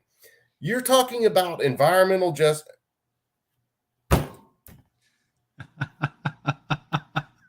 We're going to keep going for a second, and then I'm going to fucking bed if I don't blow my goddamn brains out. You might stroke out before that happens. I might. I seriously might. Hold on. Let's see what the hoe bag's talking about here. What is she talking about? More progress to fight climate. Fucking climate. You realize there's this big ball of hot energy in the middle of the solar system that we all rotate around. It's called the fucking sun. And the closer you are to that, the more your climate's going to change, and you can't do shit about that. Well, the whole thing about climate change, it's all a fucking money grab, dude. It always has been. It always has been. Oh, hold on. We're going to hit the abortion ban. Hold on. Hold on. Senators who are attempting to pass a national ban on abortion, attempting to criminalize healthcare providers, doctors, who simply No, it wasn't senators. It was just one. It was Lindsey Graham that was doing that, and it was stupid. So there's a clear disconnect between the priorities of everyday Americans and a push to attempt to put a national ban on abortion. And we're going to have to keep doing what we know is responsible and right, which is addressing the everyday needs of folks, but also respecting a woman's right to make decisions about her own body. Okay. A woman has a lot of decisions to make about her own body. One of them is don't let a pecker inside you if you don't want a child. Seems simple. There are very few cases where a woman is raped and it actually ends in her conceiving a child. Yeah. And I'm sorry, even in that case, it's not the fucking child's fault. I don't know. I mean, I've had my kid already, so I don't give a shit. I really don't.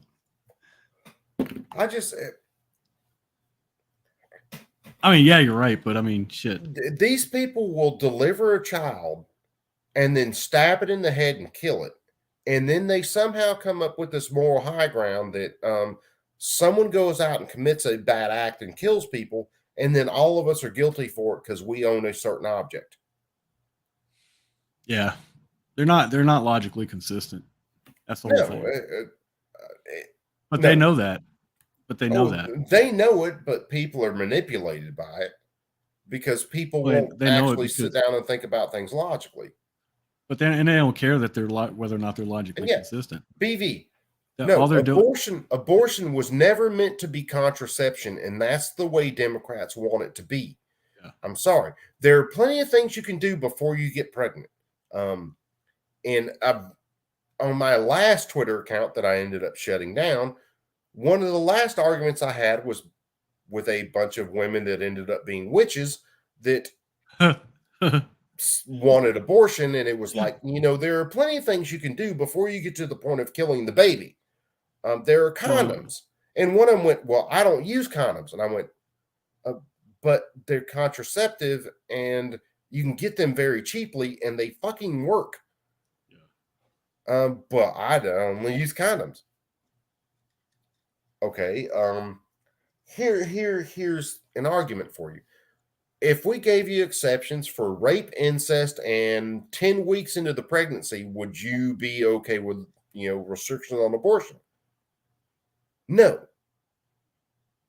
Okay, then our argument solved right there. You just want to be able to use abortion to fucking erase your bad decisions at that point. Yeah, pretty much. And that's all it comes down to. It's a release from responsibility. Well, I mean, let's be honest. That's what women are all about most of the time. It's like my joke. It's like, what's the fastest animal on earth? It's not a cheetah. It's not a falcon. It's a woman trying to dodge accountability and responsibility. That's the fastest animal on the planet. The thing is, it's not just the women. It's the guys who support it. The guys who support it merely want to be able to knock a woman up and not have to pay I child don't know, dude. support. I'd be real careful about calling them men, dude, because I said guys. I did not Guys. say men. I said Okay. guys. There's a difference. Hold on. What's she talking about here? Hold on. Let's back this up. Because if we had just been able to watch Blazing Saddles tonight, we would It would've not been be just in fine, this dude. position.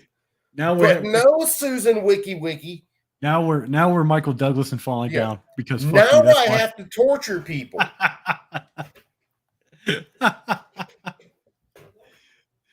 Now we got Coop over playing that Saw guy, dude. The fucking puppet.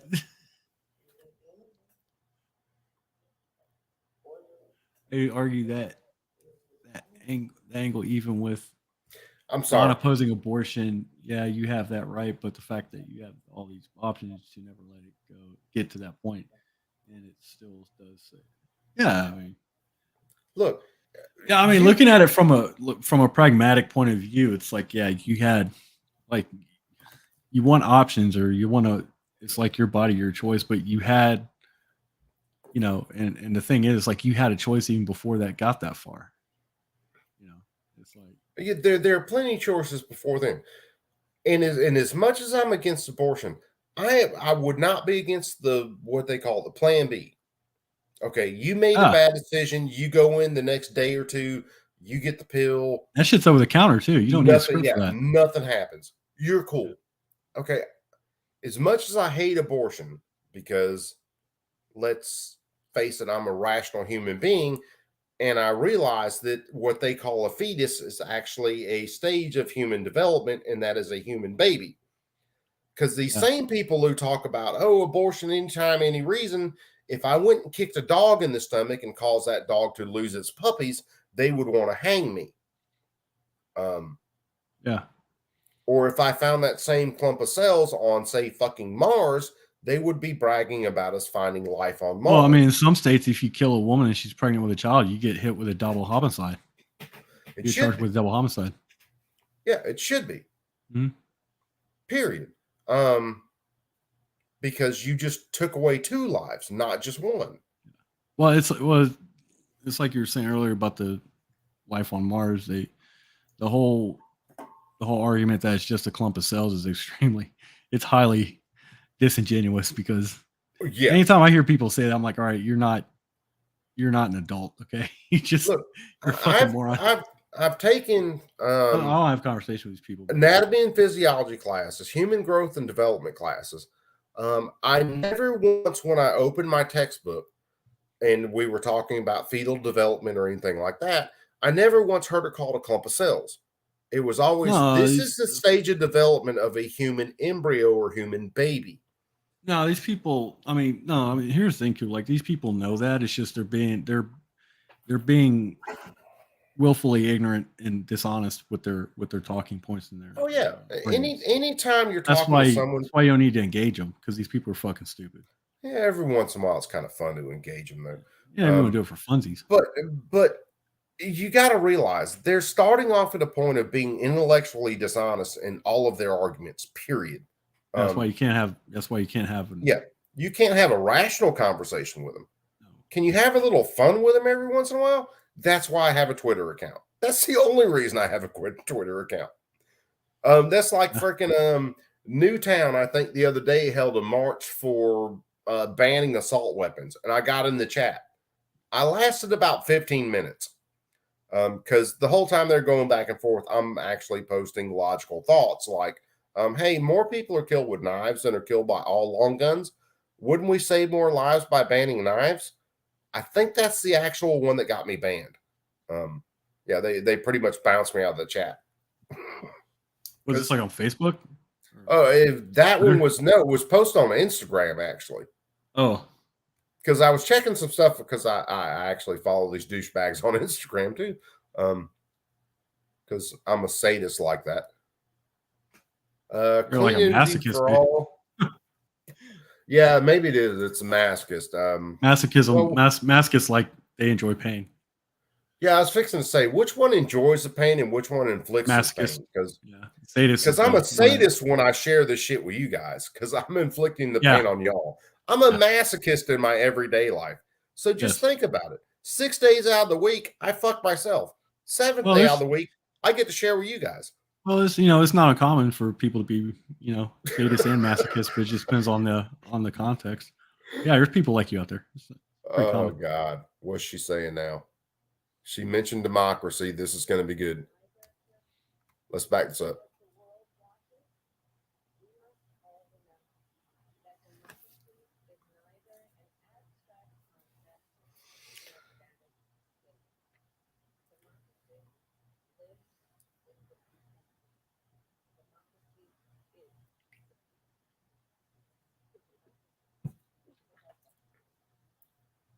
I might have to start. I seriously might have to start making this some sort of stream where I go through this, and we just watch the people talk to the useful idiots.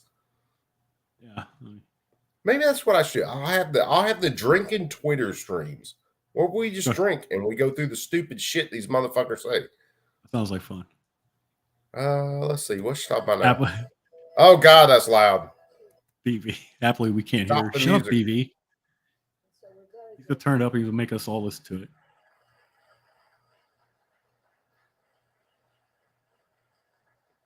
Hold on, wait a second. Someone can't hear this shit because you guys. No, gotta he was hear just this. joking. He was just joking, bro. He was just joking. His fucking hearing aid went out. Fixing He's just to trying to say. fix it. Nah, this shit's broke. So yeah, we can all hear it. What's this about?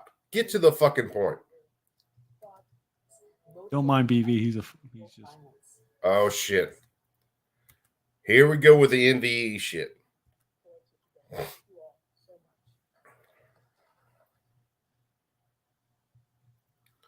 Oh, this is going to take way more beer. Break up with the I like how 24 pack. I like Of how they natural- have this freaking beautiful music and the beautiful scenery. There's one thing I will give the left in this country. They have way fucking better messaging and way better fucking people designing their shit than people on the right. Yeah, I mean they do. It's like they have a better Yeah. presentation for their message. It's just their messaging is all fucking stupid. It's like antithetical to everything. Over the centuries, we've learned that our differences are our strength. That all Americans are entitled to the freedom without fear to be who we are. But too often, that freedom is under attack. We're looking at live pictures out of Charlottesville, Virginia. This is where violent clashes. Are we reliving Charlottesville?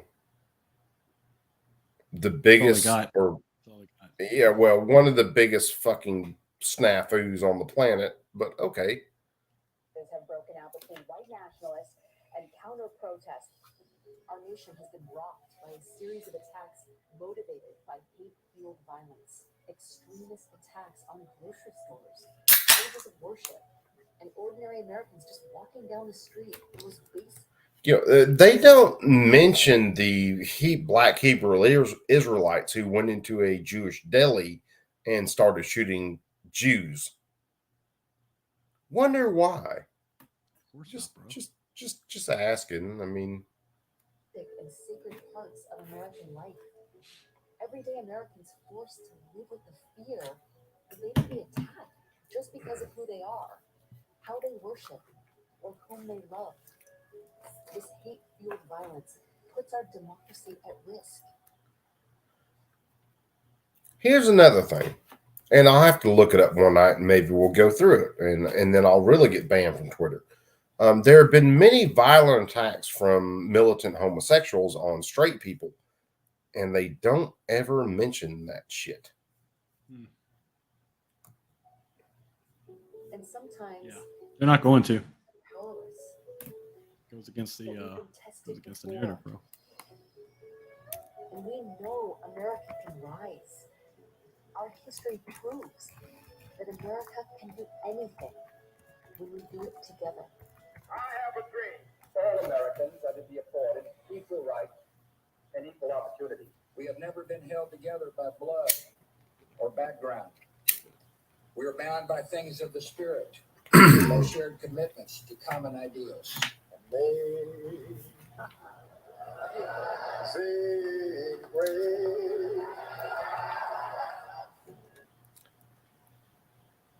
I think I just threw up a little bit in the back of my mouth, just so the crowd knows. In spite of our many differences, Americans of all walks of life are overwhelmingly united in condemning and opposing hate-fueled violence. And from tragedy, we see healing.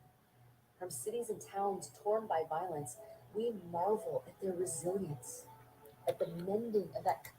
Luminous, yes, you are right. Their plan is to take people who just want to be left alone and do their thing and push them to the point where people start snapping. And Yeah, when that happens, it is going to get really, really rough. Well, the thing is, like, they want people to do that so they can point and say, "Hey, look, everything we've been telling you, we've been right about." You know. Yeah, I mean, and it's that's what they'll use at first. They will. Yeah. Only when they push this too far and enough and enough people start snapping, it's going to get a bit more rocky. I don't know. It's like on the one hand, it seems like no one's not going to do much of anything. If anything, you might have a couple. You might have a couple Well- pockets where people become resistant, you know. But they'll just be Yeah. labeled as domestic terrorists because they're already doing that. They're already making those kind of overtures now inside the language. Yeah, they're gonna make those claims. Yeah, Until and it's you just get unless you get like a bunch of something- people Yeah. to do it, and when that That's what I was happens, about to say. that's going to be the really bad part because when those groups, if there's enough of them, like it's going to be a genocide. Like I don't it's gonna- think it's going to it's be go- a genocide. I don't think it's. I gonna think it'll be a genocide. genocide on the level of like Serbia and Croatia, dude. It's going to be fucking It's- horrible. It's going to turn things upside down. So imagine if you know anything like about the original Bundy standoff. Imagine that on a national scale instead of just a small, which I mean, hell, it wasn't fucking small. There were enough people there with guns that made the government back off. Imagine that on a much larger scale. Well, that's what I'm saying. I don't think like there's like I think a lot of people are just not going to do anything. You know. A lot of people won't.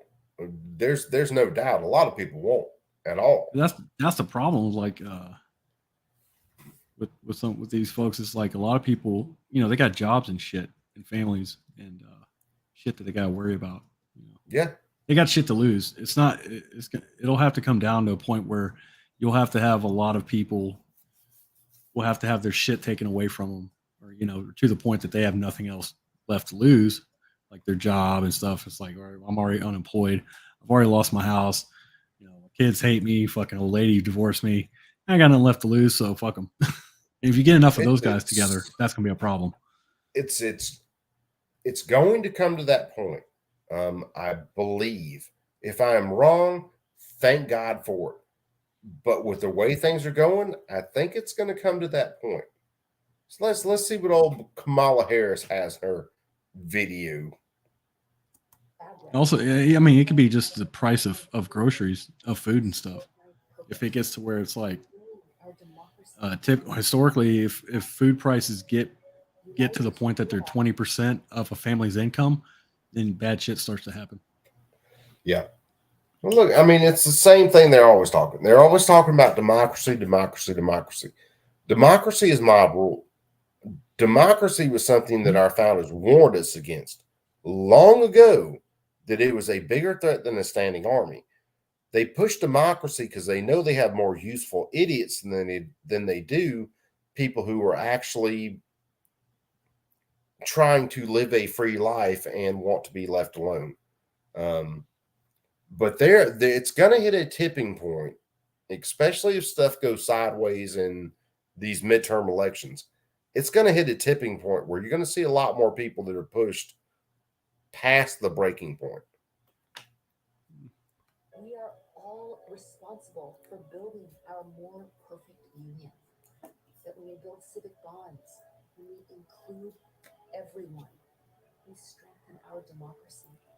And that freedom, including the freedom to live without fear, is America's greatest strength. Together, we can meet this decisive moment. All of us are capable of becoming ordinary heroes, uniters who serve each other, protect each other, and lift this great nation. What makes America unique is this common covenant that we have. It's called the Constitution. United We Stand represents the very best of America. They're powerful words, and I believe in them. United We Stand is so in line with our Heal America. Still not all the same. All right. I'm born here, so I was born in that.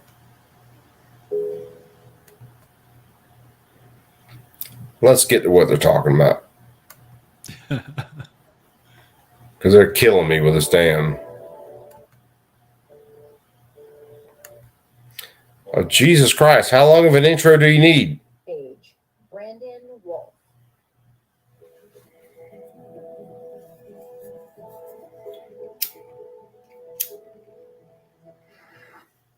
Okay.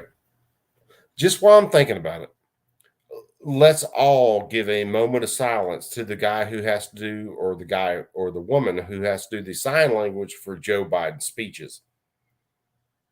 Let's hope they're merely going by the teleprompter and not having to lip read him and then put that into sign language. Because I don't know how the fuck you say, well, maybe that's how you say it. Could be. Fuck, I don't know. Well, good morning, and I want to first thank the White House team for having me here today. You know, I have to start by acknowledging. Well, BV, it's a race war because we don't have classes in America like other countries do. This whole thing, I've heard people talk about, the coming civil war and all this shit. The most honest thing about this is that this is going to come down to people who love freedom and people who love government. And people who have followed me for a while know this. It's going to come down to people who love government and people who love freedom. It's not going to have to do with race. Believe it or not, it's not even going to have to do with class. It's going to have to do with people who love their freedom and people who love government. That's going to be the dividing line if this shit hits. Well, yeah, and that's the thing, though. That's why I keep saying I think, I don't like to say it, but it's like you're going to find out that there's a lot more people in this country that prefer to be sheep than actually put anything on the line. So yeah, you absolutely will. The freedom, the quote unquote freedom loving people you're referring to is going to be in the minority. Like how much of a minority, I don't know, but they're going to be in the minority. Yeah, we're going to be in the minority. Hell, human history will teach you that. There are more people that want to be ruled over than people who want to rule themselves. It's always been that way. It's always going to be that way. Yeah, like BB was saying, he's saying it's a war about. I mean, it's actually a war about racism. It's a class war, not a race war. I disagree. I think it's a race war because in this kind of our culture, we don't have class. We don't have like the classes like they do in European countries. So they have to divide us some other way. So they use race. That's how they do. Race is definitely being used as a divider, no doubt. It's the best one that they have so far, because you really can't do classism like they used to do back in Russia and shit between the Bolsheviks and stuff, because they used class warfare to divide people. They did that in France too, but they don't have like that kind of class divisiveness here in America. What they do have is race. That's the point that they use. They use racism to try to divide people. It will get past the whole race bullshit. It really will. You have too many people in this country who are black, Asian, you name it, who have come to this country, some in the first generation, and been very successful. Yeah. You have some that have been here for multiple generations and are not successful. Race doesn't mean shit when it comes down to it. What it really and truly will come down to is those who love their freedom and want to be left alone, and those who love the government.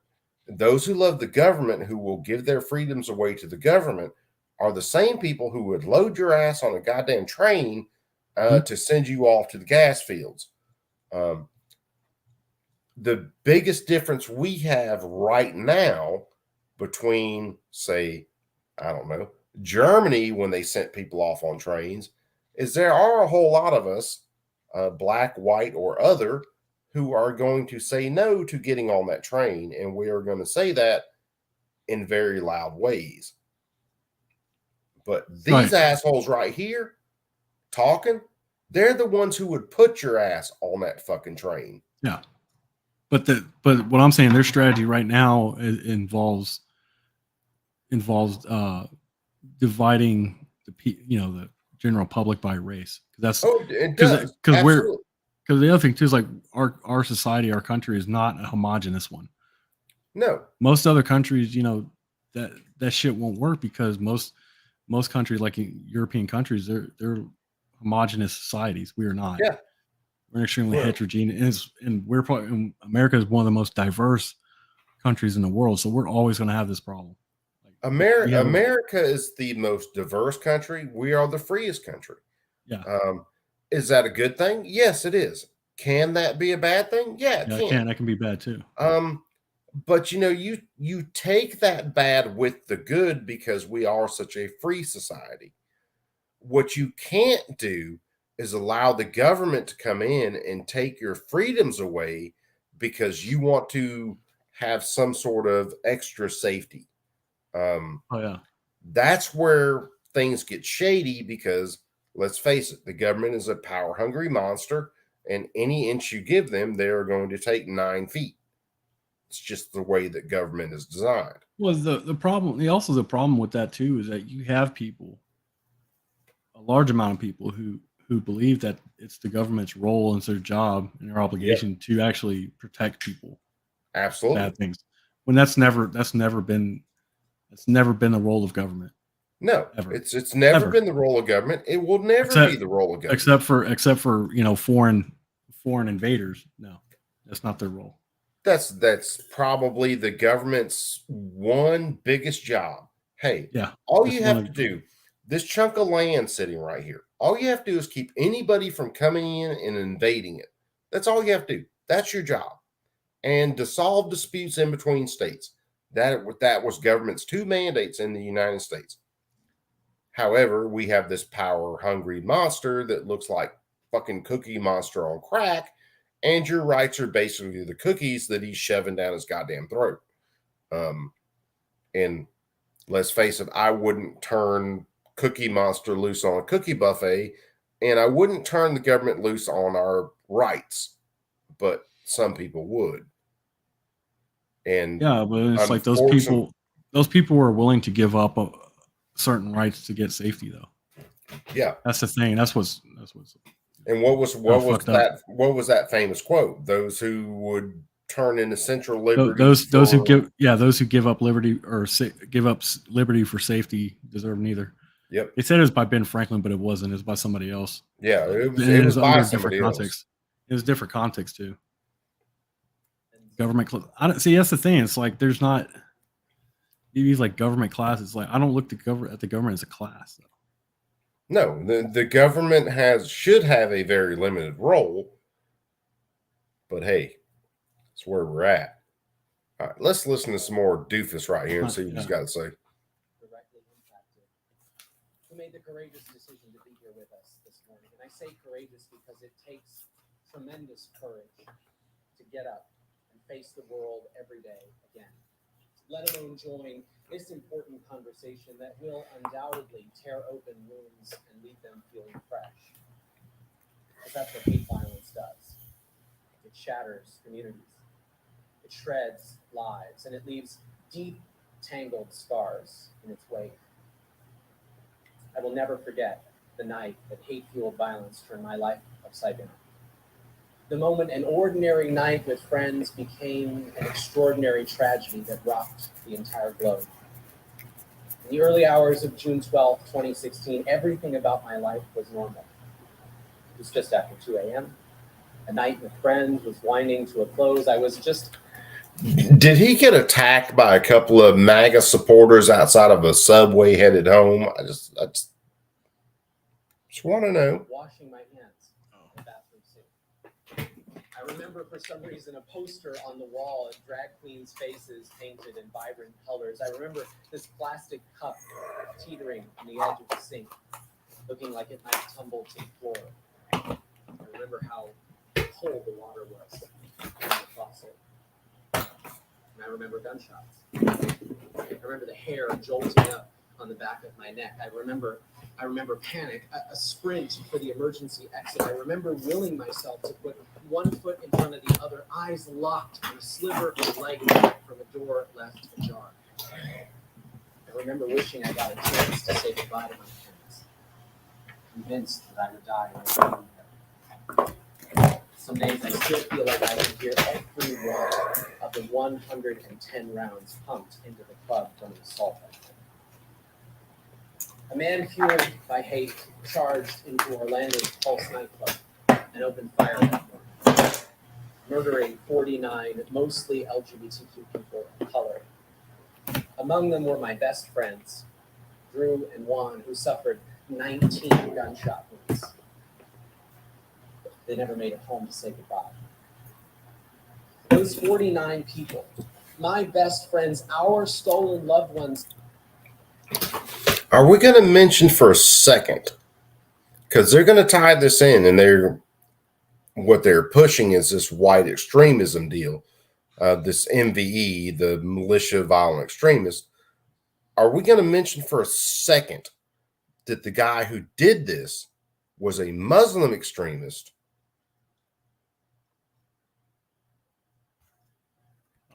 They're not just numbers or statistics. They're missing faces at birthday parties. I think if you have to stand on the bodies of dead people to make your point, you don't have much of a point.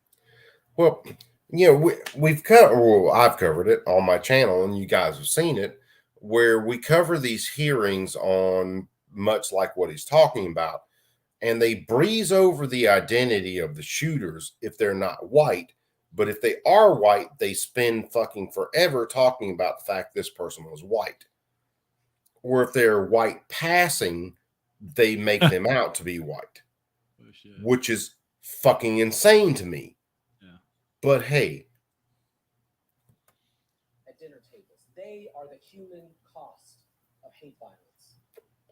Listen, rejecting extremism, combating violence, those things are not partisan issues. They're American issues. I have seen the power of hatred. It ripped my entire community apart, stole those I loved the most, and quite frankly, it still haunts me today.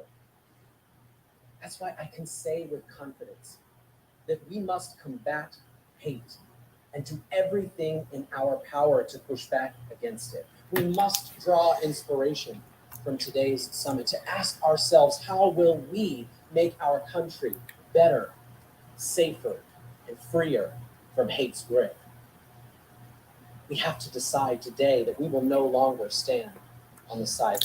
Just remember, we could be watching Blazing Saddles right now. Or actually, it probably would have been over by now. But now I got to inflict this fucking pain on you guys, since this is the shit that I will watch. Well, the thing is like you're never gonna eliminate hatred, because it's a human emotion. and you can't. There's no legislation or law that you can create or pass or enforce that's gonna stop that. There was it's a part of the human condition.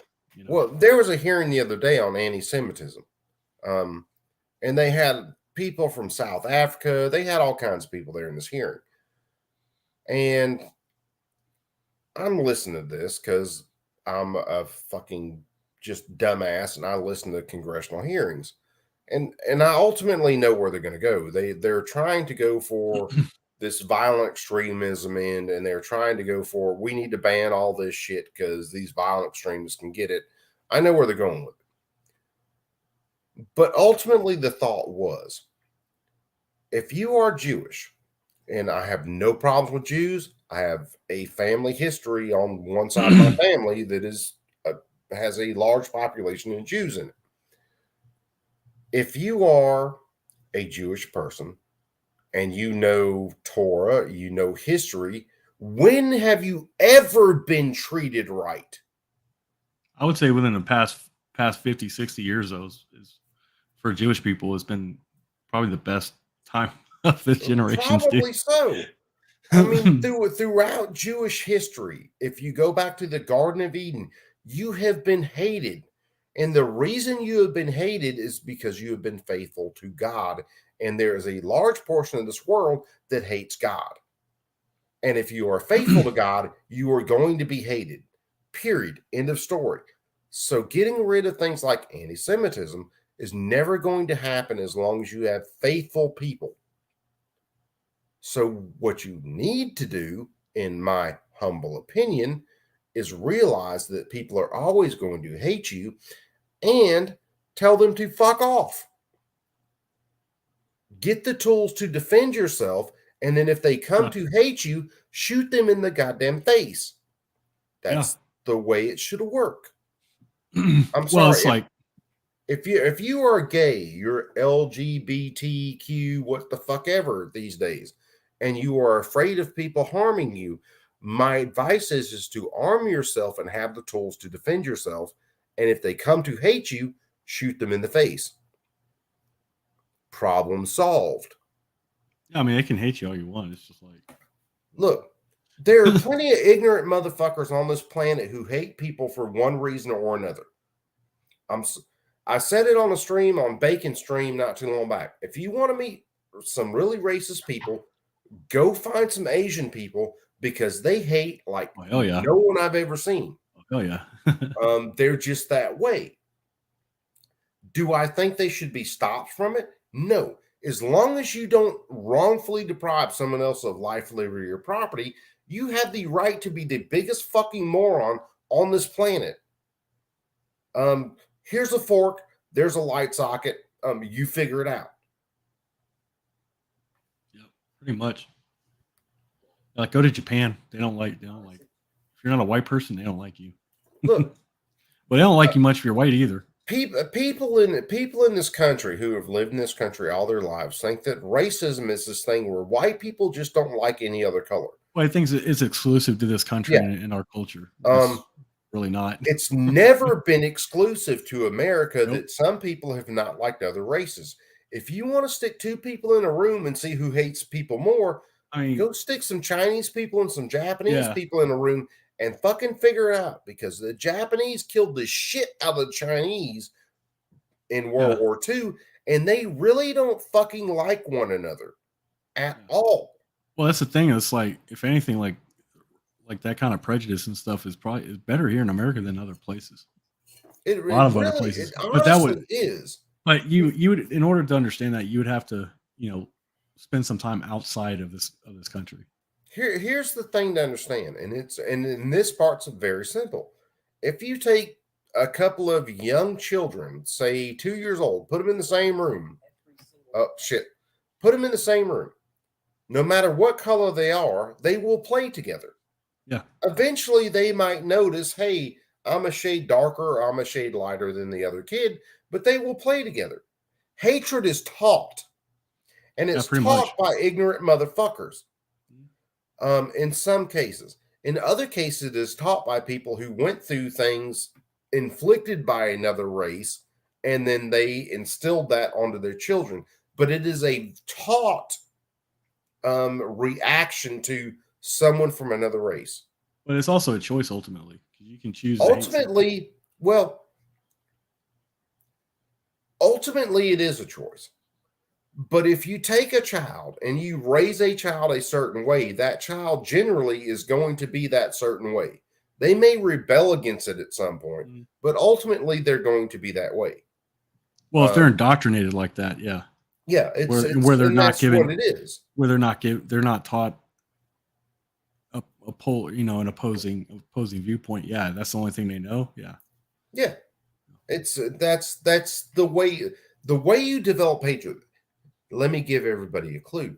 The way the people in the Middle East get their children, or they get people to hate America, is they raise their children to hate America.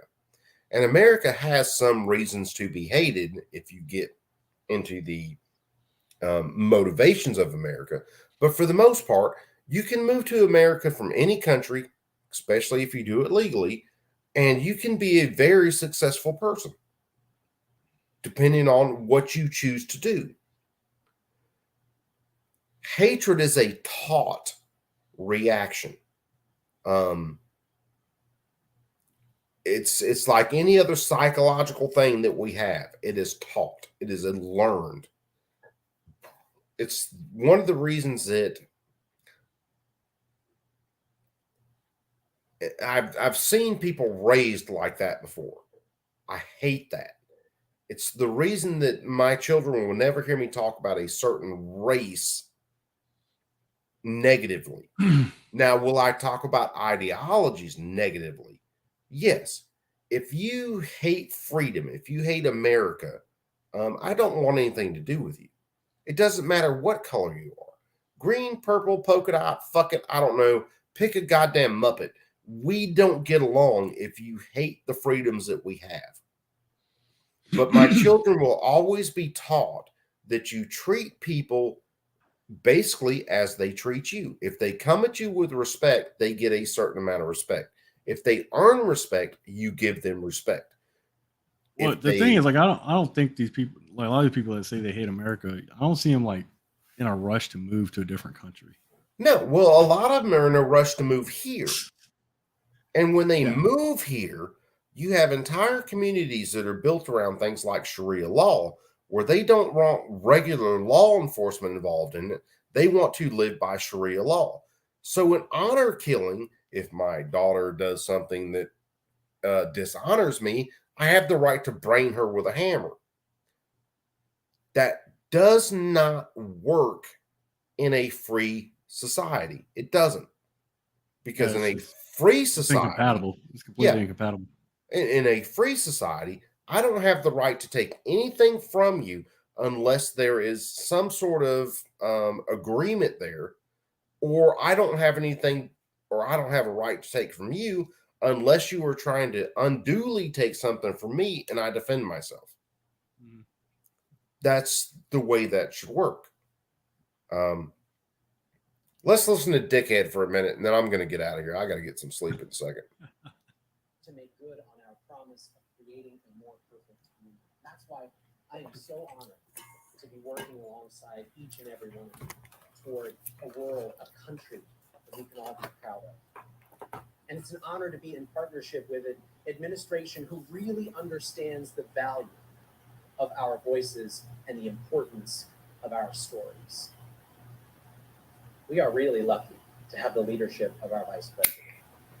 She is someone who has spent her entire career fighting for justice for survivors of violence and fighting to put a stop to hate-based violence. As District Attorney of San Francisco, she established a hate crimes unit in her office and pushed to end outdated practices which had hampered efforts to bring perpetrators of hate crimes to justice. As Attorney General of California, she made sure that statewide law enforcement was aware of their responsibility to address these crimes and established an annual report so that the public knew the full extent of the problem. And of course, she continued that advocacy as a senator, where she introduced a bill to finally make lynching a hate crime in this country. Of course, we were all very glad. Okay, I got to stop it there. Back in the day, hanging was basically a way to kill anybody. Cattle rustlers, hang them. Child molesters, hang them. Why do we in 2020 what the fuck ever have to make lynching a hate crime when merely hanging someone to kill them is a fucking crime in the first place unless you have a justified reason? If you rape my daughter and I hang you, and yes, I hate the shit out of you, you just had that shit coming. Well, the thing about it is, like, I think he was talking about they made lynching a crime at the state level there.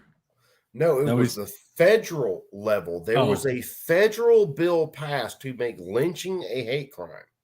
Yeah, that's been in effect for a while. Dude. Like most states, pretty much all states before that had lynching laws. But you weren't allowed to lynch people. Here, and all lynching is it's just the form of vigilantism, you know.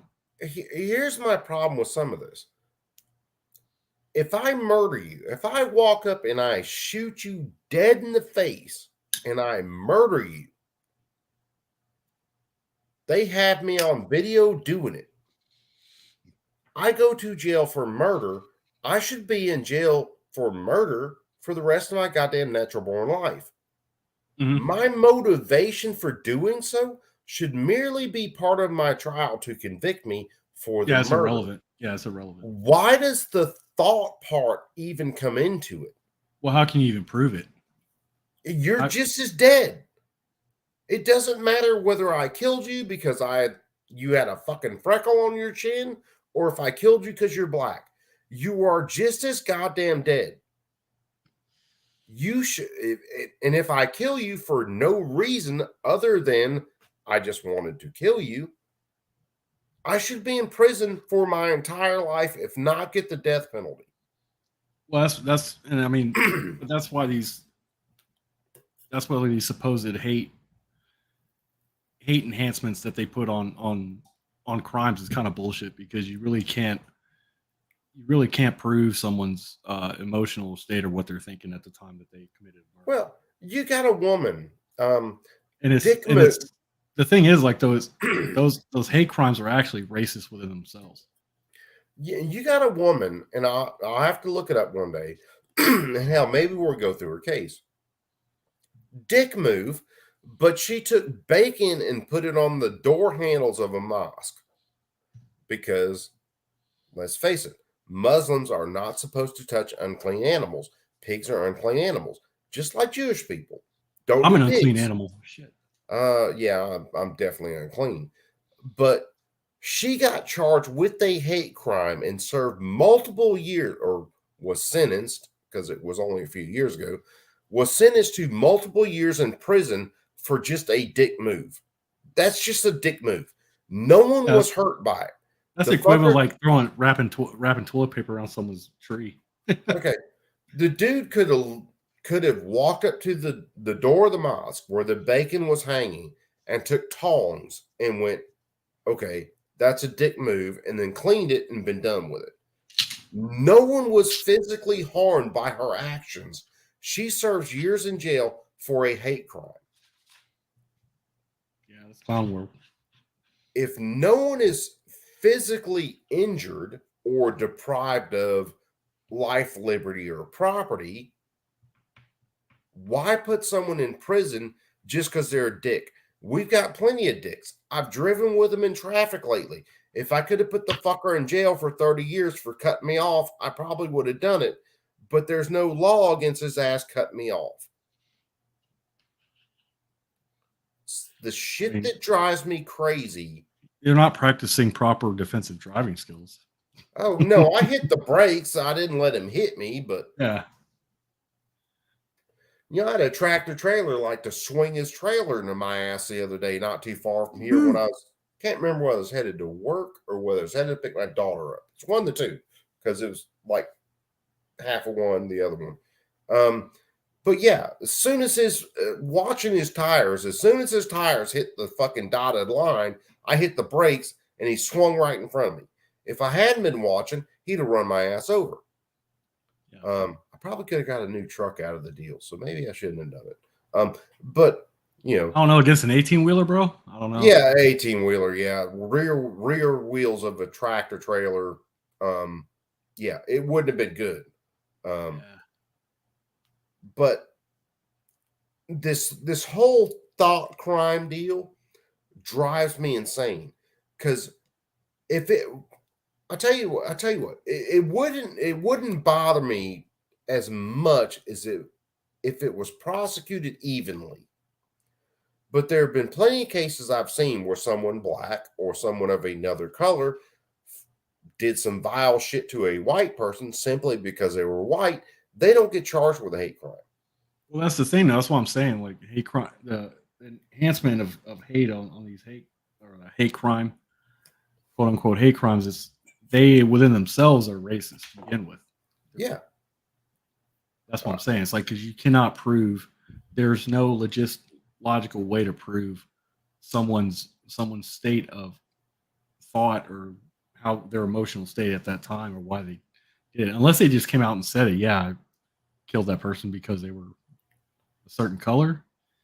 Unless they cop to it, there's no way of proving it. Yeah, there's no way to decide that actual. That's what I'm saying. It's inherently, those hate crimes are inherently racist within themselves. Yes. Like I said, but again, if you murder someone, they're just as dead. So all you have to do is establish the fact that that person actually committed that murder, and then it's done. You prosecute them for that murder, and if they actually do murder someone, which means they took their life without just cause, well, then that person should get the death penalty, or they should never get out of jail. One of the two. And I will submit to the audience here that putting someone in jail for their entire life is a lot more inhumane than just putting someone down. Oh, yeah, definitely. Because no matter what, if it's a woman in jail, if it's a man in jail, we are always meant to interact with other people, different sexes. That's the way our psychological being is formed. So if you put someone in a cage for 40 years, that is way more inhumane than going ahead and putting them out and letting them meet their maker and solve the shit right then. Well, they'll get to interact with other people, just be other prisoners. Because even within our prison system, there's limits on how long you can keep somebody in isolation. Oh, they'll get to interact with someone. However, a lot of the times, the people they get to interact with, well, they've been starved for interaction themselves. And Shawshank, I will say that, is not a fantasy movie in some cases.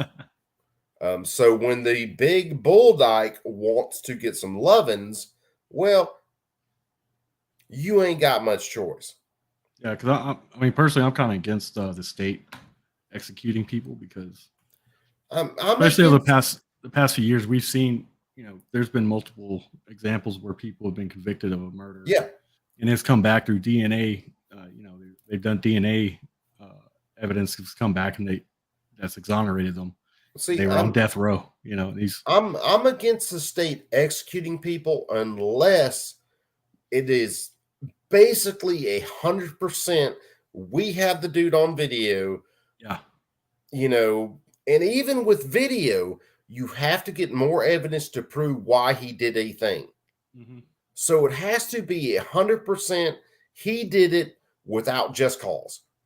Yeah. If you don't have the 100% he did it without just cause, one, why is he in prison in the first place? Because if you don't have the 100% he did it without just cause, then you don't have a case in the first place. If you have enough evidence to take someone's freedom for their entire life or the entire rest of their life, you should have enough evidence to put that person down. Yeah, it should be overwhelming evidence. Overwhelming. There's no way you should be able to no question whatsoever. Yeah. There's no way you should be able to take someone's freedom on hearsay or, well, preponderance of evidence. It should have to be 100%. This person did it. We know when, we know how, it was proven. We get to take their freedom. At that point, hey, I'm kind of to the point of make your peace with God because you're going to go meet him. If there's any, and this is the way our legal system should work. If there's any doubt whatsoever, any little itty bitty doubt, then you shouldn't be able to put them in that position in the first place. Like I said, there's been plenty of cases in the last decade, 2 decades, where a person is set in prison for multiple years, 4 decades themselves, and then all of a sudden it comes up, well, DNA evidence proves someone else was there. Now, here's the question with some of that, because there are questions. Does that merely mean that you had an accomplice and your accomplice wasn't called in? Or does that mean that you were innocent of that crime? Because there have been a couple of cases where someone actually had an accomplice that wasn't called into court. And there are some cases where this dude did this shit 9 times, and on the 10th time, he was accused and convicted, but he didn't do it on the 10th time. And even then, if you don't have him on the 10th time, the fucker ought to walk. Yeah.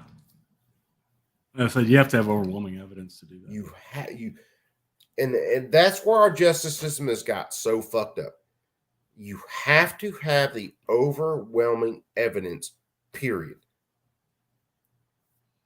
Yeah, I mean, what's Corn Pop saying? I disagree. Bacon, the opposite of love isn't hate, it's indifference. Dude, yeah. I'd agree with you there. Absolutely. Yeah, that's true. Anyone who's had hate sex will understand that. Like the worst thing you can do to somebody. We went through it. There was some customer service training I went through years ago. The worst thing you can do to someone is just be absolutely indifferent to them. Yeah. Not that you're too busy to deal with them, or you have so much on your plate that you don't deal with them enough. It's just being absolutely indifferent to them. That's in customer service. If you have a really good customer service or a really bad customer service, people tend to rate them better than someone who is just flat out ignoring them. Yeah. And that's just a fact. That stuff has been studied forever.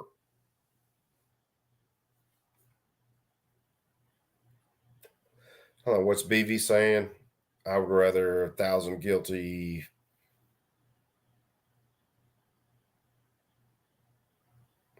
Yeah, that's it. 1,000 guilty people go free than have the one innocent person. And deprived of their my wife. That's like in our justice system. That's like a fundamental cornerstone of our justice system. That should be a fundamental. No, it's supposed to be. It's like that's what our justice system is. My wife, she was on a jury. Hell, it's been a few months ago. And she didn't talk to me about the whole thing while she was on the jury, but she asked me one time, and it was about some deal going on. And I told her 2 things. I said, one, if you don't believe the dude is 100% guilty, then it's not that you're saying he's innocent. It's the fact you're saying you won't convict him. And 2, it came down to shell casings. It was a shooting over here in the town right next to us. They said this dude popped off like 8 rounds, hit this dude like 7 times, killed him. There's no shell casings. No one can figure out what's going on. But they're blaming this dude for it because he has a history of doing shit like that. Yeah. And I told my wife then, I said, one, look, the shell casings don't even matter. And she asked why. I said, look, because people will pick up those shell casings to keep any kind of investigation from happening.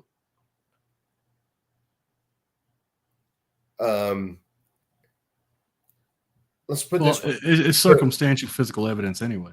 Well, if you are living in the deep criminal part of the town, the last thing you want is a criminal investigation going on, period.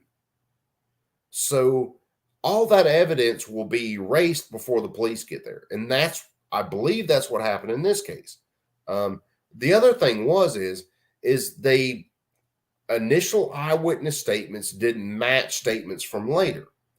And eyewitness statements are horrible. They're notoriously unreliable. Yeah.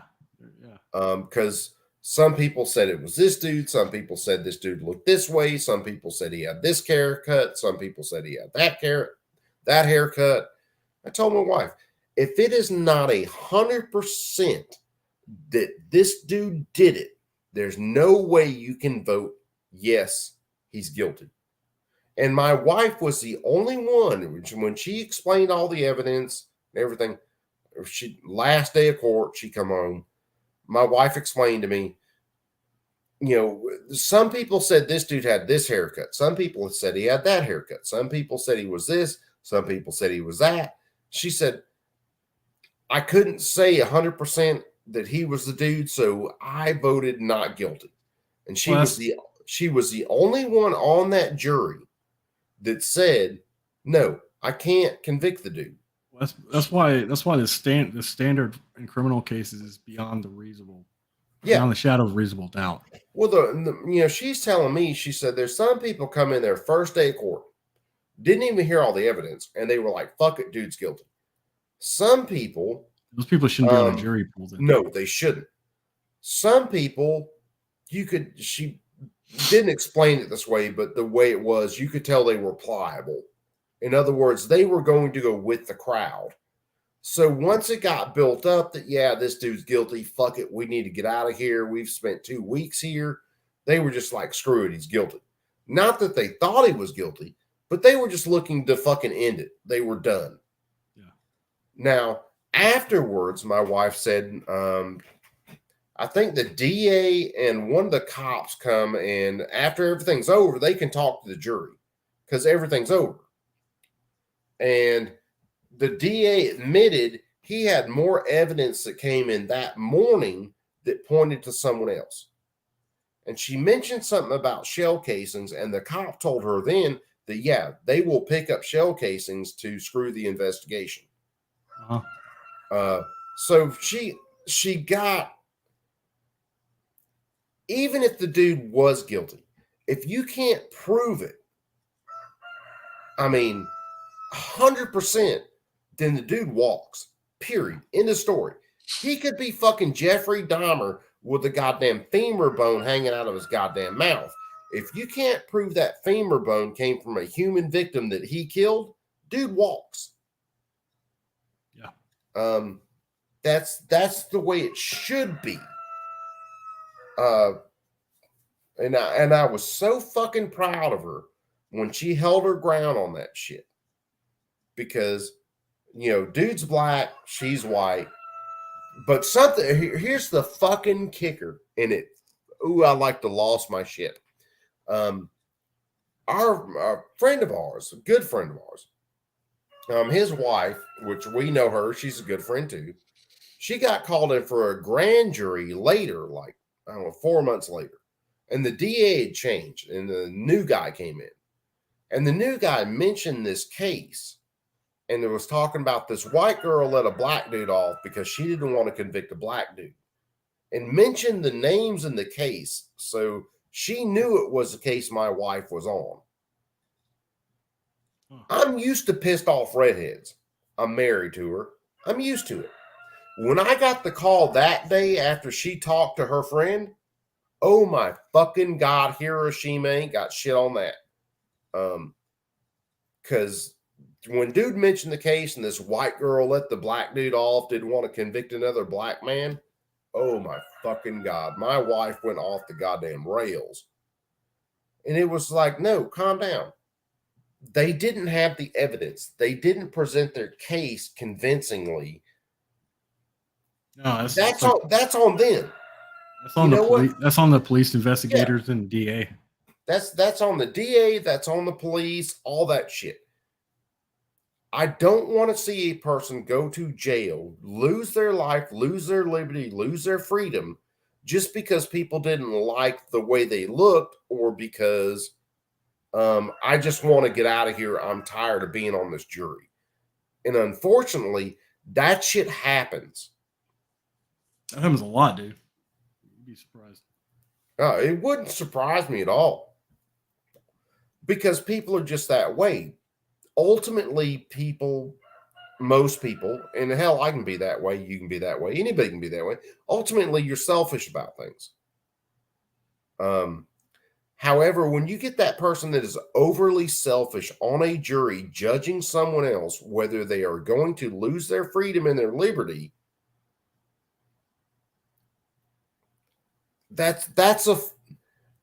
again, our Constitution was written for a religious and moral people. Religious and moral. So even if you're not religious, if you have morals, that is what our Constitution governs. And it goes all the way down to even being on a jury. Because if you're a moral person, even if it fucking sucks being there, you're not going to fuck someone else over just because they're an inconvenience to you. Yeah, I was about to say, because I have a couple of family members who have been a part of, they've been juries or jurors in criminal cases, and they're like, yeah, it kind of, you feel the weight of the gravity and the weight of the situation if you're going to convict somebody. They're like, it's not that you tail it, like you can feel that it's a heavy, like a burdensome type of thing to do. It should be a burden. It should be a burden.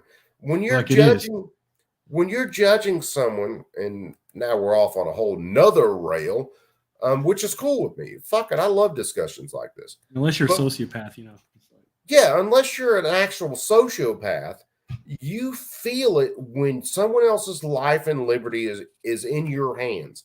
When you can make the decision to completely erase that person.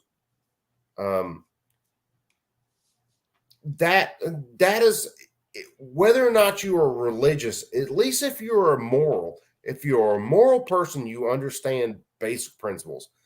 Like, I shouldn't have the right to wrongfully deprive someone else of life, liberty, or property. God's got nothing to do with it. This is a human interaction. But now we end up with people who, fuck it, if they get your fries wrong at McDonald's, you have the right to shoot them in the face. I mean, it's fucking mind-blowing where our society has gone. In a very, in relatively a very short amount of time. Yeah. Again, going back to my wife on that jury, and 100%, if I'm on a jury, I am going to be a skeptic, because I want you to have to convince me.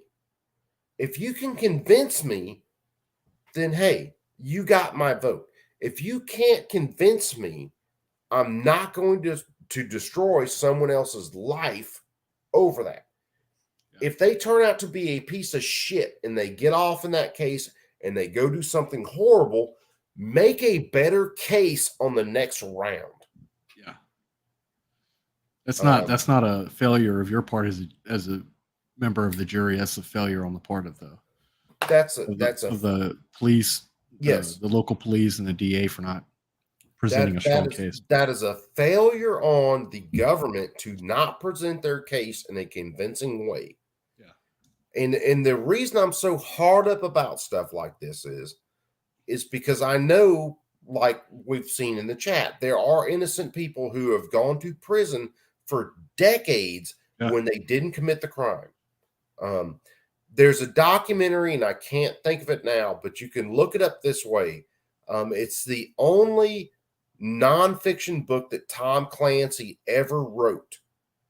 They did a documentary about it. So if you like Tom Clancy, which I do, a little long-winded on some shit, but if you like Tom Clancy, look up the only nonfiction book that he ever wrote. And there's a documentary about the guys involved in that book that he wrote.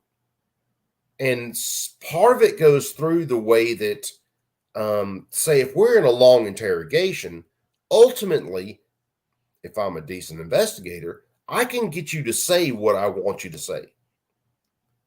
If I describe something so many times, I can implant that into your brain and I can get you to agree with it.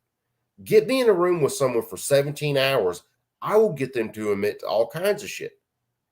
Why? Because, fuck it. Me staying up 17 hours ain't no big goddamn deal. For someone who's used to 8 hours worth of sleep, 10 hours worth of sleep, I'm going to get them on something. Well, that's also the thing is, like, you're not obligated to say anything either. No, but especially like Tom Clancy's, and forgive me, guys, I'm trying to remember this kind of off the top of my head. There were two kids that were kids. I call them kids. They were like 17 or so, 18 or so. They were accused of murdering a woman. And I think this was over in Georgia. It might have been Roswell, Georgia. When they get picked up by the cops because they belong to two families that aren't necessarily the best families in town. And they're not popular. When the cops go to interview them, their initial stories pretty much check out. But when they continue to interview them, they start tripping over their stories because they're getting tired. They've repeated the same thing 9,000 times. The whole time they're getting interviewed, one of the guys that's interviewing them is talking about the woman's outfit. And he's basically just implanting that in their head and running it. And after so many hours of interrogation, these guys actually admit that, yeah, she was wearing this outfit and we did this. When everything checks out, when her corpse is actually found, she's wearing a completely different outfit. Come to find out when they interview like the cops or they talk to them, they saw her wearing this outfit like a day or two earlier. Because this is a small town. Everybody basically knew everybody. Matter of fact, I think her body was found by a hunter in the woods like fucking 10 years later or some shit. Or even later than that. It might have been. One of the guys, I think, got out on an appeal, and one of the guys is still sitting in prison to this day. Because after all of the interviews, after all the interrogations, he actually admitted to stuff. And his admission, even though he recanted on that later, was used in court. And that's what the jury went by. Even though none of the physical evidence matched, just tons of things were wrong with that case. Yeah. And that gets back to, if it's not 100% on lock that you have this person for this crime, they should walk. Period. Well, I mean, that's why that goes back to what I was saying before, is that you never talk to cops ever. Because all you're doing is making their job easier for them. Because it's just a job to them. That's all it ever is. Some people have heard me talk about it. I got in a situation where I got in trouble. I lost my rights for a long time. What I figured out in that whole adventure, one is if you end up with a public offender, they're not public defenders, they're public offenders, they will trade your ass off to win other cases or to get lighter sentences on other cases. Yeah. Because I basically had mine tell me that we are getting you this deal And this dude who's a 6-time felon is getting this deal. And, well, you're just catching the bone on that. And I mean, like, you're fired, bro. well, I didn't know anything. I was 23 years old, I think. Didn't know anything about the justice system. I still thought the justice system was pretty much fair. You know, you get a lawyer, this is evidence, this is what happens, yada, yada. No. If you have money, well, one name, Hunter Biden, the legal system doesn't matter to you. If you are dealing with a DA and your attorney at the time, let me tell you something. They talk to one another. Oh, yeah. Your public defender is so overloaded with cases, and they are overloaded, and some of them are good, but they are overloaded. They are basically cattle trading or horse trading to see which cases are going to go to court and which cases are they're going to settle in a plea deal somewhere. Yep. And if you are unfortunate and you are on the wrong end of a plea deal and don't know jack shit, trust me, they will bone you in a hurry. And to get my rights back, I had to pay $2,500 to another lawyer who simply made a couple of phone calls and said, look, this dude hadn't been in trouble in over a decade and we want this stuff expunged. And the dude just said, okay, and signed off on it and sent it through. And now I'm ready to rock and roll. I got all my shit back. Well, they're counting on you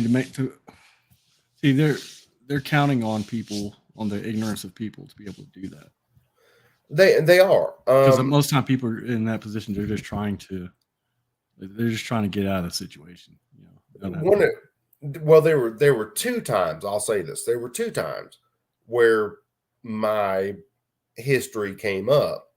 Now, understand, I got in a fight with a dude and I'm not trying to play hero at all whatsoever. I was so drunk I couldn't stand up straight. I got in a fight with a dude who hit his wife. He ran off. Cops get called. Cops said I kicked him. And I did. Well, I was charged with a felon obstruction of a law enforcement officer, simple battery because I pushed whoever, and fucking criminal trespass since I kicked the door and going after the dude. And realized I was so drunk, I don't remember shit. The only thing I remember is waking up in the back of the squad car and looking at a stop sign and going, gee, I'm downtown. That's my memory of most of it. I've lived an interesting life. But you know, you would think someone with no record, someone who held my only fucking breaking the law before that was a stop sign violate. No, it was a speeding ticket. Would get a little bit of fucking leeway on some shit. The dude they traded me off for was a multiple time felon. He basically got probation, and I got a deal that they called a 5-do-2, which means you do 2 years in prison, you get 5 years probation for kicking a law enforcement officer. Have fun with that thought. And yeah, when take this shit seriously.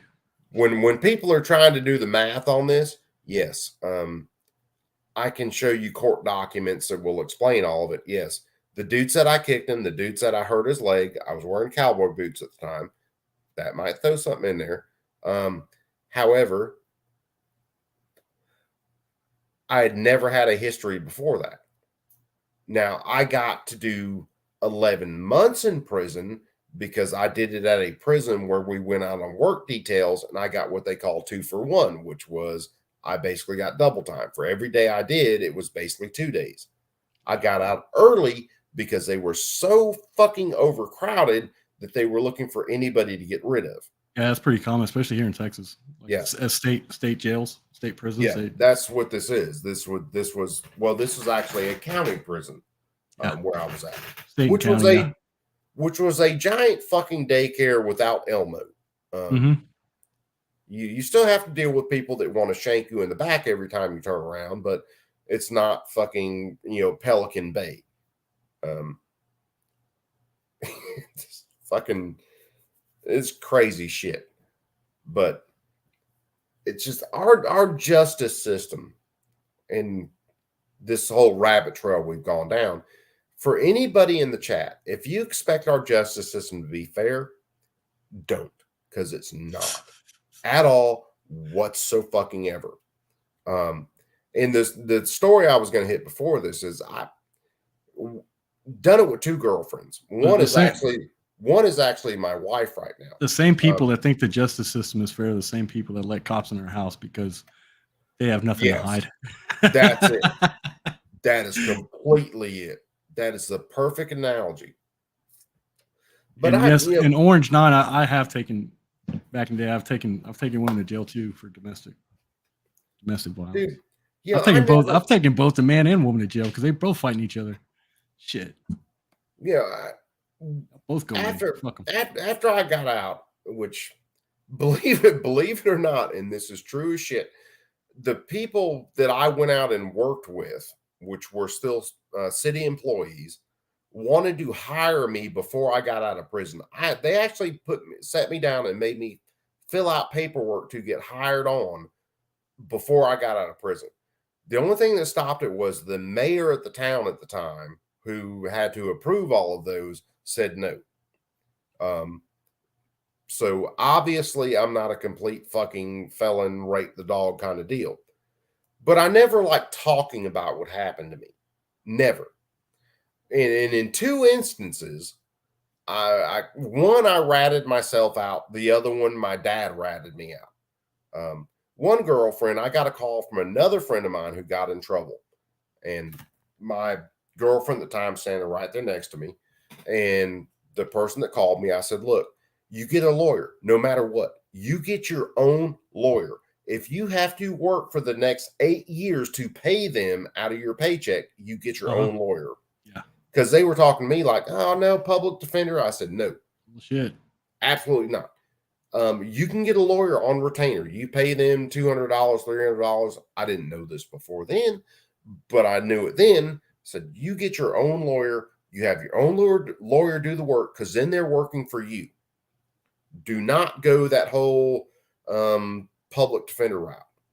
And then the girlfriend asked me later, how do you know this? And then I had to go, well, what happened was, and then I had to explain all that shit, which fucking sucks.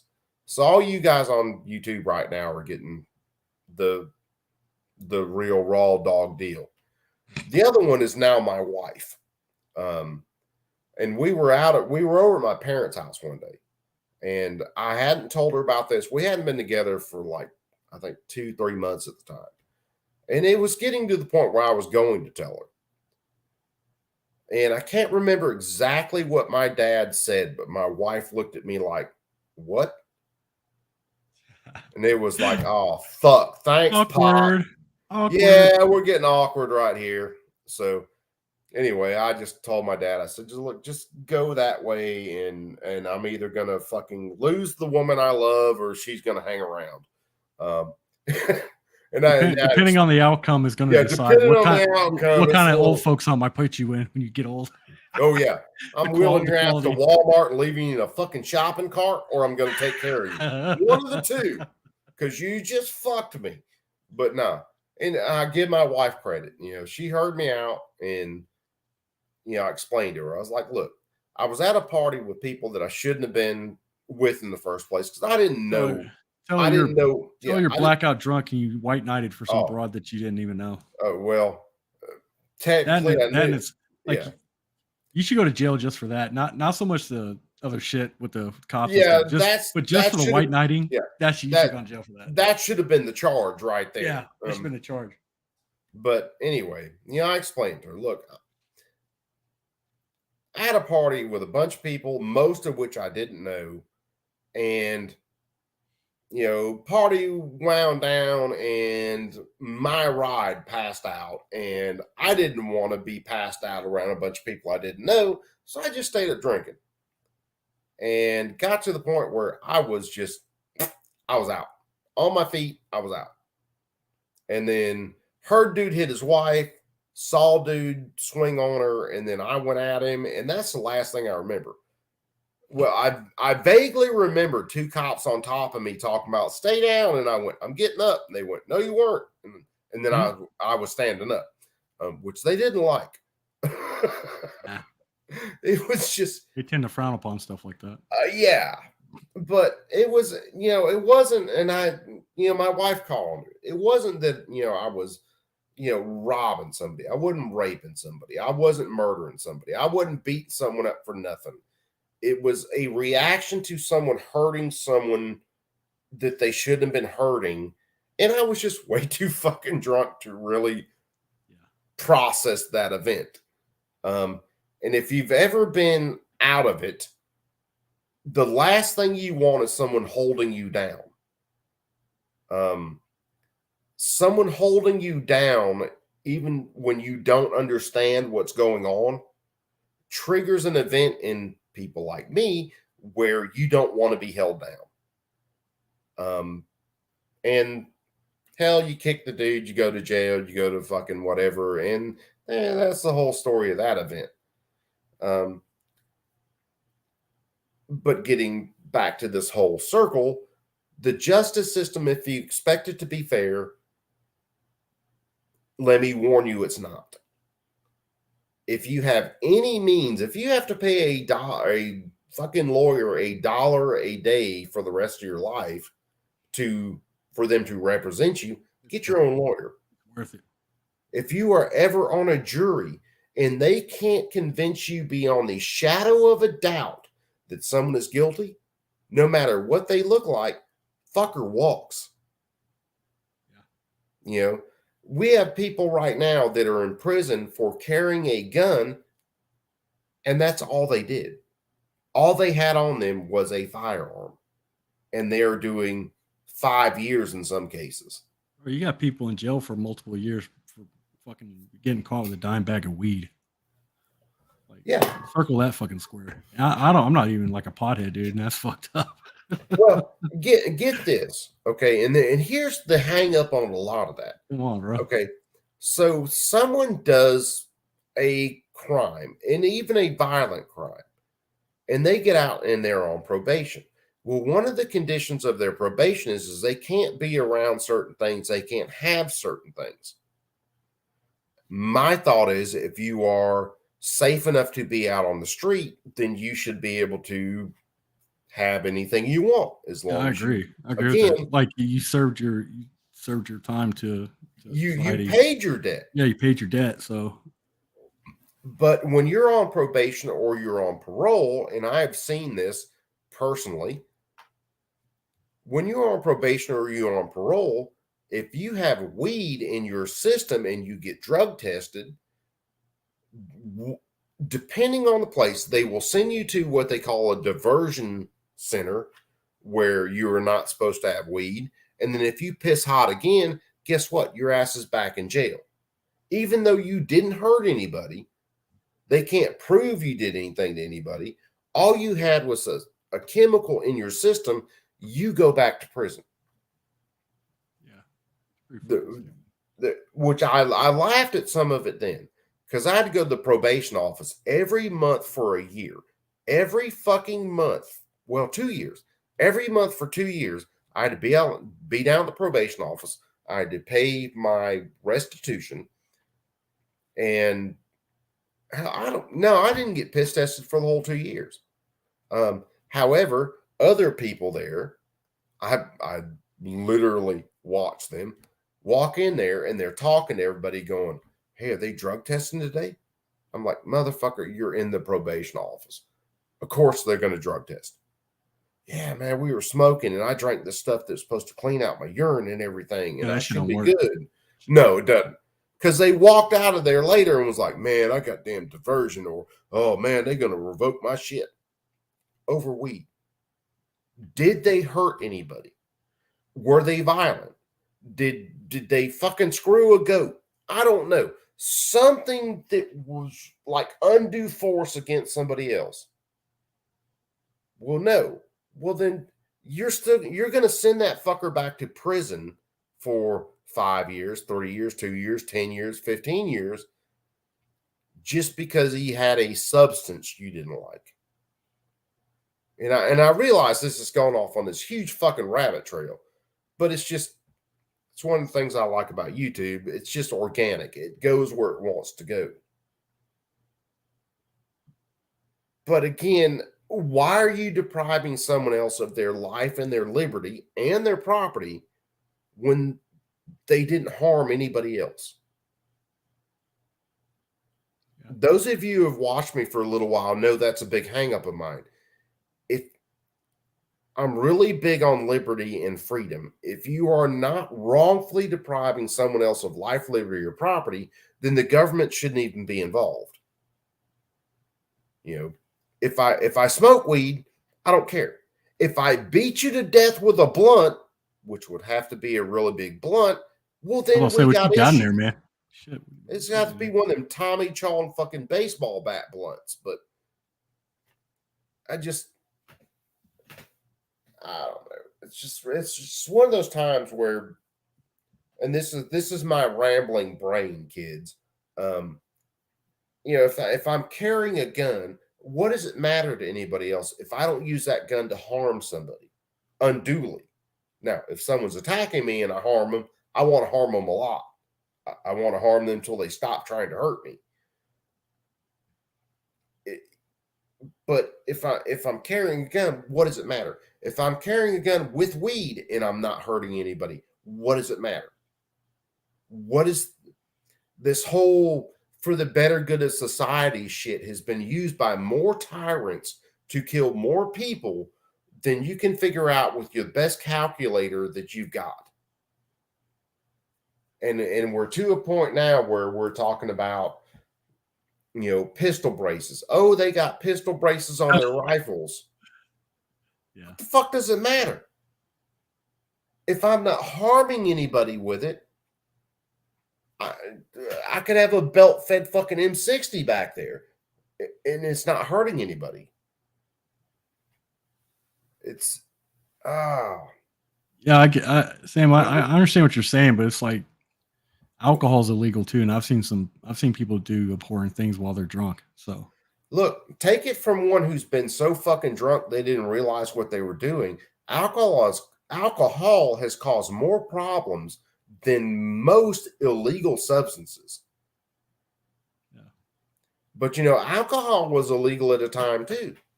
And that's how we got gangsters. That's how we made the mob rich. That's how we ended up with gun restrictions. Because anytime you ban something, you create a black market for it. You do. You absolutely will. I mean, look at hell, prostitution's illegal. Prostitution is probably the oldest profession on this planet. We made it illegal, so we lock people up for a consensual act, and then it is completely legal in most places for two people to do that same act on video and let someone else watch it.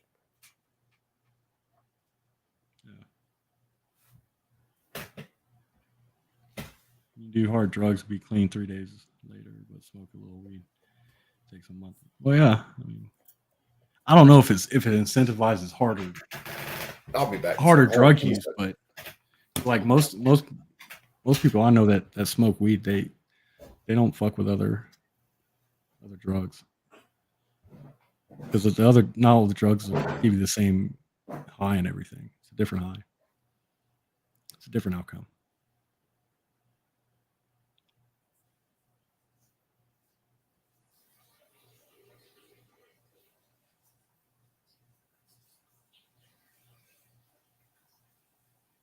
Yeah, you're right, Warsaw. That's what I was saying earlier. Police job is not to be your friend. They're there to collect evidence and to help build a case against you. That's why you never talk to cops, ever. And I used to be a cop. I'm telling you, you shouldn't talk to cops.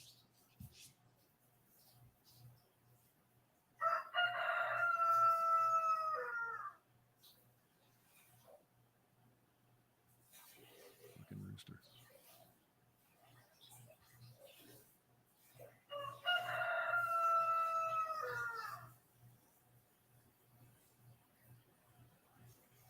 Yeah, the hard drugs, doing hard drugs and being clean 3 days. It depends if it's like a one-off use. Depending on what drug it is. If it's like a one-off kind of thing, yeah.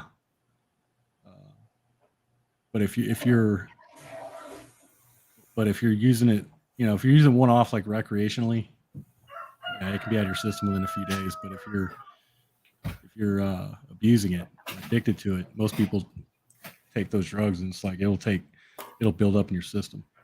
And it'll take more than 3 days for it to flush out. And my chickens are crowing, so I got about one more beer and I got to get some sleep. So I It's go to the bed rooster. later. It's the rooster. It's actually the only one I got left right now. Apparently, and I said it before, apparently when you come home and you have too many roosters and you start just blasting the shit out of them, the rest of them leave. I don't know what bus they got on. I don't know what terminal they went through, but they left town. I ain't seen them yet. So I got one brave boy and about 4 hens that actually came back.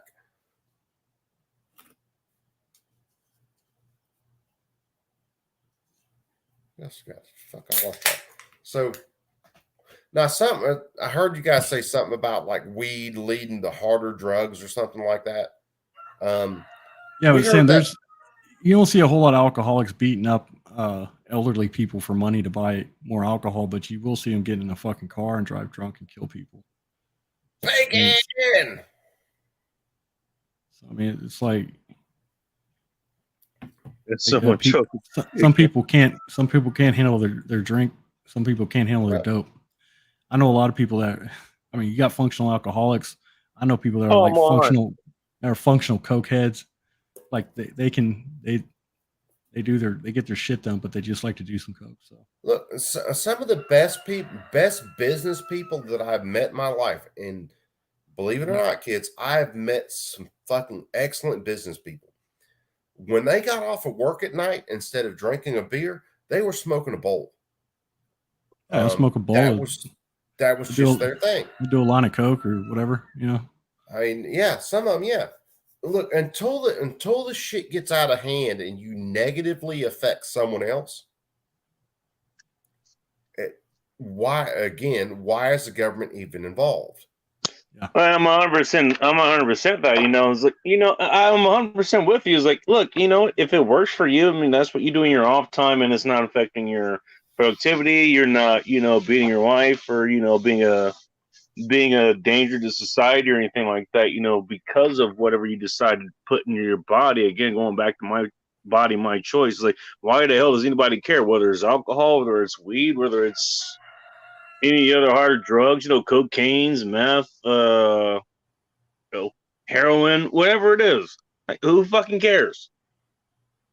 Well, that's between you and the people you decide to have relationships with. Whether it's families, whether it's a lover, or even like people like you. You decided to procreate, And that's one of my biggest points behind a lot of things, and people get tired of me saying it.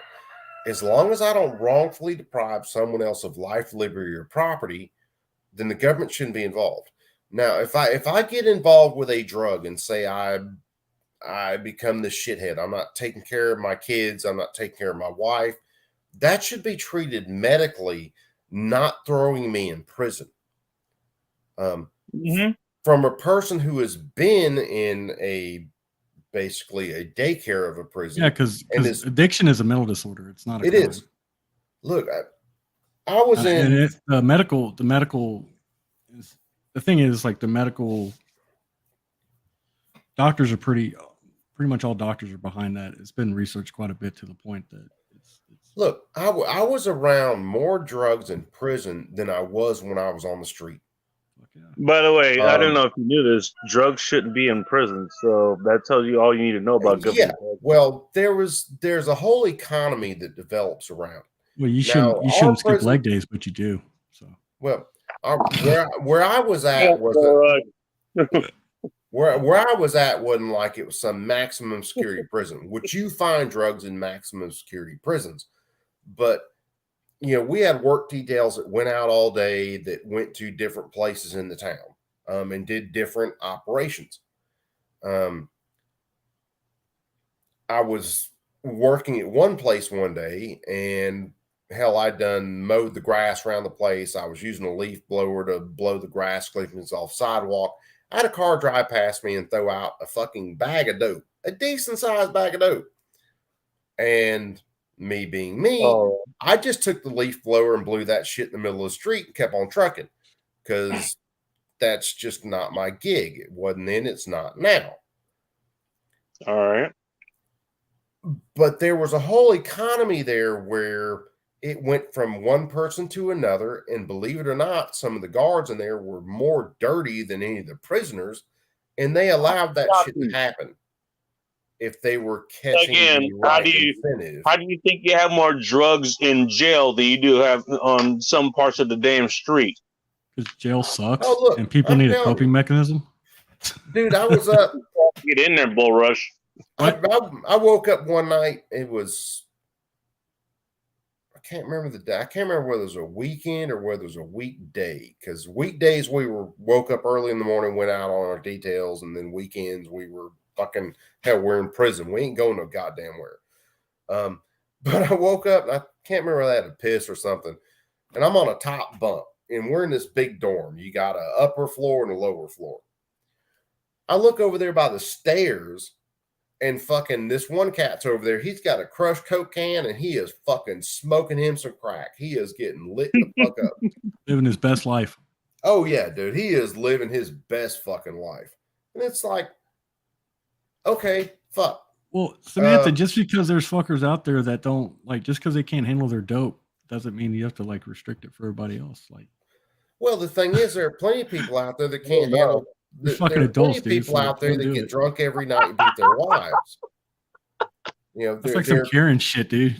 No. Could be a fucking Karen. Jesus like Christ. I said, there are plenty of people out there that will get drunk and beat their wives. There are plenty of people out there that will get drunk and harm their children. You know, when it reaches the level of you harming someone else, then you need to be restricted and have your freedom taken away. If it's simply you're to the point where you are becoming a danger to yourself, what about a treatment program? Because there are plenty of studies that have been done that show that if you take a drug addict and you put them in a treatment program, you will create a person who wants to stay sober. If you take a drug addict and you put them in prison, all they do is find drugs in prison, and they will do many things to get their drugs in that prison. Almost as if it has the exact opposite effect of what was intended, you know? Yeah. Almost. It really does. Dude. And Shit. and you don't take people with mental issues, and this is another problem we have with the justice system in the United States. You don't take someone with a mental issue and put them in a prison, especially in the general fucking population. Well, that's because we Fuck have them up worse. That's because we have a nearly non-existent mental health system in this country. It was basically Reagan killed it under Well- pressure from a lot of people. Reagan signed some bills that basically took our mental Reagan health system and strangled it. Kennedy got the ball rolling back in the 60s. Well, yeah, he did. Because he had a younger sister who got lobotomized basically, and it fucked her up. Oh yeah. Well, since then he'd always carried a fucking heart on for it. Well, that was a point where the mental health system really needed to be revised, not destroyed. When they destroyed it, you took people with schizophrenic issues, and yes, some of them did some bad things, some of them just did some stupid shit, and you put them in prison with a bunch of people who don't do anything but make that condition worse. My first couple you talking about people, usually the people who go into prison, you know, one of the reasons at least that you can get all kinds of drugs and stuff in prison. This kind of goes to Samantha's question, her last question here. Yeah, you can get a lot of that shit on the street too, pretty cheap, but somebody can get in jail cheaper. Is like the people who are in prison are the ones who are orchestrating this shit to begin with, so they know how to orchestrate this kind of thing. You know? Look, some of it is orchestrated by the guards themselves because they make money off of it. And some of it comes from if we give these people that we are guarding certain amounts of things, maybe they won't be as large of a pain in the ass. And we make money off of it. Only too many friends are right. I was sitting in a dorm. I need another pack of cigarettes. But I was sitting in a dorm, and this had to be a holiday. And I can't remember, it was Thanksgiving, Christmas, something like that. There was so much fucking pot smoke in that goddamn dorm. It smelled like skunks were dying everywhere. And you had a guard walk in that joint and just literally say, look, you guys need to calm the shit down. It's getting way too loud. And then walked out. That sounds about right. That sounds about right. Now, I have been there in other mornings where they come in there at 4 a.m, stripped us all down naked, and we had to go stand around and show our junk off for fucking 30 minutes. Because the state got the idea they were gonna, do their thing. The thing is, almost every inmate in that joint knew it was happening before it happened, and they squirreled their shit away, and it was all good by lunchtime. Our prison system. By the way, Samantha, for your lowest comment, he said if they just worked and paid the drugs like a functional user, they more than likely wouldn't be in jail. You still have a lot of people who are in suburbia who they're like fucking cokeheads, or they smoke weed, or they. Dude, I know people. Yeah, I know people live in suburbs of fucking like meth addicts. Like they're functional meth addicts and shit. Yep. There's a lot of people who are like that. You wouldn't even know that they were on drugs until you actually saw them. Here's something for Samantha, and you have to understand this. Our drug laws have gotten so stupid it's not even funny. Okay. I've been on. That's an understatement. I have been on and off. Yeah, it is an understatement. Believe me. I've been on and off long-term pain management for years because my back is fucked. I don't have an L5S1 disc. It basically looks like a squish slug. Scoliosis, arthritis, disc disease, L5S1, L5S2, all that shit is shot. That's right above the coccyx too, dude. So like sitting here, sometimes when I stand up and move, it's merely because my legs have gone numb and I have to get up and move a little bit. As long as it's not that third leg that's numb, you're all right. Hey, that has gone numb. Well, that motherfucker working. If you have never felt that joker go to sleep and just tingle, let me tell you something. That is an odd feeling. Well, I've had mine tingle like that, but it was through different means. Yeah, well, this is a way different feeling.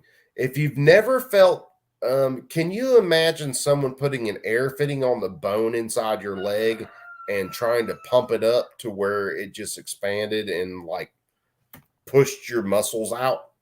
If you've never felt pain, I had that happen with my lower right leg actually a couple years ago.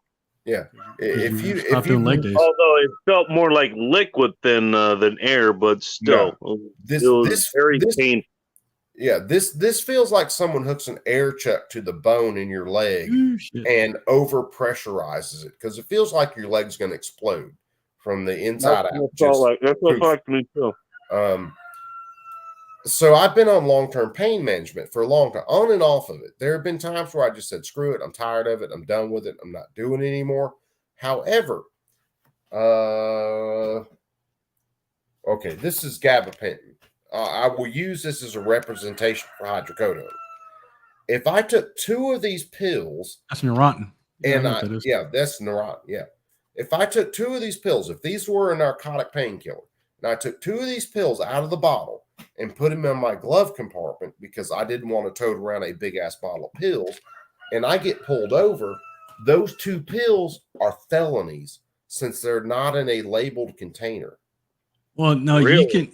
The reason you can get, like, if you had to go to court over that, you could show them that you had. I could fight it to a point again if I had a lawyer that was worth a fuck. Yeah. Now, but usually they'll hook you up. Normally they'll hook you up because they don't know what that is. So it's like these cops now. By the way, the function he uses, Samantha, the reason they're functional users is because they're out of prison and they're actually producing for society. So that's kind of a moot question. The thing is, and I'll go back to this: if whatever I'm doing is not wrongfully depriving someone else of life, liberty, or property, then the government shouldn't be involved in my life. If I wanted to grow an opium field behind my house and nobody got deprived of life, liberty, or property, why is the government involved in it? Yeah, Yes. people And the problem is, people are allowed like- to do stupid shit to fuck up their lives. That's that's Well, the I whole feel- thing. It's like I feel the same way about a lot of freedom, things. dude. Yeah. Well, it is. Freedom. people have the freedom to fuck up their lives. It's you have the freedom to decide for yourself Mhm. whether or not you are going to be a person who, is a complete shithead or not a complete shithead. That's why I don't believe in censorship. Parts are missing. Yeah, that's why I don't believe in censorship. Let people talk. If they are a racist piece of shit, let them talk all they can. Let them That show way, their ass. that's Oh, what and by the way, now that you mentioned that, you brought this up earlier. It's like, okay, yeah, if a business should be able to discriminate, they should be able to refuse service to anybody for any reason. anybody. But the federal thing is like, you can't do it based on race or whatever. And I understand why that is. I even kind of agree what it is. But you know what? And honestly, fuck that. If someone else is discriminating against me because I'm black and walk into their business and they don't want to serve me, guess what? All they're doing is telling me that, okay, this is a business I don't want to be around. This is a business that other people that I might know who might share my genetics might not want to be around. Yeah. And they're just going to destroy themselves. That's the thing. Is like I wouldn't patronize that place either because they're shit. Well, at it. that's Yeah, that's the and thing. that's the other thing. You know what? Anyone else who disagrees with that kind of thing, which is going to be most people, it's like, Yep. oh, you're gonna discriminate against black people just because they're black. Like you haven't even had any fucking black people break into your business. Like you're just gonna do it? Okay, fine. This is hypothetical, all that stuff, all understood. But still, it's like most people are gonna. The free market is gonna take care of that problem. That's much. it. You don't need any Think government about it. regulations to deal with that. That's like that business up there, and I think it was in Washington. I can't remember exactly where I it know was which one you're talking about. It was Look at- actually I said that I put this in the comments. First of all, it was in Portland. Yep. It was the one that said, yeah, we're going to charge men more than women. And guess what? Men didn't fucking show up there. And I guess what? Even in Portland, a whole lot of women didn't show up there either. And they closed after what? Like, I don't even think they made it a year. They didn't even No, make it a they year. didn't. They didn't last but a few months. And No. see, that's the thing. If there was a business that say, I'm not going to serve black people or Mexican people, okay, I'm not going to go there. Why? Because I know they're racist pieces of shit, and I'm not going to go there. But guess what? They just took their market and they cut it in a third. So good luck making a profit. If No that. They will go out of business in a hurry. Let them do it. Yeah. You know, Mhm. it's their business, it's their money, they invested in it. Good luck for that. You're not And going to last long. And it's the whole thing. You know what? If you silence these people, then they can't tell on themselves. It's exactly what That you're is- saying. You know what? If That we is didn't one of my silence, big it's like, things. you know what? Let them say that. We're not going to serve black people. We're not going to serve Mexicans.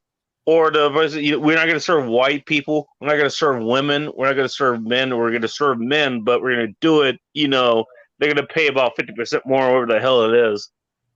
All they're doing is putting themselves out there for us. Is okay. These guys are assholes. They're judging people on things that they were born with. Yeah. That's Not what 100%. Not what they actually have done with it, but what they have absolutely no control about. Because last I checked, Bull Rush and Coop, you're never going to get as dark as me unless you decide to go. Hey, Oh, I can tan for a couple for days like and be 5 darker than you. years. I can tan for 2 days and be darker than you. I could get a tan. Hey, hold it down for just a second. I'll be right back. Like the other thing too, You like guys do y'all. like what Samantha was saying about the drugs, about people getting hurt, drug use. Like, I don't think she fully appreciates like, hang on, I mean, like cartels and shit too. Like the amount of violence that happens because of the black market of well, yeah, drugs.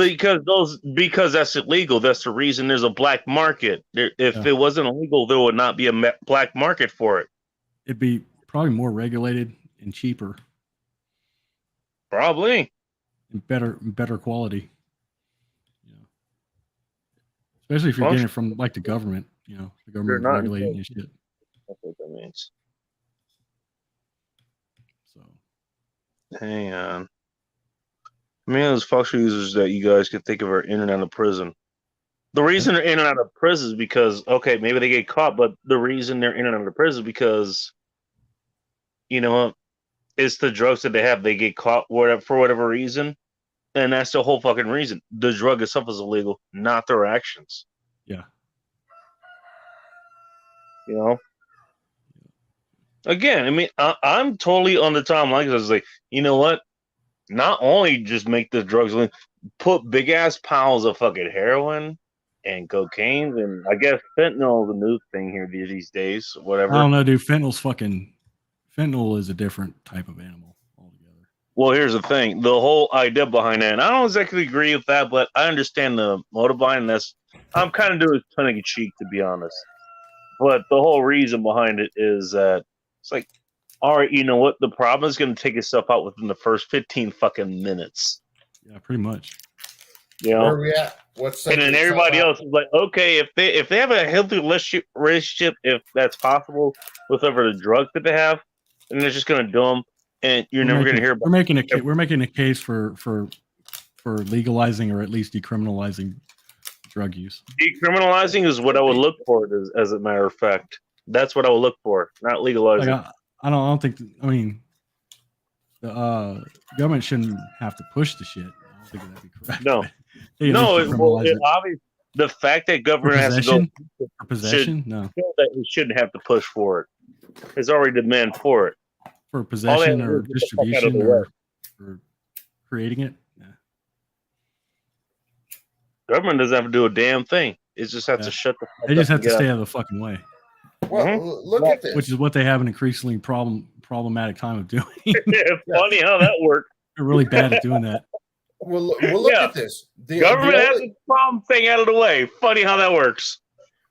Look at this. The only thing that really made, say, the mob, the powerhouse that they were, is you made something illegal and they decided they could make money off it. They created a black market for it, yeah. So that huge black market developed, and what happens when you make that black market? Well, they're making money off of it, and if you try to stop them, well, the only thing that they can do to protect that is to get violent.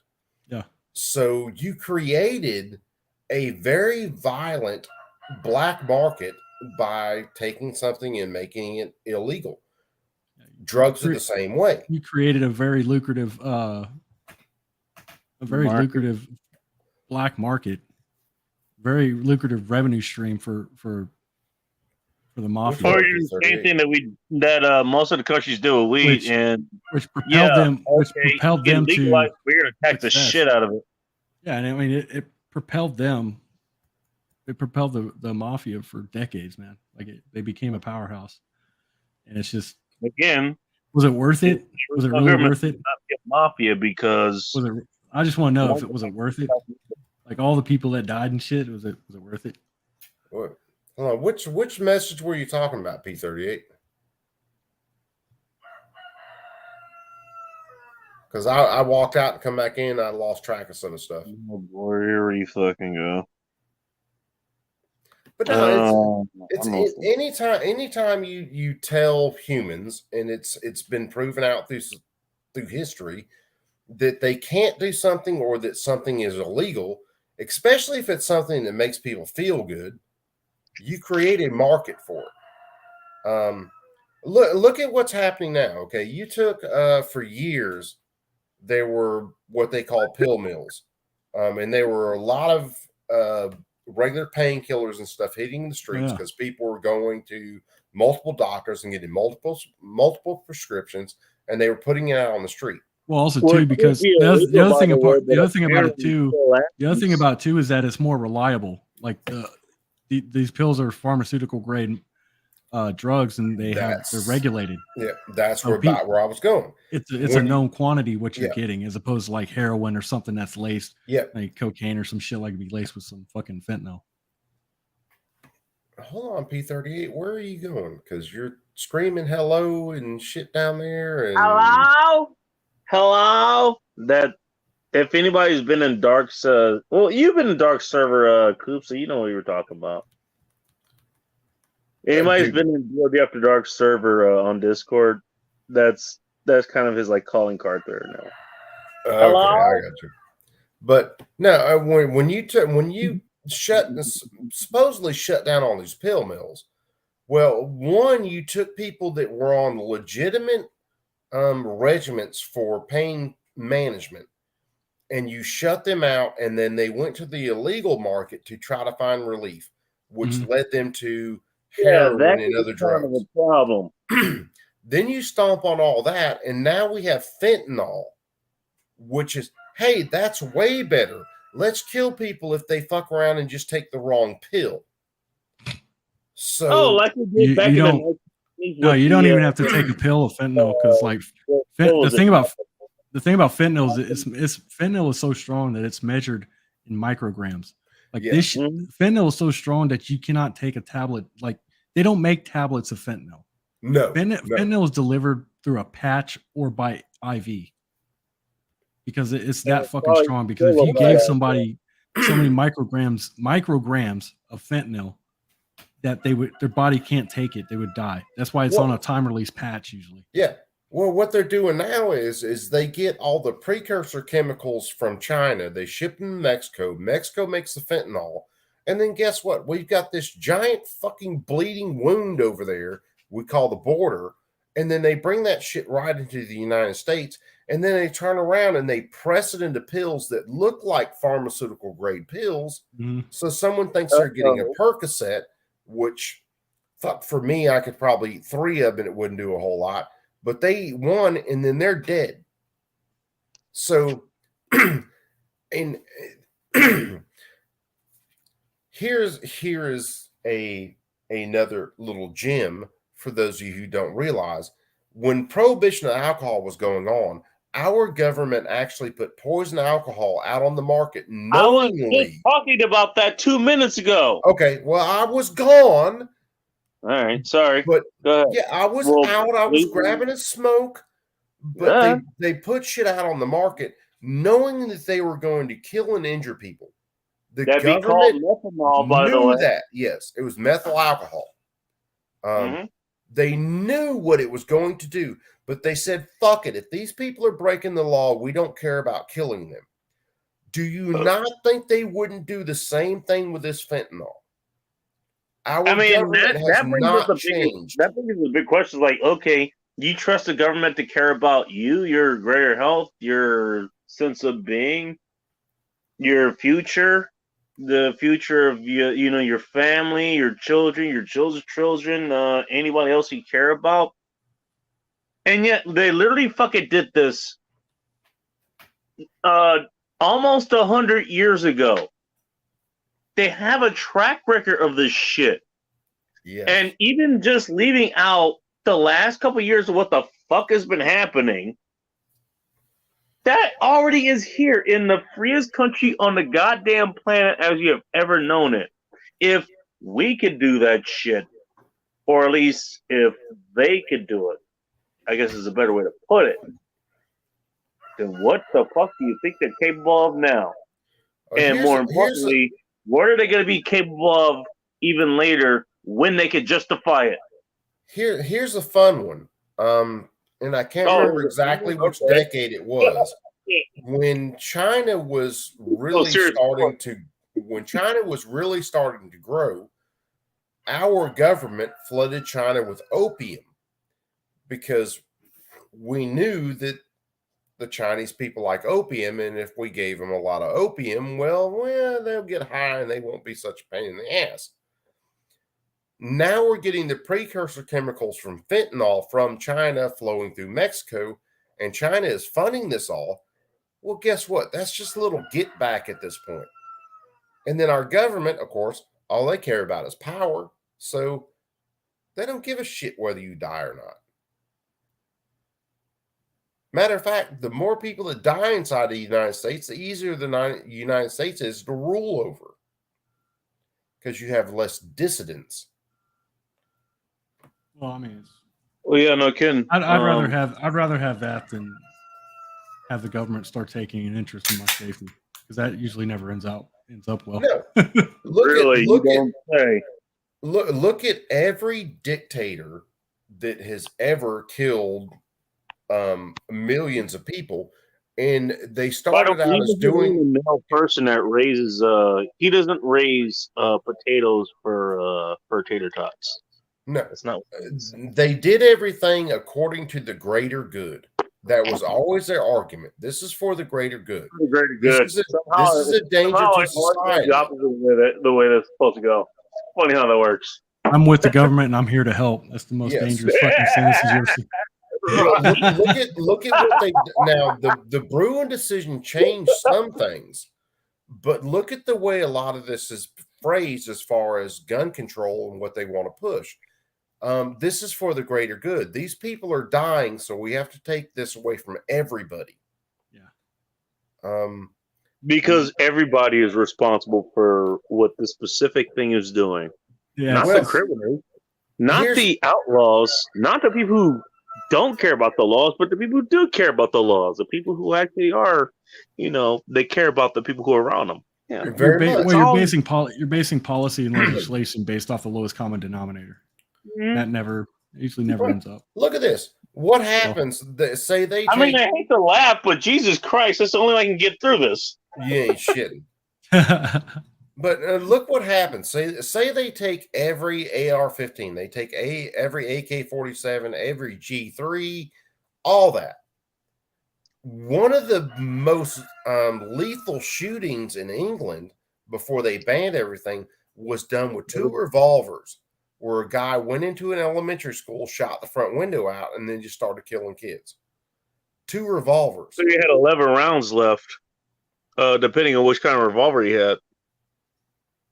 What? So, yeah, that's a what if he had 11 rounds left, but well, okay, he might have had revolvers that had like 8 rounds or something. I don't know. No, it was 2. They have 6. Revolvers got 8 rounds in a cylinder. Yeah, I think these were 2. There are some that have 8 rounds. There's some that have 9 rounds. But how popular are those? Not very. That's why it says 6 rounds. I don't know. I think these were 2 6-round revolvers. Okay. He shot the front window of the school out. He walked into school and started executing kids. And then, of course, reloaded and kept shooting. And I can't remember. I'll have to look it up and see how many were killed and wounded and all that shit. This was in the UK. I think this was in England. Oh. I'll give the fuck. Matter of fact, well, it was one of the shootings that they used to ban guns. Another one, because all they had, by the way, pretty much all the teachers probably had, if they even have this, was the fucking knives to defend themselves. I'm just saying. Well, they want to ban knives over there now. Well, they already have been trying to do that for the last few years now. Sorry, go ahead. I didn't mean to interrupt you. Sure you did. You and Leg Day.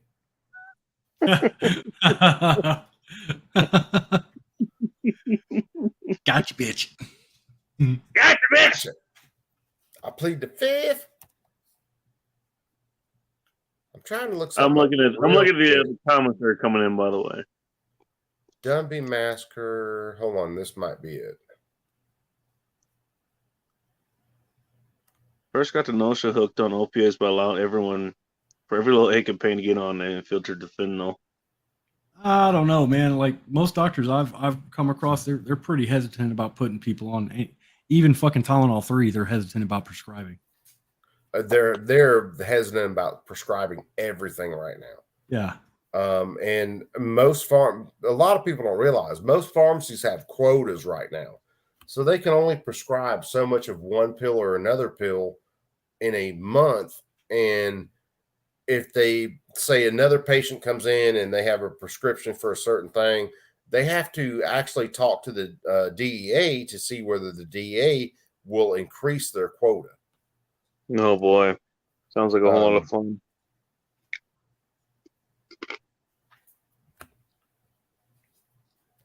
I mean, I don't know what that would do.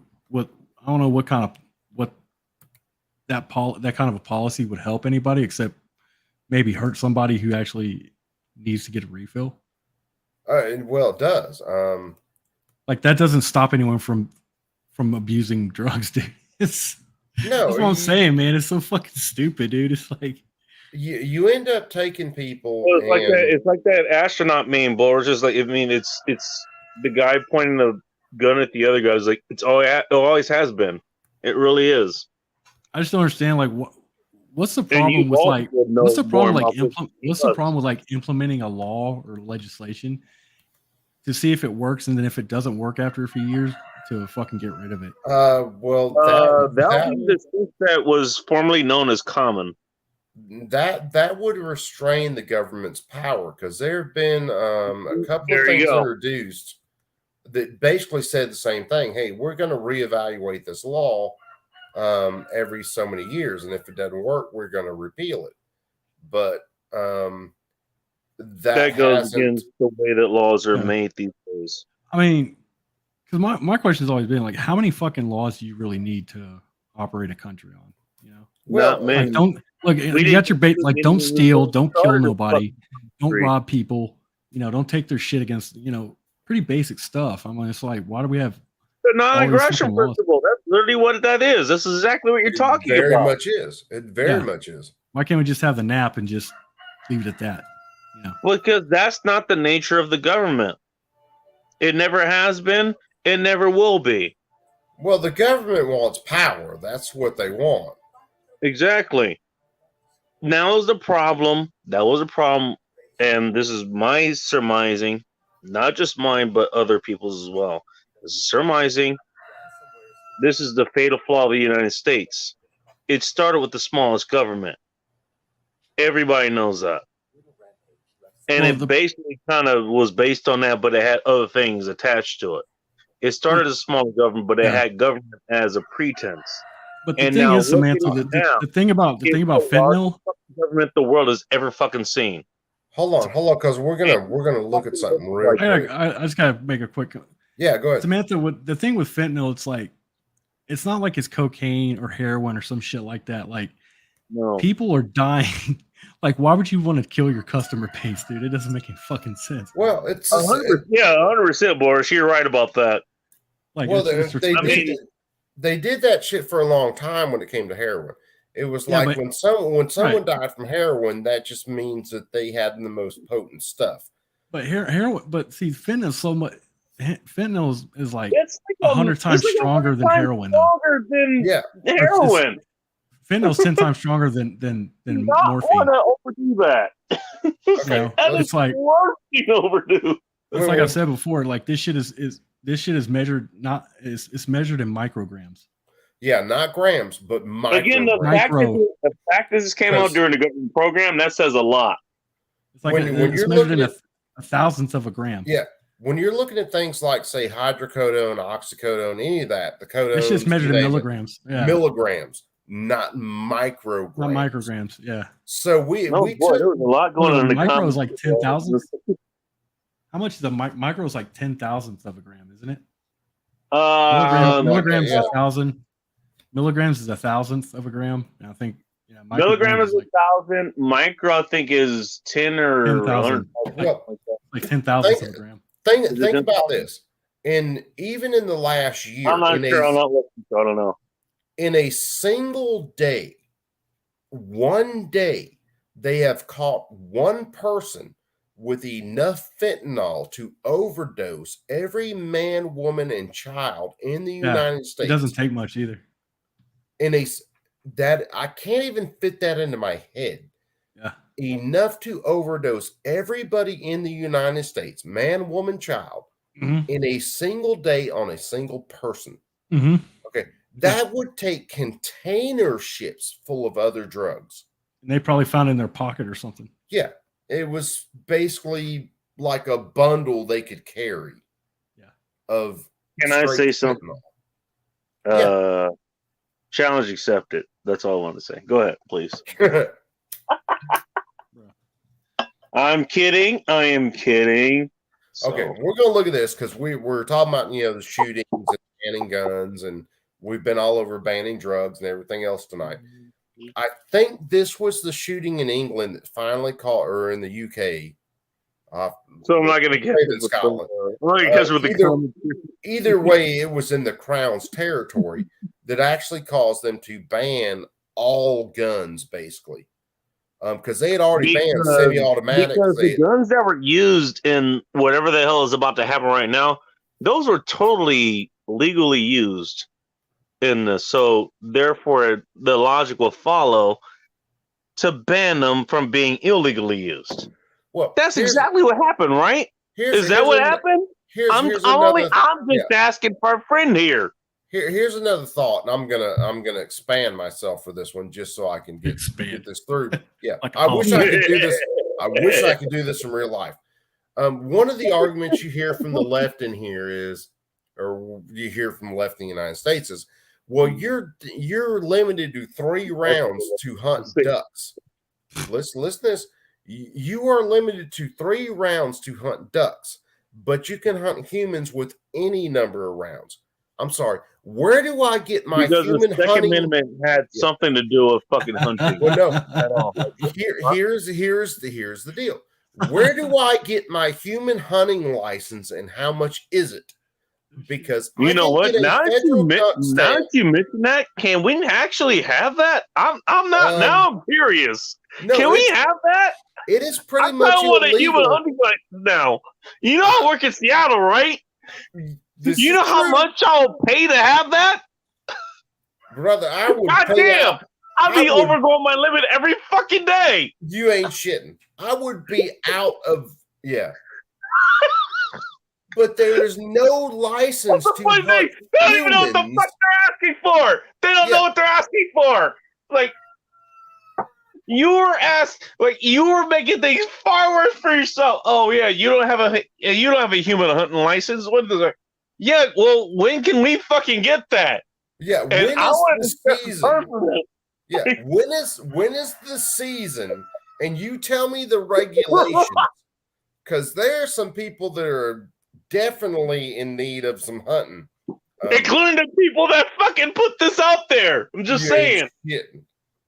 So anyway, let's get over here, because you got to realize they have banned semi-automatics in England or in the UK, all their provinces, all their territories.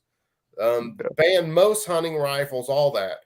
If this is the shooting that I wanted to show, not that I wanted the shooting, but I wanted to show the shooting, he used 2 revolvers, and this is what they used. So you had this slope.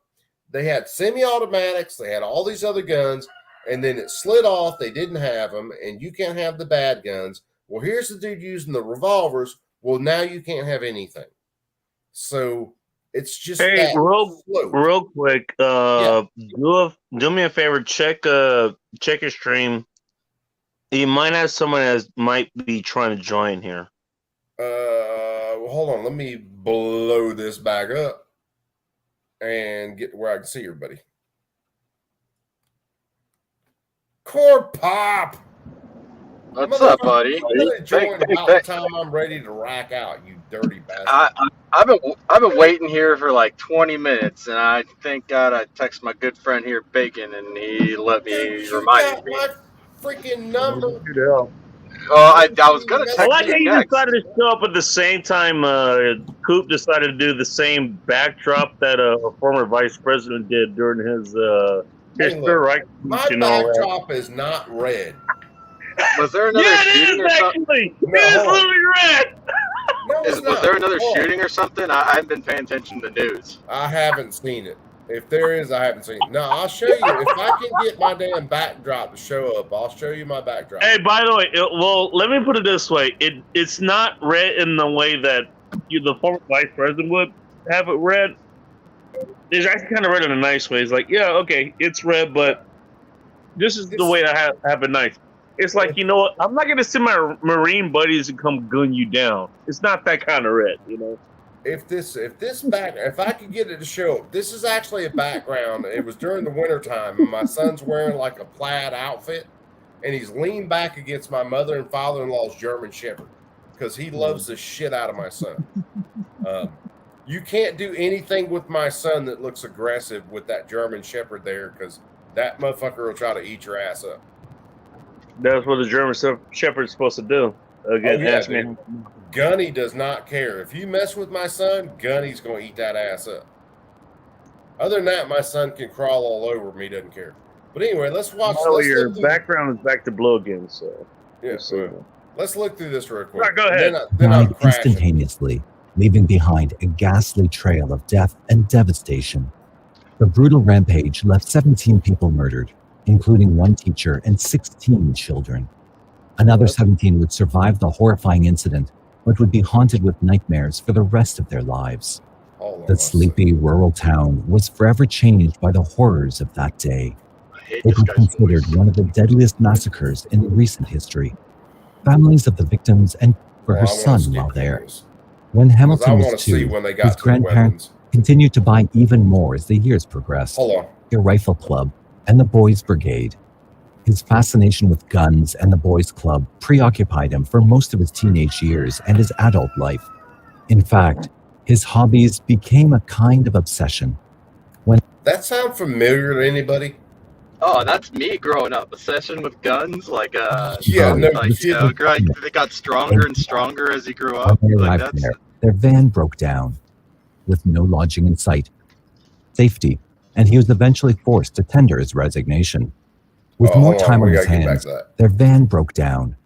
With no lodging in sight, Hamilton and others were forced to spend the night huddled together in the vehicle in freezing temperatures.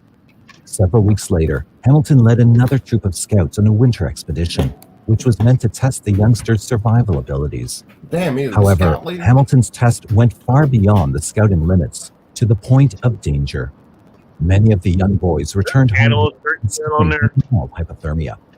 The boys' parents and scout leaders were at his do-it-yourself shop, Woodcraft, which he established in 1972. Oh, come on with the commercial. Yet, after a while, bring the commercial. I wonder what his Boy Scout shooting card was he a good shot in the Boy Scouts? He's still working with the commercial. Coop, is that an animal shirt you got on there? Yeah, man, that's Animal. Oh, okay. That's what I thought it was. I was just curious. Yeah, that's Animal, man. You gotta respect the fucking Muppets, man. Dude, I never wake up on a weekday and have you on this early. This is cool. I thought you got up early. I didn't realize you'd been up for the last couple hours. Dude, I'm starting to wear, especially my schedule right now. Hour 101. I don't have to be at work till later on Mondays and Wednesdays. So Sunday nights I'm gonna start back with the Share the Pain streams. Oh shit! Well, yeah, I fucking forgot about that. Yeah, man. So yeah, I'll definitely join you. You missed the earlier part where we were watching fucking Blazing Saddles before they shut the stream down. That was fun. That was fun. Yeah, I knew I knew it was gonna get cut off, but it actually went a lot longer than I thought it would. I thought, because I was cutting it off every now and then in talking. Actually, you were doing the right thing. As a matter of fact, you were doing the right thing. You were cutting off every 3-4 minutes. You were talking about some of the scenes and stuff, and that's what you're supposed to do. At least as far as it goes to the fair rule thing. I'm surprised it really got cut by YouTube itself. I'm surprised that happened. What's funny is fucking G23 sent me the email. I got hit for spam and deceptive whatevers. That's fucking funny to me. So anyway, let's get back to this, because like I said, I gotta get through this and I gotta crash.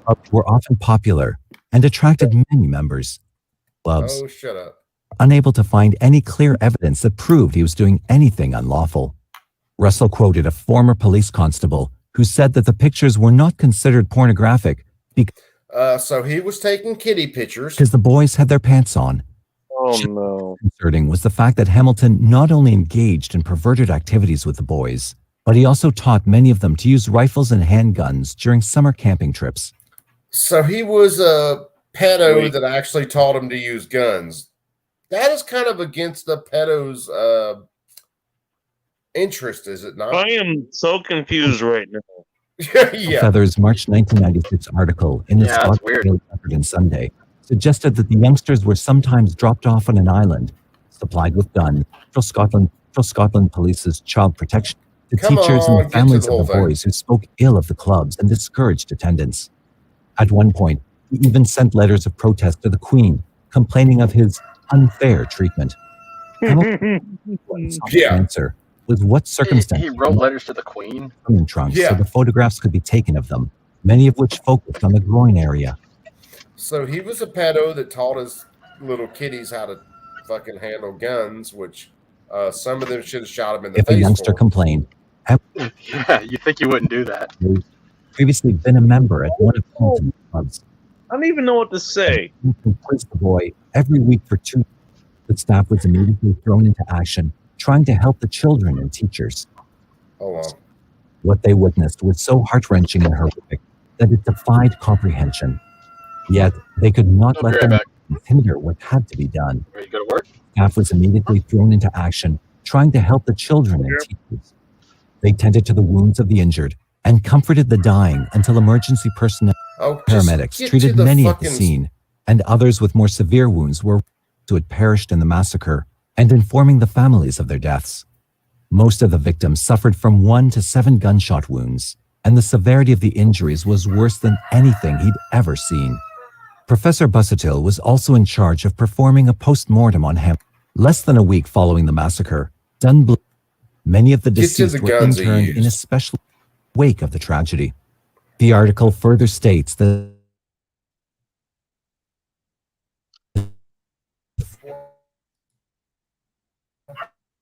Took shit. Nope. What's good, muffins? Let's build the ultimate vocal chain in Ableton. Okay, she's hot. Let's get. handgun owners in their guns were fully compensated by the existing gun laws and banned private ownership of handguns. They took their fight all the way to Downing Street, where they met with then Prime Minister John Major to discuss the issue. An April 1996 Scottish Daily Record and Sunday article stated that the group handed over a petition urging tighter controls in the wake of the tragedy. The article further states that 428,279 concerned citizens signed the petition, an enormous response by any standards. It was clear By that the way, there's a barbecue that is here. There is also Corn Pop, and there's Coop, who's the host of this channel. Yeah, the ringleader. There's also the Corn Pop is here as well. Yep. And Boros is here at some point. I don't know what the hell he's doing right now. Still here, but he was- motherfucker. Okay.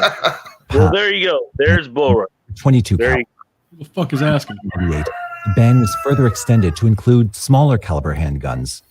Handgun owners who handed in their guns were fully compensated by the government. In other words, the government bought their guns back, even though the government never owned their guns in the first place. A September 1998 evening news Funny term, that being a buyback. rules required those applying for a gun to nominate 2 referees to testify in support of their having a license. Sound kind of like New York. You got to get references and shit. I don't know. I've never been in. Oh no, I've never been in that shithole place. I don't plan to. Of the strictest gun laws in the world, not everyone was happy with the new firearm controls. According to an August 1990 article in the Birmingham Evening Mail, the handgun ban severely affected gun retailers, gun clubs, and pistol shooting sports. Moreover, many gun advocates complained that a majority of gun-related crimes involved weapons sold on the black market and rarely guns held by licensed owners. You don't fucking say! I was about to say the same thing, brother. Really? Yeah, you don't say. Baby, quiet, quiet, loud. Law-abiding people don't break laws, but we're going to take guns away from the law-abiding people. Right? Marshall Andrews, I mean, gun control. honestly, hang on a second. July 2001. What is all gun control been? What is And you've been bringing this up a long time here. But this is pretty much my only argument. This is the only argument I think we really need as far as it goes. And if people can't get this, then there's no point arguing with them because they cannot be argued with. They're only going to figure this out when it actually literally affects them if they're alive afterwards to reflect on this. What do all gun laws do? Control.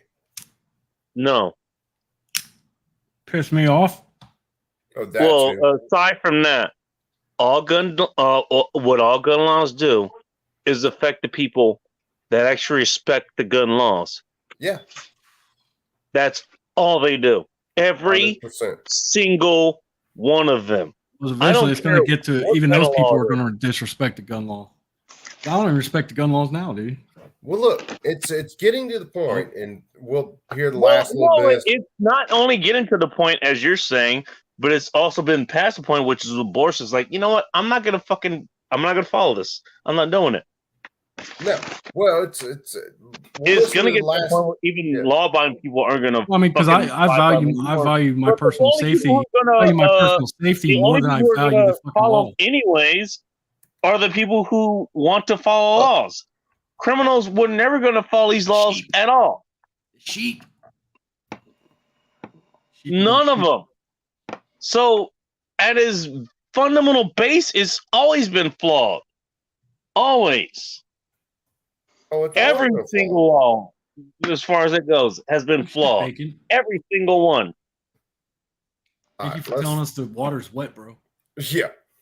No shit. Until It took me to have to come on here to fucking say this shit. almost all illegal guns start out legal, so it's not easy to draw a neat line between the two. Marshall Andrews further suggested that the gun laws should remain tough in order to keep gun crime down.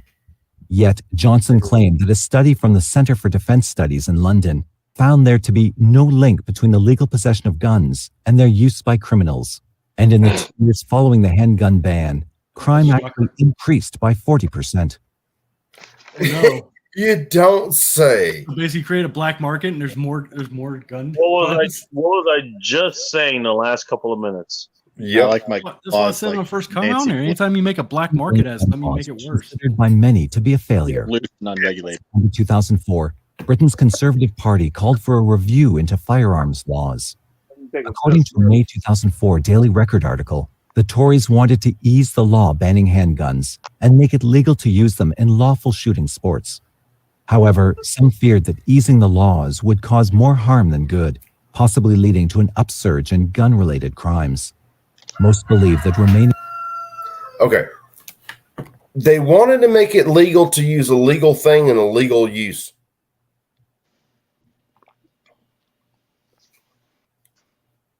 I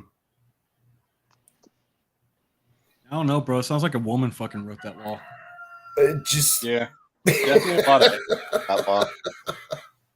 That's why you can't trust. That's why you can't trust them to write anything past the fucking grocery list. Which occurred in Dunblane from ever happening again.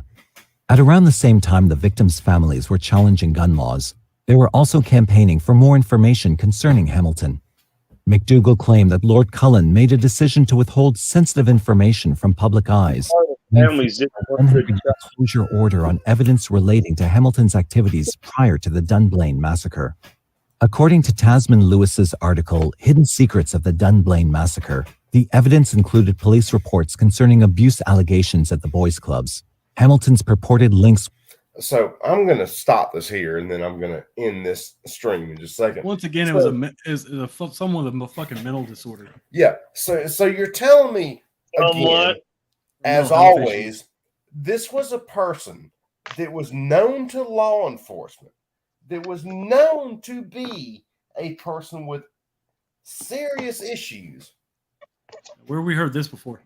Yeah. And asking for a friend. And then you want to strip all law-abiding people from their firearms Because of what non-law abiding people did. Yes. Just one crazy fucker did, you know. Isn't it funny how that fucking works? Isn't it funny? So we hear this constantly. It seems like every time there's a shooting, like the last one in Uvalde. Well, the law enforcement knew about him. Law enforcement had been introduced to him, and law enforcement didn't do shit.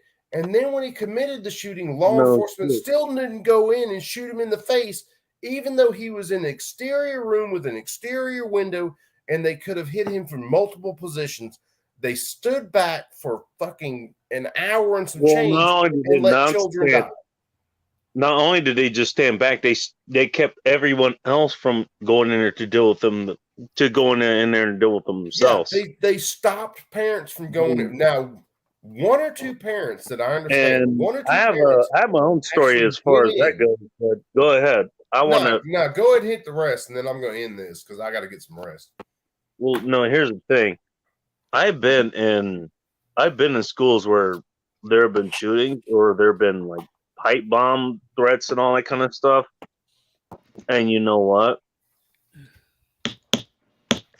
There was nobody there to defend us. No one. No. But most of the people could do it, and at least they did this. They didn't do this in Uvalde, apparently. Otherwise, you wouldn't have this guy walking into, classrooms to shoot up an entire single one. We actually locked down the classrooms because the threats were real. They were real. Whether there was a shooter there or whether there was a pipe bomb threat or whatever, we actually took that shit real fucking seriously in Inglewood.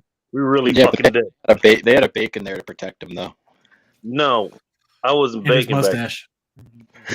I wasn't that mustache locked the doors down, and I was a kid. But you still had a mustache. But Yeah, you still no, didn't have no, that's legs. a good point. He hadn't grown the mustache yet because he was a kid. He does have a point. Well, maybe. I think Bacon was born with that mustache, though. It's true. He was That's born what with a helped him come out of his mom. Yeah, he was born with a mustache and stilts for legs. Just Well, parted. my point being, you.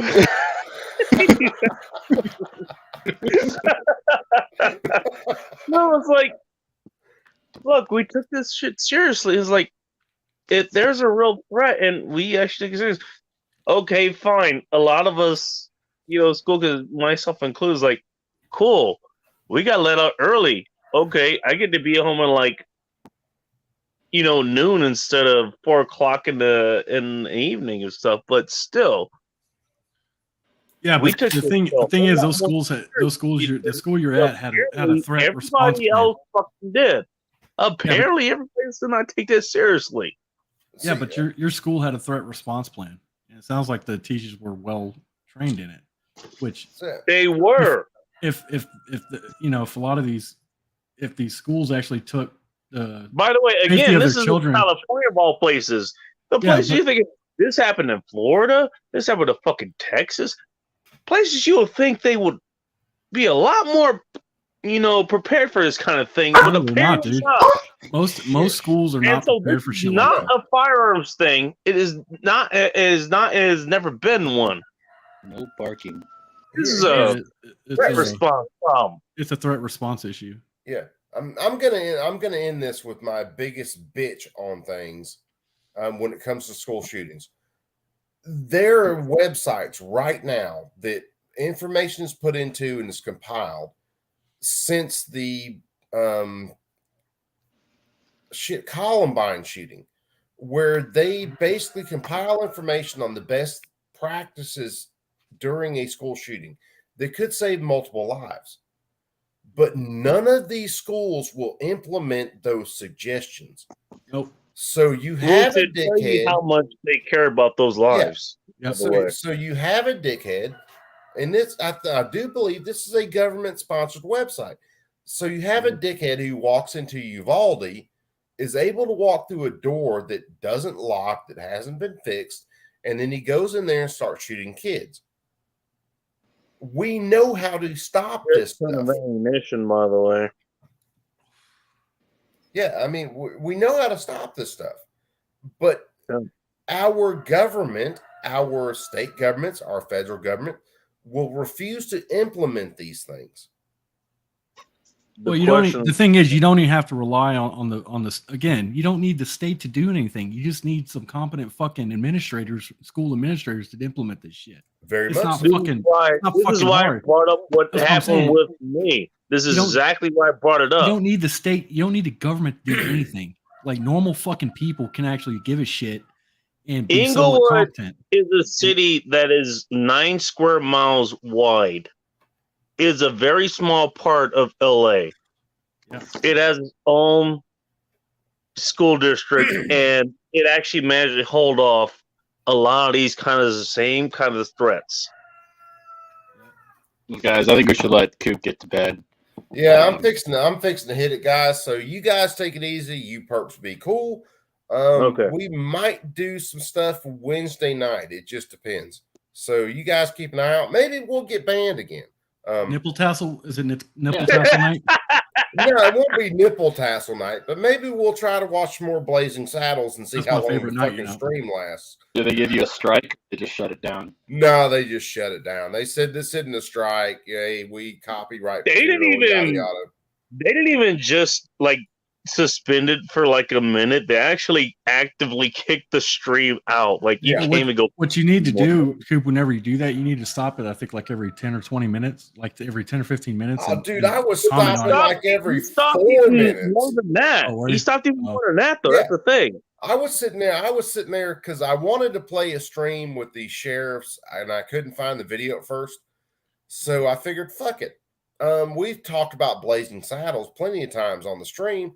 I'll go ahead and play that, and I'll finish up my SDI work because I had a few assignments That for was SDI. enjoyable, by the way. That was Yeah. that was highly enjoyable.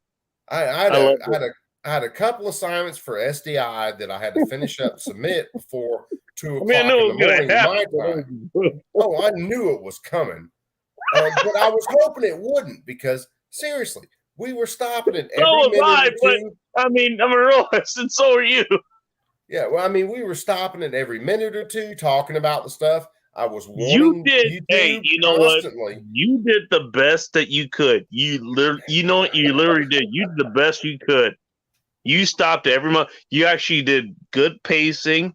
You had good commentary for that. You reintroduced it at the best times. You did a great job. You did a fantastic job of doing that. It was the fact that you got cut is because YouTube fucking hates you. That's the only fucking reason. Otherwise, you did a very good job of it. I don't You think did a very good job. I don't think YouTube wants to admit that I got that movie off of their very own server. I think they might And have sent you just because of that. I'm just saying. And it uses Yeah, the let's language point out it that I uses. got this off of your servers. Yeah. Yeah. Okay. I got this. What could You possibly go wrong? you suggested the movie, and I got it off of your fucking site. I paid you money for it, and you profited off of it. And now you And want to still cut are. the stream. Yeah, and it's still there. I'm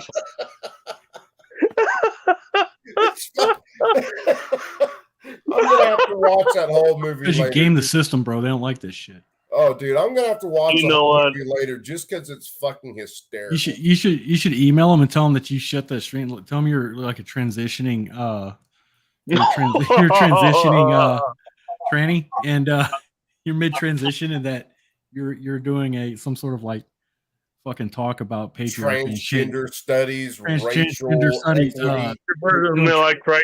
Gender studies commentary on patriarchy. I've got to fit in at least racial studies, transgenderism, You're transitioning- patriarchy.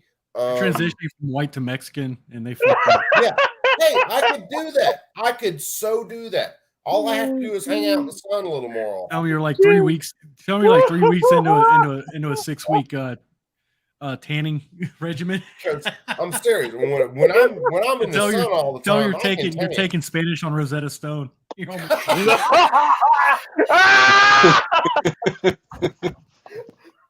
Tell them the only thing I've been taking Spanish on Rosetta Stone for the last 3 weeks, and the only thing I can remember is no habla inglés. Apparently that's what you need to say when you cross the border. Shit, I'm Can gonna I do tell that. you something? If I You do know that, what? will they I'm take glad me I to was at least there Martha's for that Vineyard? moment. I need a So vacation. I was at least there for that moment. So I'm always gonna have that memory. That's gonna be special in my brain pan. You know, I'm It's just too saying. bad they dropped the whole stream and like fucking deleted it. I know, that's what I'm saying. It's like at least hey, you know what? They dropped on the stream. I can go back and look at it, but at least I can remember I was there. No shit. I was there. You know. All right. Well, you cats, I'll tell you what, you cats take it easy. I do have to get a couple hours sleep. I love all of y'all. You do Y'all that. kick ass. And I am out, perps. You guys take it easy, be cool, and keep that thing on you at all times. Later, We didn't I'm see out. that, by the way. Huh? In case Susan Wiki asked, we didn't see that. No. Susan Wiki. This is a grip module. That's the Seriously. biggest Pez dispenser I've ever seen in my life, dude. Hold on. Because you want because let's put fake because reasons. Where's Where'd that? that dispenser come from? Oh, hey, this is a mag holder. This is a mag holder that I built. For those of you guys who didn't see the No, whole. that's one of those fun dip things that you dip in the candy and lick it off. Oh yeah, it's fun dip, all right. It's a fun dip. That's what that is. And I still got a fucking. I'm running Fucking behind. bull rush of all people. I was gonna crank the printer back up. Where the fuck is it? I can't see shit because my lights are off. Jesus Christ. Hold on. I can't see shit because my damn lights are off. Hold on. We're going to crank the phone up for a sec. You guys have a good day. I'll talk to you guys later.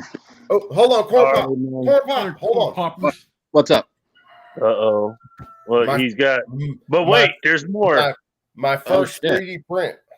Oh, bro. That's a nice ring pop. One. It's a massive ring pop, too. That looks Look sick, at the bro. freaking- What flavor is it? You do the Fucking stippling? Chairman Lawn. Yeah, the texturing looks great on it. Oh, man. Look at that shit. You did that as a 3D print. That is impressive. Oh, that's Chairman Juan, dude. All I Hey, did can was you, download the file and fucking hit print. Can you 3D print bacon some legs? Actually work? No. There's No? some things that 3D printers apparently aren't capable of because I've done some research, and apparently they can't make people legs. So he's Damn it. stuck as a stork. Sorry, I asked for him bacon. The best he can do is get I a Halloween appreciate it, but I costume. outmatch most things. What can I say? Yeah, the best Bacon can do is get a Halloween costume like Batman and cut the biceps off and stick them on his legs. That's not going to happen, bro. It's not All going right, to that's the best Bacon can do. Jesus. You guys get out of here. I love all of y'all, and That's so I will savage, catch though. you guys after a while. Can I mention that I hate all of you? Y'all be cool. All right, y'all.